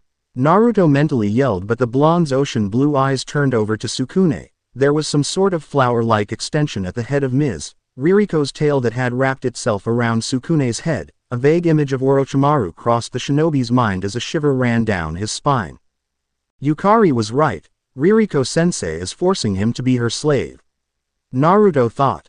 Uzumaki. How rude of you to interrupt us, Ms. Ririko panted as she adjusted her glasses and turned over to him with a blush. What the hell is going on in here? What are you doing to him? Naruto shouted. Ms. Ririko glared at him. I am tutoring him. What else does it look like? You should have been here last time, but I'll make sure you won't get away from me this time, Ms. Ririko stated as she took out a leather whip. Naruto's eyes glanced over to Sukune, who was still in his zombie-like state.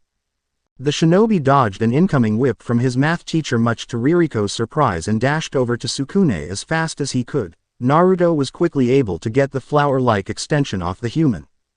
Naruto threw Sukune on the ground to avoid yet another whip from Ms. Ririko. The Uzumaki pushed over a desk and scanned his human friend for any injuries. Just some marks on his cheek, but he's not snapping out of it, damn it. I'll need to fix that later, Naruto thought as he set down his bag and went through his items. The shinobi didn't notice that Moka's notebooks had slipped out of the bag. Of all the days to leave the sword with Yugao-sensei, Naruto mentally cursed. The blonde let a kunai slip through his academy sleeve as he heard Ms. Ririko's voice. Uzumaki, do you not care about the pursuit of knowledge? The math teacher called out. The Uzumaki quickly jumped over the desk and landed in front of her.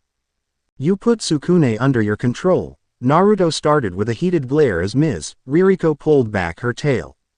It was for his own good, and this is the ideal way of teaching, Ms. Ririko replied, and the math teacher swung her tail at the blonde. Naruto sidestepped and plunged the kunai into her tail. That's not teaching. That's slavery. Naruto yelled. Ms. Ririko hissed in pain as she retracted her tail. To strike your own teacher. You're clearly going to be more troublesome than Sukune, but it'll turn you into an obedient student, Ms. Ririko said. The math teacher slowly pulled the kunai out of her scaly tail and tossed the weapon on the floor. Sukune laid on the ground with a pink notebook in front of him. The human's glassy eyes kept staring at the name that was signed on the corner as if it was familiar to him.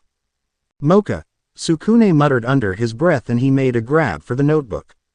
The brown-haired human was able to open it and skim through the pages. The sounds of Ms. Ririko and Naruto fighting didn't even faze him, and finally, Sukune's eyes landed on a small doodle of a bat. We can do it together. Moka. Sukune kept staring at the drawing before rereading Moka's note. The human took a sharp breath and his eyes widened. What was happening? Sukune thought. Moka. It all hit him at once again as his head throbbed in pain. Uzumaki, I hope you know you've brought this on yourself, but I'll make sure you're an obedient student by the end of today. You'll be just like Sukune. Ms. Ririko ranted. Naruto made his signature hand seal. Kage Bunshin no Jutsu. Naruto shouted. Ms. Ririko flinched in shock as several clones appeared in front of her. Apply a jutsu in a way the creator didn't intend. Naruto recalled Yugao's words some time ago. The shinobi glanced at two clones. Get Sukune out of here, Naruto ordered. The clones nodded and left to do so. Ms. Ririko finally snapped out of her shock and hissed. I won't let you. The math teacher shouted with a crazed look. She lifted her tail in an attempt to crush the two clones, but the clones were able to avoid the attack and make a grab for the shell-shocked human. The real Naruto still kept his gaze on Ms. Ririko with 5 other clones surrounding her. My sensei back home once said something to me that it stuck with me to this day. Naruto started. The math teacher glared at her student but said nothing. He said, if you haven't mastered a technique, don't use it in the middle of an important battle, but this isn't an important battle for me, so just for today, I am gonna break that rule. Naruto finished as he clasped his hands together before Ms. Ririko could move. A clone landed a clean jab on her face.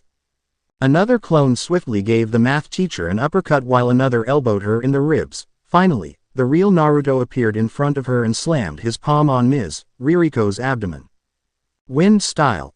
Gale palm. Naruto shouted. A gust of wind pushed Ririko into the wall. Slam. The impact created a spider web-like crack on the wall. Ririko twitched slightly before getting off the wall. Naruto continued to glare at the math teacher and went into a CQC stance. Ririko began to stagger as she got up, but soon after she hit the floor and the lamia was out cold. I can't believe that actually worked, Naruto thought as he jogged over to check over Ririko's injuries, all the while smiling to himself. Broke a few ribs, but she should be fine. Using the Gale Palm as a taijutsu move to push away opponents who get too close. I just had the idea swimming in my head and it actually worked. Naruto stood up. He couldn't wait to tell Yuga about this. The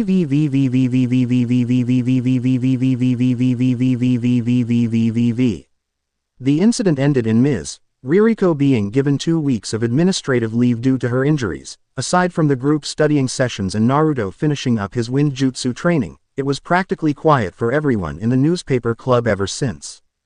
Eventually, the finals came around and went. After a few days it was finally time for the results of the test. The newspaper club each held their sealed envelopes to see their test results, neither of them waiting to open their envelope first, and they all just glanced nervously at each other. To hell with it, Kurumu shouted as she ripped open her envelope. The blue-haired teen glared at the paper before gritting her teeth. F44. I pulled an all-nighter the day before and I still only got 44. Now I have to go to summer school. Kurumu screeched. The rest of the club ignored her and began to open their own.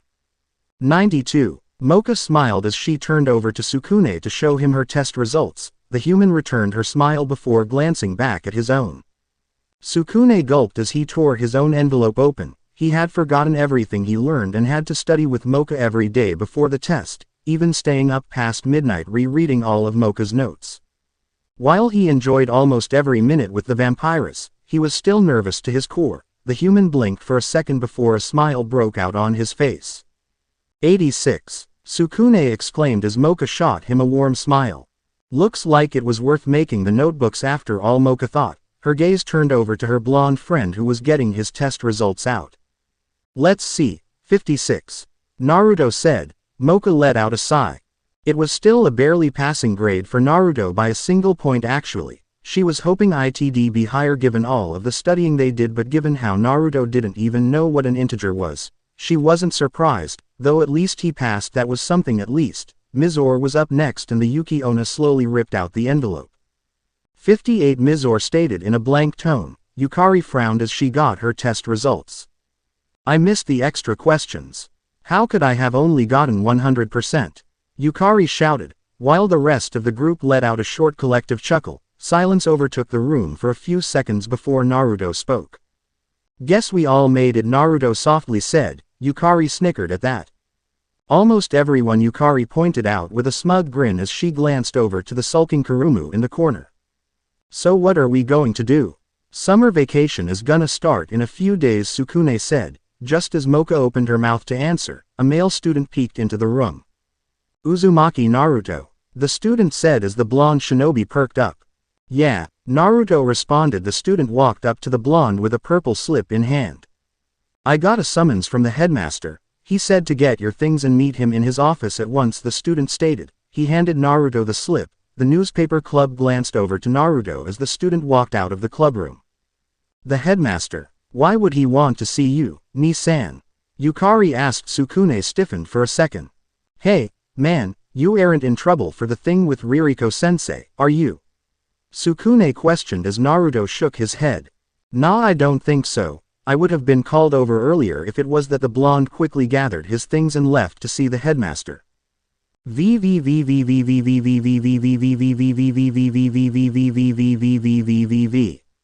You're sending both of us? Yuga questioned as she looked over at him. The man sat on his chair as he usually did while the Anbu in front of him had her hands on his desk. Is that a problem? Mikogami said while the purple-haired Anbu gave him a hesitant nod. Yes, me doing missions for you is one thing, but sending Naruto. Did you even ask Tsunade-sama? Yuga asked as she narrowed her eyes at him. I did. I even had to make some concessions to get her approval. Mikogami gave her a frown. Yuga raised an eyebrow at this. Concessions, Yuga said as Mikogami sighed. Your Hokage has allowed me to employ Naruto in my service, and I will be personally helping her understand this world's technology. Mikogami trailed off. Yuga frowned as well, expecting the headmaster to elaborate.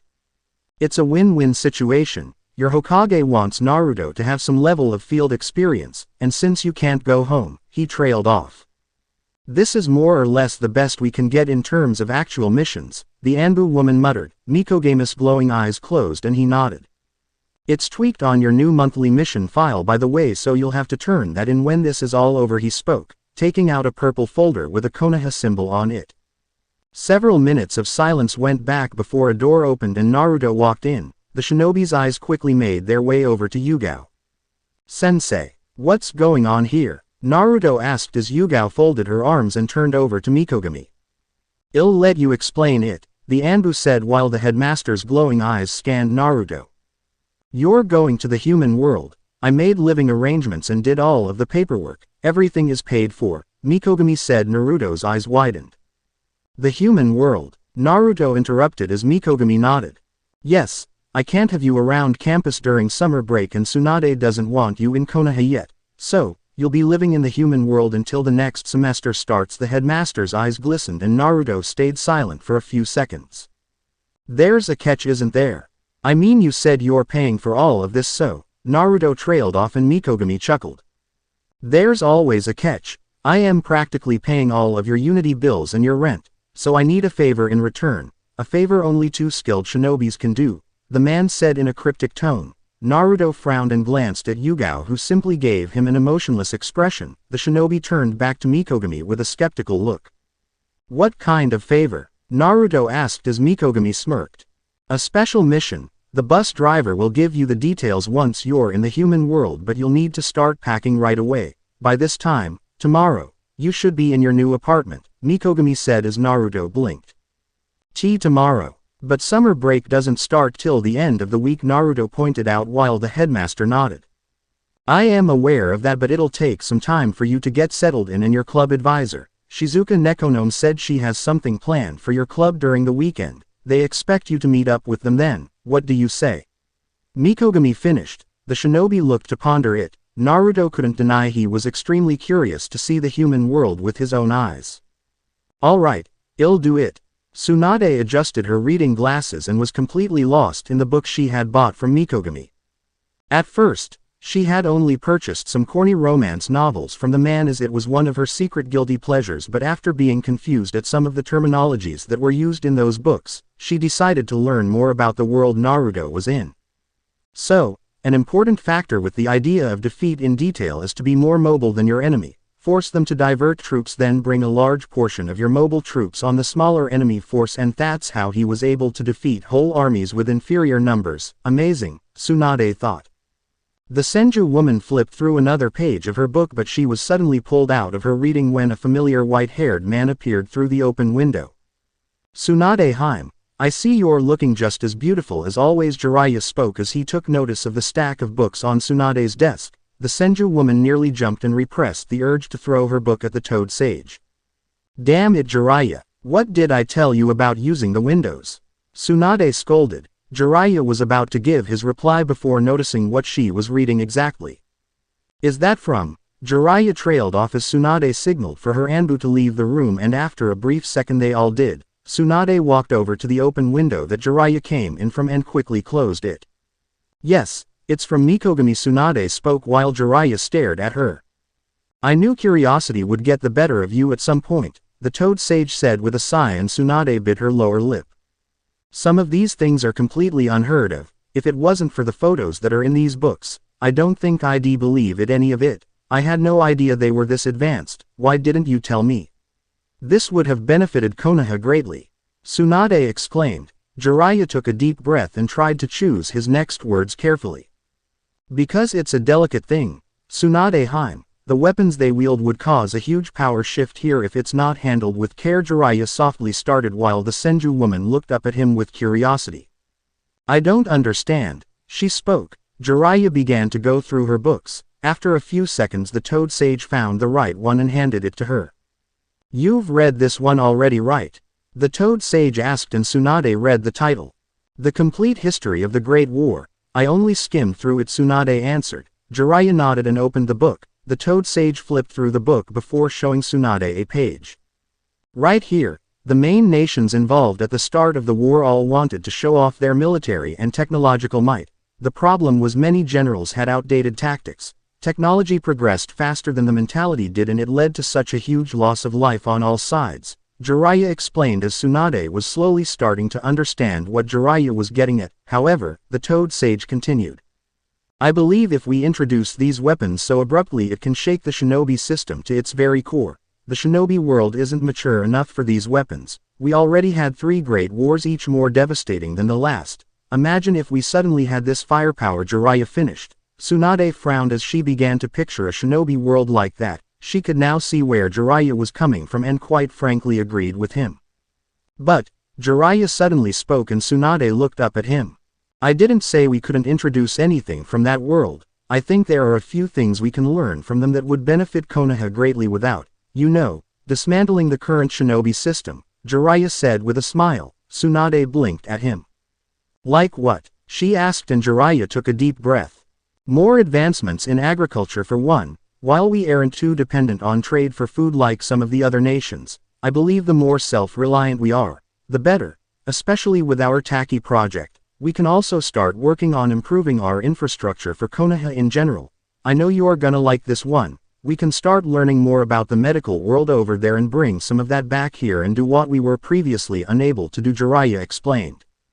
The Sannin was nearly out of breath as he looked over to the beaming Senju. Her smile only widened as she thought of all of the possibilities this could open up. Tsunade suddenly took out a blank scroll from her desk. I'll be tweaking Yugao's mission. Then, Tsunade said as the Senju woman was writing in her scroll, something crossed Jiraiya's mind.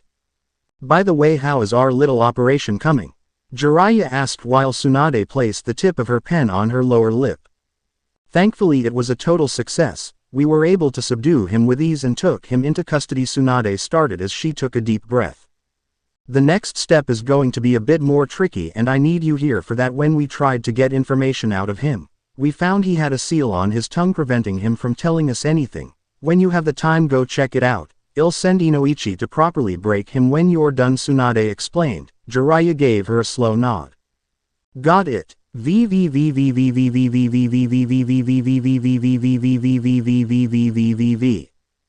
we really have to be here this early?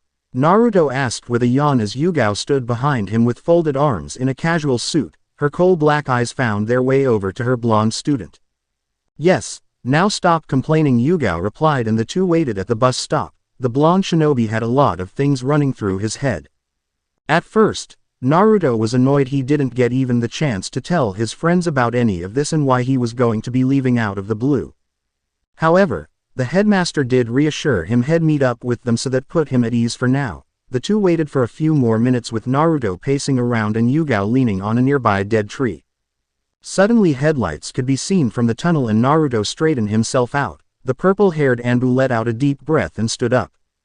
The vehicle parked in front of the two shinobis and Naruto picked up the bags. The doors opened and the bus driver walked out. Just as before, Naruto felt the bus driver's glowing eyes stare into his soul. Tell me, how did you like your first semester at the academy? The bus driver said. To his surprise, Naruto frowned and put his hands in his pockets. It was, all right, I guess, Naruto said. The bus driver chuckled and motioned for the two to get on the bus. Yuga was the first to get on with her own bag slung over her shoulder and Naruto quickly followed behind her, but once the shinobi stepped foot in the bus, he noticed the bus driver take out a cigar and a lighter. Naruto watched the man light up his cigar with mild interest. What, you want one? The bus driver offered as he opened up a cigar case. The blonde shrugged and reached for one. Slap. Ack. Naruto recoiled in pain as Yuga appeared between the two with her hand firmly on Naruto's wrist. The Anbu glared at her student. Smoking is bad for your health and Tsunade-sama would punish you severely. More importantly, she'd chew me out for letting this happen, so don't even think about it, understand me? Yuga said as she suddenly increased her grip, causing Naruto to grit his teeth in pain. I got it. I got it. Naruto shouted, and Yuga let Naruto's hand go. The Anbu shot a dirty look at the smirking bus driver before taking a seat at the front of the vehicle. Naruto rubbed his wrist and took a seat in front of her. Well, buckle up you two. I am not one for taking slow rides, the bus driver spoke as he took a puff from his cigar. Yuga quickly held on to the bus railing while Naruto looked slightly confused. Before the blonde could do anything, the bus driver stepped on the gas. Naruto stumbled for a second before grabbing a hold of the bus railing to calm his nerves. He had been on a train, but this was something else. After getting a hold of himself, Naruto took a deep breath. So, Mr. Bus Driver Guy. Naruto was cut off when the bus driver raised a hand. Narari, just call me by my name when it's the three of us, the bus driver said. Naruto gave the man a slow nod as the bus reached the tunnel. Just beyond this tunnel is the human world. You've probably done at least some research on what to expect. Still, let me tell you that you're gonna get blown away. Narari let out a puff of smoke from his cigar. The bus entered the tunnel and Naruto quickly glanced at the window. It was pitch black after several seconds before a flash of light suddenly blinded Naruto. Naruto quickly pulled himself away from the window and rubbed his eyes. Before glancing back, his eyes widened as he laid his eyes on a car driving by the bus. That's a car, right? Naruto asked. Narari chuckled. Yes, though most people in this part of the country prefer to take the metro, cars are still fairly common, Narari said, and Naruto perked up at this. What country are we actually in? Naruto spoke. Japan. Oddly enough, the same language you use back in your world is extremely similar, if not exactly the same as the one here in Japan, so you should have no problem trying to understand the people here, Narari explained while he adjusted the rearview mirror. Naruto let out a sigh as he watched the cars drive by. It was like with each answer he got, 7 more questions would pop up. Naruto glanced at Yuga and saw that she was simply reading a book without a care in the world. The shinobi stared back at the window and just decided to take in all of his surroundings. After half an hour of silence, the bus driver spoke. Now that we're off this highway, I should explain that this is the area you'll be staying in. It's a residential area, typical for humans. Everything you need is within walking distance. Even the metro to get into the deeper parts of the city is here, Narari said as he started to slow down. Naruto and Yuga stared out the window to see an almost endless amount of houses with normal humans simply going about their lives. Finally, the bus parked in front of an apartment complex, and the two shinobis hopped off with their bags. Weren't you supposed to explain to us what the mission was? Naruto asked while the bus driver picked up a small black box from his seat. It's confidential. I'd prefer we get indoors before I explain everything, Narari answered as he took one last drag of his cigar before putting it out on the floor. Yuga nodded in agreement. Makes sense, the Anbu spoke, but before they could head into the complex, a voice caught their attention. Excuse me, I saw the name of the school on your bus. Are you really from Yokai Academy? The three turned over to see a meek, brown-haired woman approach them with a friendly smile. Yes, Naruto answered. The brown-haired woman's smile only grew at this. Oh, this is wonderful. You see, I have a son who just happens to be attending the academy as well. She cheerfully extended her hand. Is that so? Yuga spoke as she gave her a half-hearted smile and shook the woman's hand. The bus driver turned over to her with his glowing eyes. Excuse us, but we're currently in the middle of something, Narari said, and the brown-haired woman's mouth formed an O shape. Oh. Forgive me for my interruption then. It'll be out of your hair, but before I go, I am Kasumi. I only live 2 houses down. I hope to see you around. Kasumi gave the two a short bow before walking away. The group glanced at each other, then the bus driver spoke up. We should get inside. Both shinobis nodded and followed Naruto upstairs. Yuga inserted the key into the lock and with a soft click the door was open. The first thing Naruto and Yuga noticed was how empty the apartment was. The carpet was brand new but nothing special. There were 2 windows adjacent to each other and a kitchen just to the right in the living room, but that was about it. To Naruto it almost looked like an exact copy of his dorm in Yokai except with 2 rooms. You two did bring the furniture with you, right? Narari asked and Yuga nodded. That's what the storage scrolls were for. the Anbu said as she took one out from her bag. Yuga placed the scroll in the center of the living room and made a half-ram seal. In a poof of smoke a small coffee table appeared and the bus driver gave them an eerie smirk. "You shinobis are something else," he commented before taking out a folded-up map from his back pocket. "Let's begin then," Narari spoke as the group sat down by the coffee table. "So, what are we going to be doing?" Naruto asked. The bus driver was about to take out another cigar before Yuga cut in.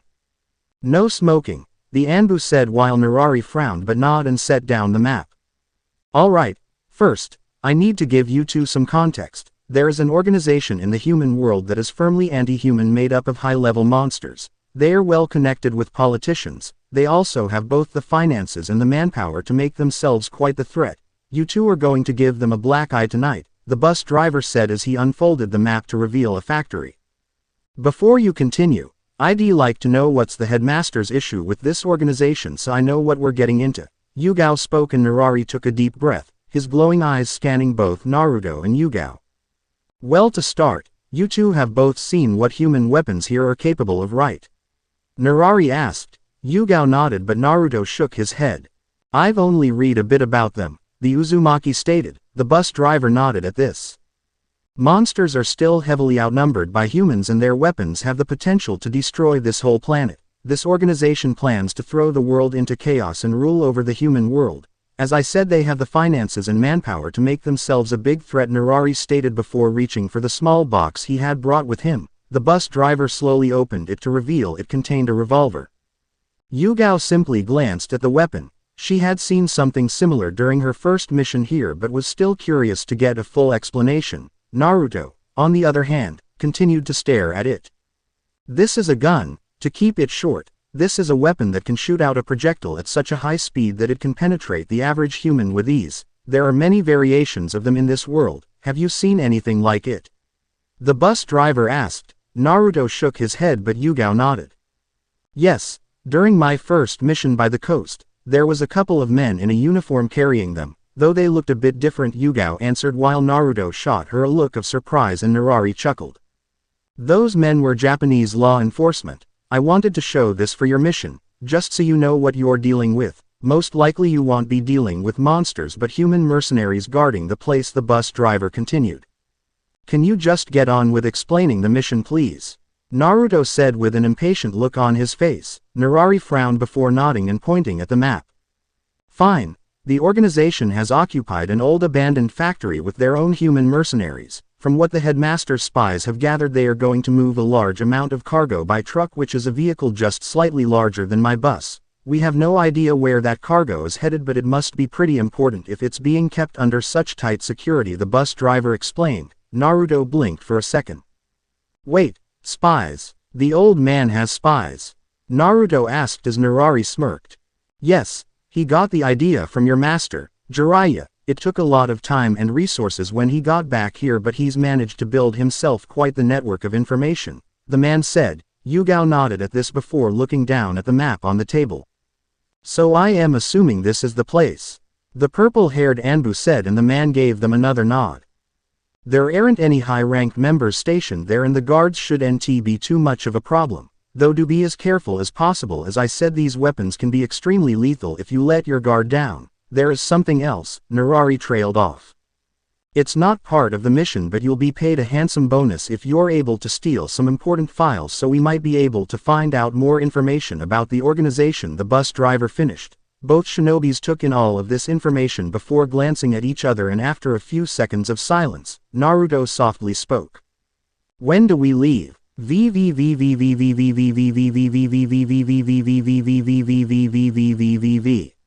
Mizore let out a sigh as she exited a hallway in Yokai. Overall, despite it being a good day for her, she was slightly frustrated. The Yuki Onna had planned to get Naruto alone during these last 2 days at the academy to get her answer but Naruto had just completely disappeared on them.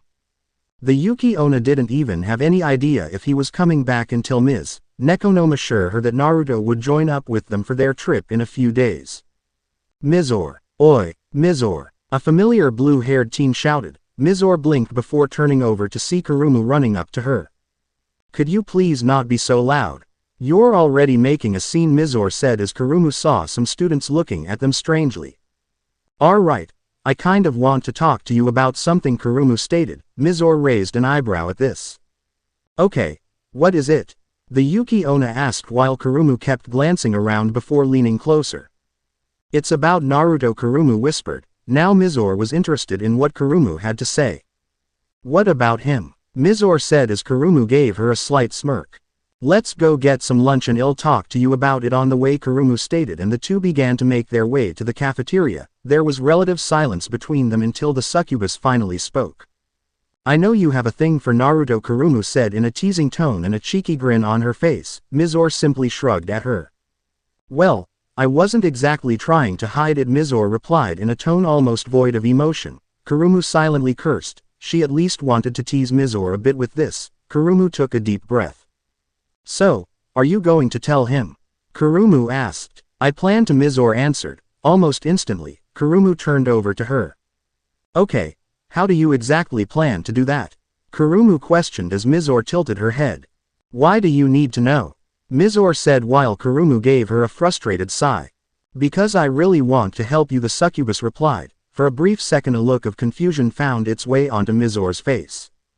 Help me, why? Mizore questioned. Kurumu suddenly stopped and took a deep breath. I think it's really cute that you have something for Naruto, even if he doesn't notice it right now, Kurumu started before she suddenly frowned. And I heard from Yukari about Yuki Onnas and their fertility problems, is it true? Kurumu whispered and Mizore sighed. Our fertility period only lasts about a couple of years. In order to keep our birth rates up, many Yuki Onnas are being married off if they can't find a suitable mate at 17, Mizore answered. Kurumu inwardly cringed at that. While succubuses were having their own birth decline, that was practically unheard of, being forced to marry someone you didn't love. If Kurumu was being completely honest, the thought of it disgusted her. What were you planning on doing? Kurumu asked and once again started walking towards the cafeteria. Mizore played with her sucker as she pondered on the question. Well, I'll just tell him when I have the chance to. I hope to lock it down as fast as I can, Mizore said as she twirled her hair. Kurumu blinked at this. Wait, so you've decided that he's the one? Isn't that going a little fast? Kurumu brought up. Like I said, Yuki Onnas don't have a lot of time. I don't want to get married off to someone I don't know. I am not sure if it's love, but there's something there, I guess. I just hope he feels the same way. Mizore rubbed her wrist as she said this. Kurumu gave her a reassuring smile. Naruto can be a bit of a blockhead, but he's a good person at heart. I am sure it'll work out, Kurumu said just as the two finally reached the student cafeteria. Are you going to want anything? Kurumu asked. Mizore shook her head. I didn't bring any mo. It's on me, Kurumu interrupted as the Yuki Onna flashed a grin at her. A snow cone would be nice.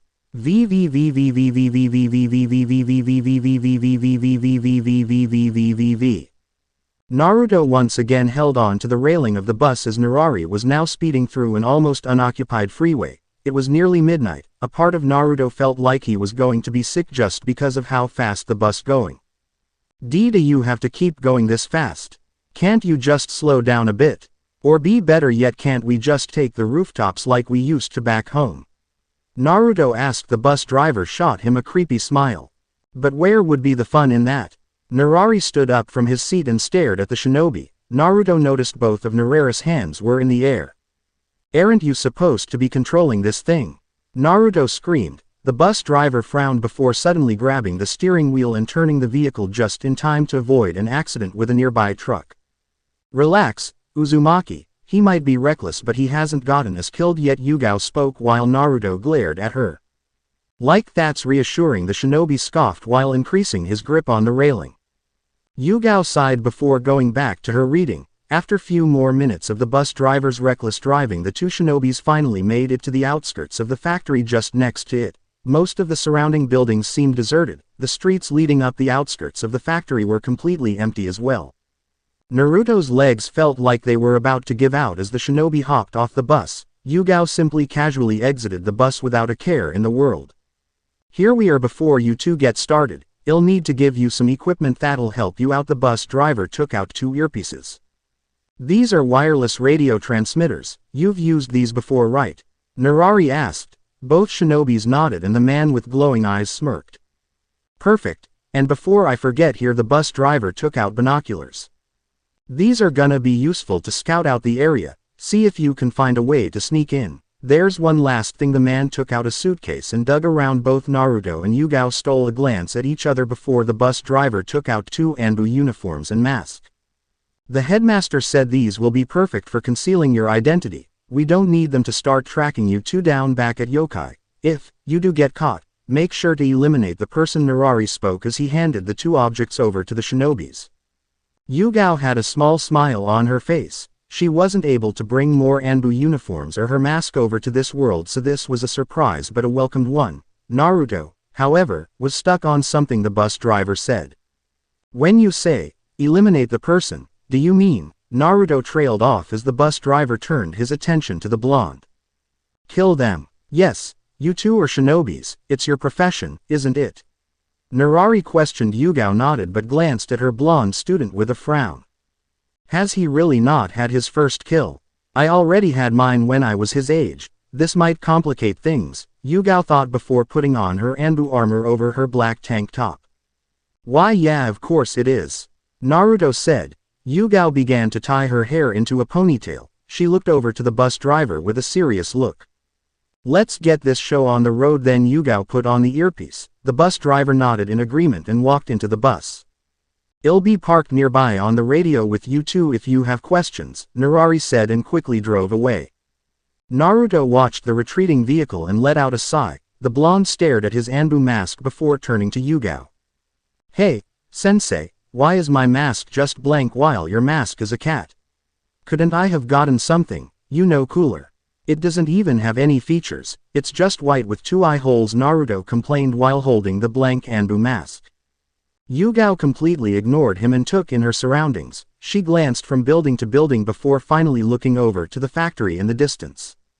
Put on your uniform, I'll be on the rooftop scouting out the area, Yuga spoke before running up the wall and onto the rooftop. The purple-haired Anbu used the binoculars to scan the distant factory for any entrance points.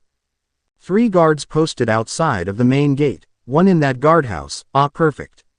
Yuga set down the binoculars just as Naruto landed next to her. Yuga smiled slightly when she saw her student in an Anbu uniform.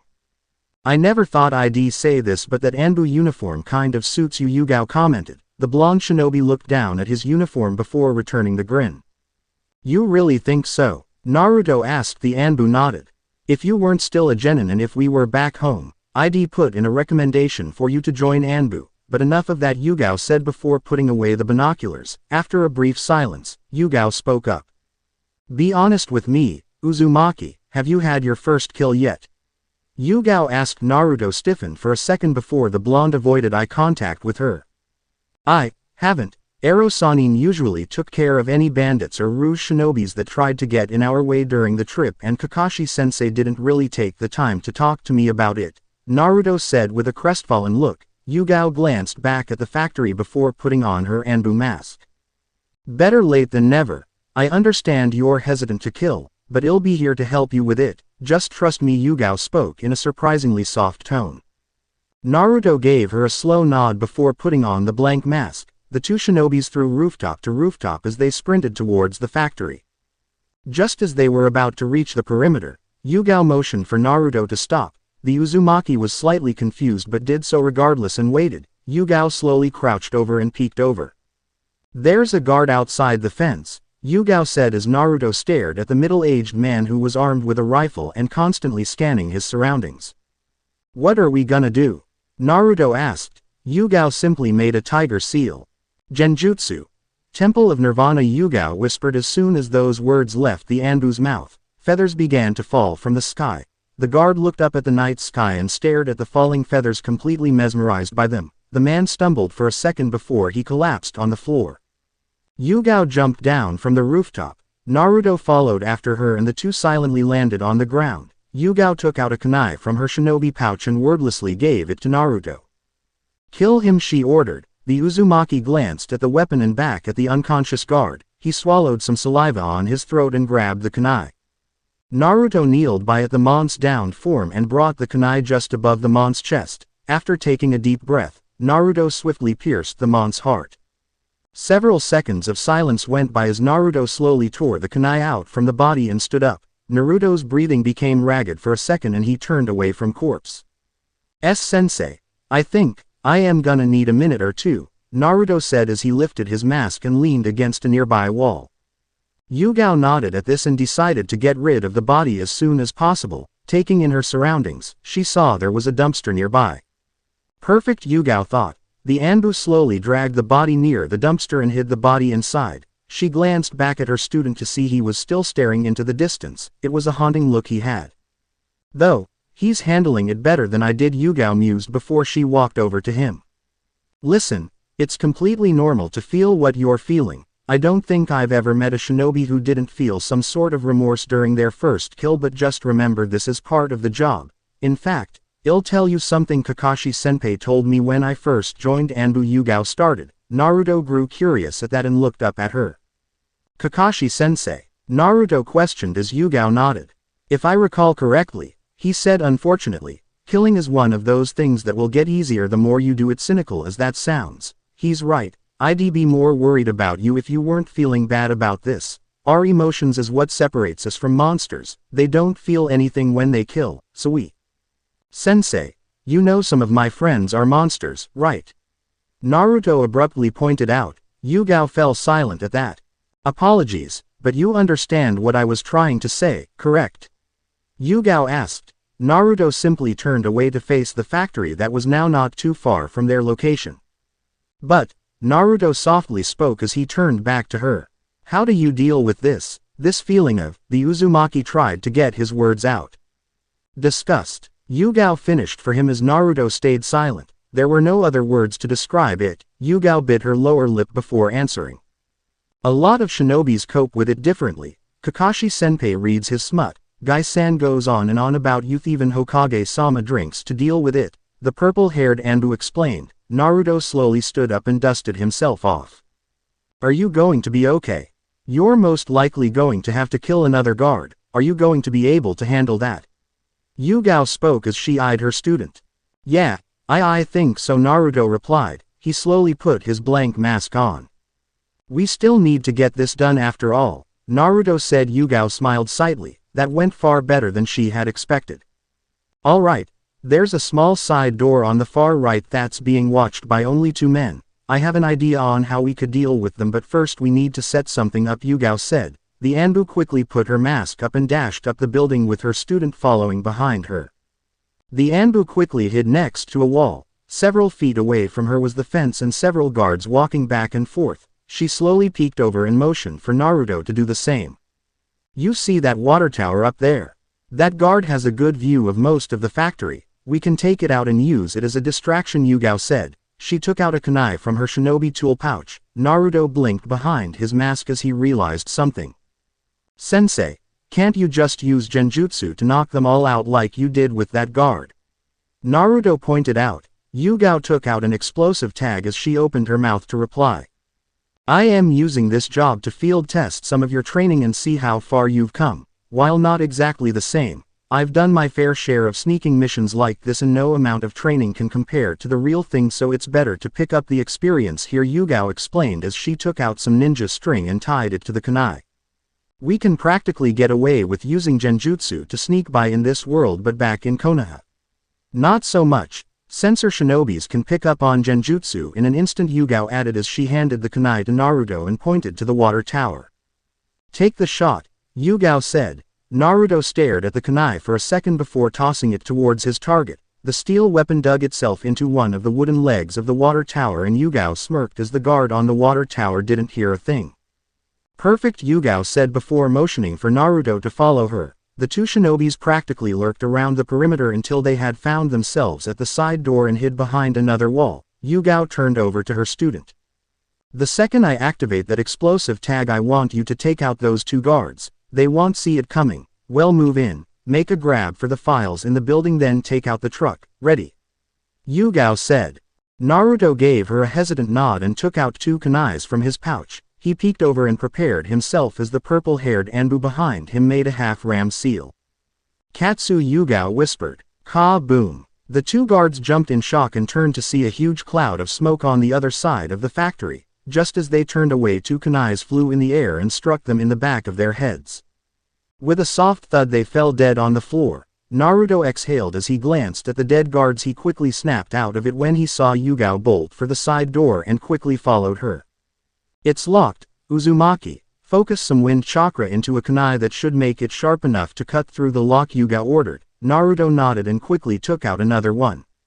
After a few seconds of silence, the kunai started to have a very faint light blue glow. Naruto completely cut through the iron lock with one swing and the fence door flew open. Yuga glanced to her left to see some steel containers next to her. She crouched down and placed another explosive tag on one. She turned around and placed another tag on the fence behind them. Naruto shot her a look of curiosity. "Why are you putting one there?" Naruto whispered. Yuga turned to him. "Just in case. Back in Anbu, we always made sure we had an escape route. Sometimes we would even make two. If for whatever reason the mission goes south, we can use this as a distraction again," Yuga answered as she placed yet another tag on the other side of the container. "Let's keep moving. I am sure most of them are going to investigate the water tower. We should get to the rooftop of the factory and make our way down from there. If the headmaster's info was right, there should be a roof access door there," Yuga continued as the two sprinted towards the main building. They ran up the factory wall and onto the rooftop in the matter of a few seconds. As Yuga was the first on the rooftop, she scanned her surroundings. To her surprise, there was no one there. Not a single person, and there was the door for rooftop access. Naruto soon landed next to her and Yuga steadied her breath as she suddenly pulled Naruto over behind a ventilation unit. "There's a security camera there. Pass me a shuriken," Yuga whispered. Naruto slowly did so and the Anbu peeked over from cover. The camera didn't even notice them. She focused some chakra into the shuriken and launched it. Sparks flew as the shuriken made impact and pieces of the security camera fell down. Both shinobis jumped over their cover and went over through the door. The two quickly went down the stairs, but they were suddenly faced with a problem. Both hallways split off in opposite directions. Naruto and Yuga glanced at each other before the purple-haired Anbu let out a sigh. "We're going to have to split up to cover more ground. I'll take the left side, you deal with the right side," Yuga said. Naruto nodded. He dug through his pocket and pulled out a storage scroll. Just as he was about to unseal it, Yuga stopped him. "Here's a tip that I picked up from Anbu. Never use a sword in narrow hallways. It's too clunky to be swinging around. A kunai will always work better here," Yuga spoke as she took one out from her pocket. Naruto gave her a nod and put the scroll back in his pocket before taking out a kunai of his own. "One more thing. Be careful about using wind ninjutsu here. Some lower ranked jutsus are okay, but don't go overboard. The last thing you need is for the whole building to fall right on top of you. Are you sure you're going to be alright on your own?" Yuga asked with a hint of concern. Naruto gave her a reassuring smile. "I'll be fine, Sensei," Naruto answered. The blonde looked ahead of him and slowly began to walk through the hallway. It was almost eerie just how quiet it was. He expected to at least see a few guards here. The old creep said security was tight, but aside from the guards they saw outside, the office sector of the factory almost felt devoid of any humans. Naruto took each step with caution and firmly gripped the kunai in his hand. A flickering light caused Naruto to stiffen for a second. Naruto let out a sigh of minor frustration as he realized it was just one of the ceiling lights. The Uzumaki pressed on his earpiece and spoke. "Hey, what exactly did they use this place for?" The shinobi heard static for a few seconds before he heard a voice. "It was for a shipping company around 40 years ago. Got bought off, then converted to a clothing factory, but only for a short time for whatever reason. It suddenly was just abandoned and left here to decay. Until recently." The bus driver's voice came through the wireless transmitter. Naruto heard the man take a deep breath. "By the way, I saw a glimpse of your little fireworks show from my spot. We're lucky this part of town is practically abandoned as well, or else we'd be in deep shit with law enforcement." Though Narari couldn't see it, Naruto had a sheepish smile on his face. He slowly leaned against a wall and peeked over to the left. The hallway seemed to be clear, but just as Naruto was about to move, he heard a doorknob turn. Shinobi instincts overcame Naruto and he formed a ram seal. A guard cluelessly exited a room with his rifle strapped on his back, and a transparent Naruto held his breath as the guard simply walked past him. But unlike the other guards, Naruto saw he was dressed differently. The man had a light blue helmet with some sort of cloth wrapped around it. Naruto also noticed this one was somewhat older than the other guards he had run into. 3 years fighting in Liberia, 7 in Blackwater taking out pirates on the East African coast, and now I am here training some guys barely in their 20s. I am not getting paid enough for this shit, the guard ranted. Naruto almost had no idea what the man was talking about but decided to move in. Just as Naruto was about to release his jutsu, a noise startled both the mercenary and Naruto. The guard quickly dug through his back pocket and took out a walkie-talkie. "Boss, the camera on the roof went down. There should be no reason for it to be down. I know most of the guys are checking out the water tower and securing the area, but should we send someone up there?" Naruto's eyes widened as he heard this. The guard in front of him was actually in charge of this whole place. What a stroke of luck. But the blonde was snapped out of his thoughts when he heard the mercenary sigh. "Keep the rest of the guys on high alert. I am already up here, so I'll check it out myself." The mercenary put the device back into his pocket and lifted his rifle. Naruto held his breath once again as the guard made a complete turn around towards the direction of the rooftop.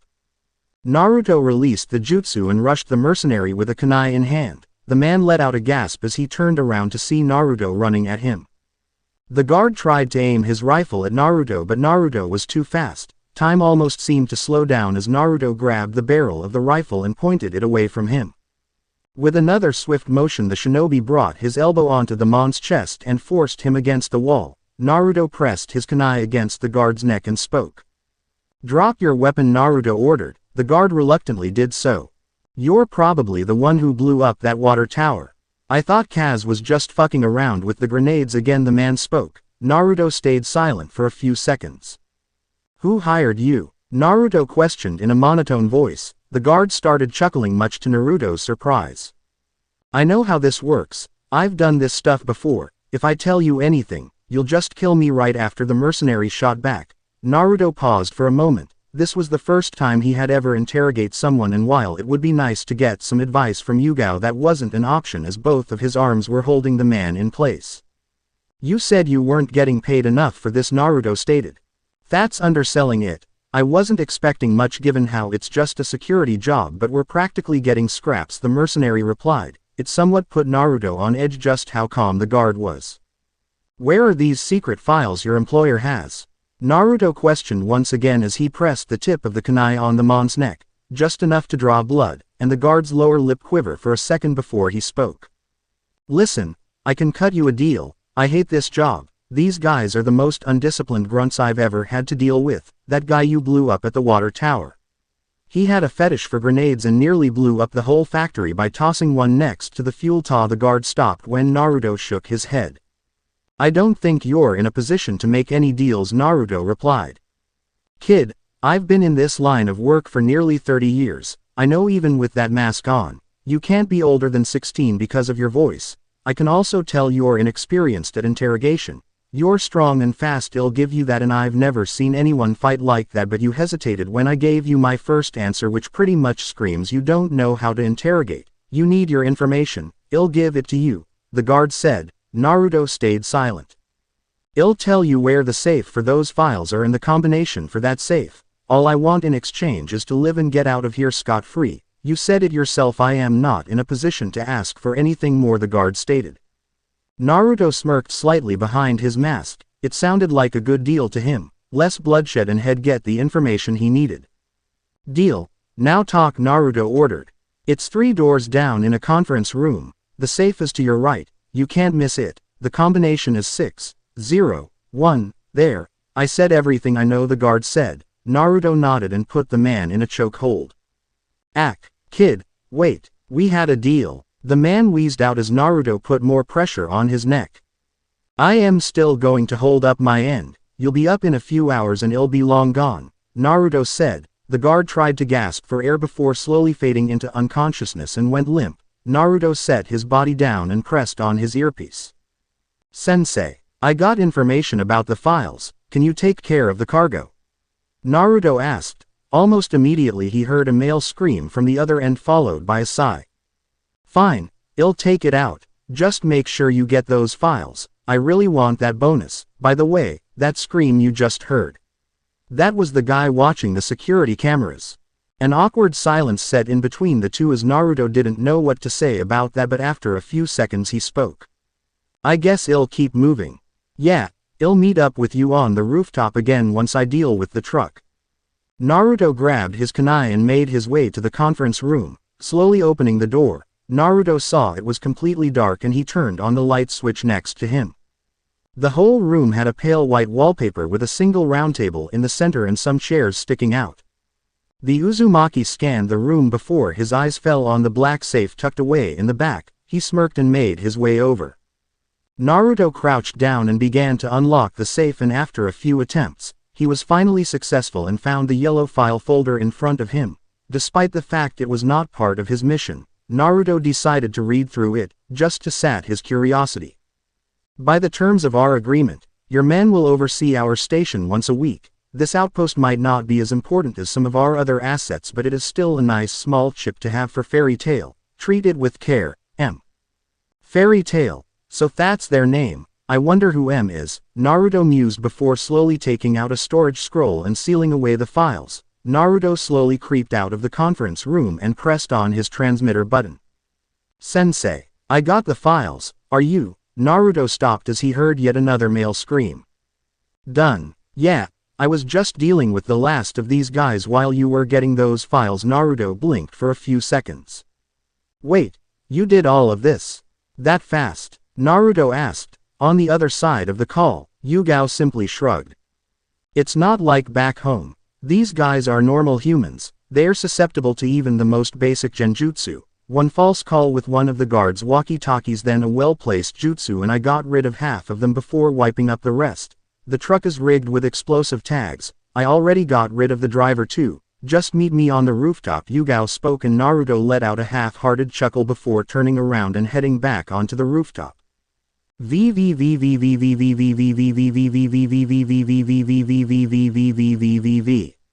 As the masked blonde finally opened the rooftop access door, he was greeted by Yuga, who simply waved at him.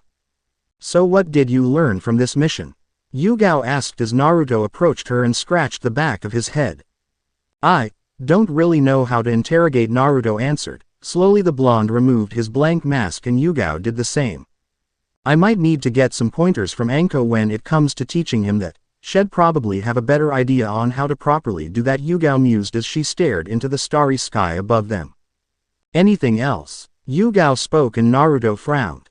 I didn't notice it till now, but disarming these weapons the guards have feels risky. I don't know how to really explain it, but I just thought I'd bring it up, Naruto said. Yuga raised an eyebrow at that but made a mental note to ask her student about it later. Alright, you have the files though, right? Yuga asked as Naruto nodded.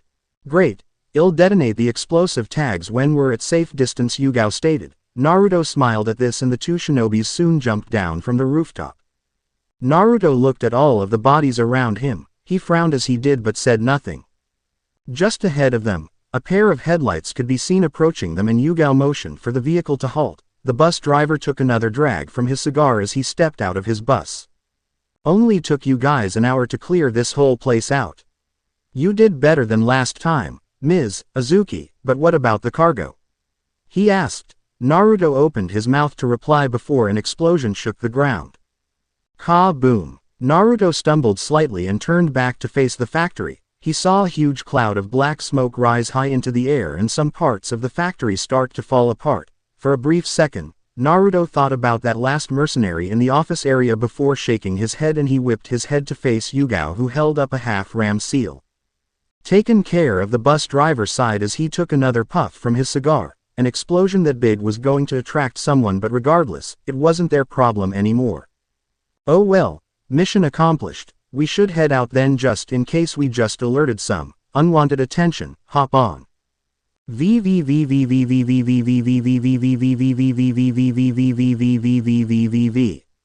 The apartment door flew open as Naruto walked in. He was followed in by Yuga and the bus driver. I think I am gonna shower, Naruto stated as he let out an exhausted sigh and entered his room. The bus driver glanced around the place with his glowing eyes and turned over to Yuga. Still baffles me you were able to fully furnish this place in half an hour, the bus driver stated while Yuga sat down on the couch. Thank the person who made storage scrolls for that, Yuga said as she turned on the TV. While they weren't common, televisions did exist back in Konoha, just not in this way. the Anbu picked up the remote and turned over to the bus driver who sat on the opposite side of her. So, now that Naruto's gone, what did you want to talk about? Yuga asked while flipping through channels. The bus driver pulled out a briefcase and slowly opened it to reveal stacks of yen. First, here's your reward, bonus and all. It's not life-changing money but it's good pay, Narari said as Yuga scanned the stacks of yen. She turned back to him and picked up one stack. How much for that weapon you had earlier? Yuga said. The bus driver suddenly smirked. Where did this come from? He asked and Yuga returned his smirk with one of her own. It caught my eye. I always had an interest in weapons. I wouldn't mind learning how to handle one of those, she answered before the bus driver took out the revolver from his trench coat and slowly allowed the bullets to fall on the coffee table. Keep it, I have 3 more just like it, but don't go flashing it in public. You'll only get into trouble like that here. I can show you how to use that thing some other time, the bus driver started as Yuga nodded and made a mental note to seal the weapon into a scroll. Now back to what I was saying. The headmaster has another mission for you too, but unlike this last one, it's actually going to be fairly tricky to pull off. It's not urgent but expect to be called up sometime in the future. If you pull it off, the pay you'll get will not even begin to compare to the one you got today, and that's saying something. Narari finished. Yuga hummed to herself as she began to ponder what the mission exactly was going to be about. She was snapped out of her thoughts when the bus driver suddenly stood up. I'll be picking up the kid on Saturday morning, the bus driver said. Just as he left the room, Naruto walked back into the living room with a plain white t-shirt and shorts. The Uzumaki began to dry his hair off with a towel and spoke. Sensei, can I talk to you for a second? What is it? Yuga asked as Naruto shifted uncomfortably. While I was showering I couldn't stop thinking about what I did back there, Naruto started. Yuga frowned. This again, she grimly thought as Naruto continued. I've seen people die, like in the Land of Waves and the invasion during the Chunin exams, but to actually ending someone's life, especially when he was no threat anymore, it didn't feel right. Is this really the shinobi life?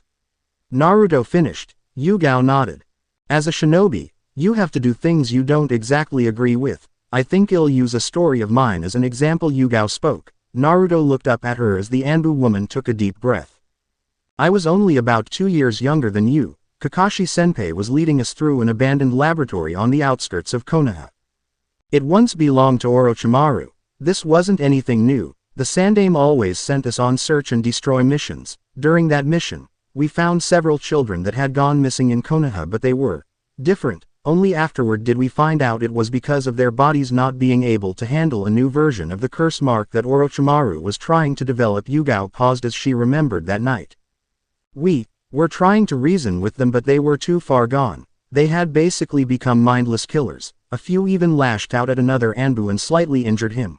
Kakashi-senpai didn't want to take any risk and ordered us to dispose of them. We didn't like it, but we had to follow our orders, Yuga finished. Naruto's eyes widened at this. His own sensei had done something that's what they call the ugly side of the shinobi life, but I don't think I've ever seen the pretty side of it, Yuga whispered under her breath, but Naruto clearly heard her. The blonde suddenly stared out the living room window and he heard Yuga speak again.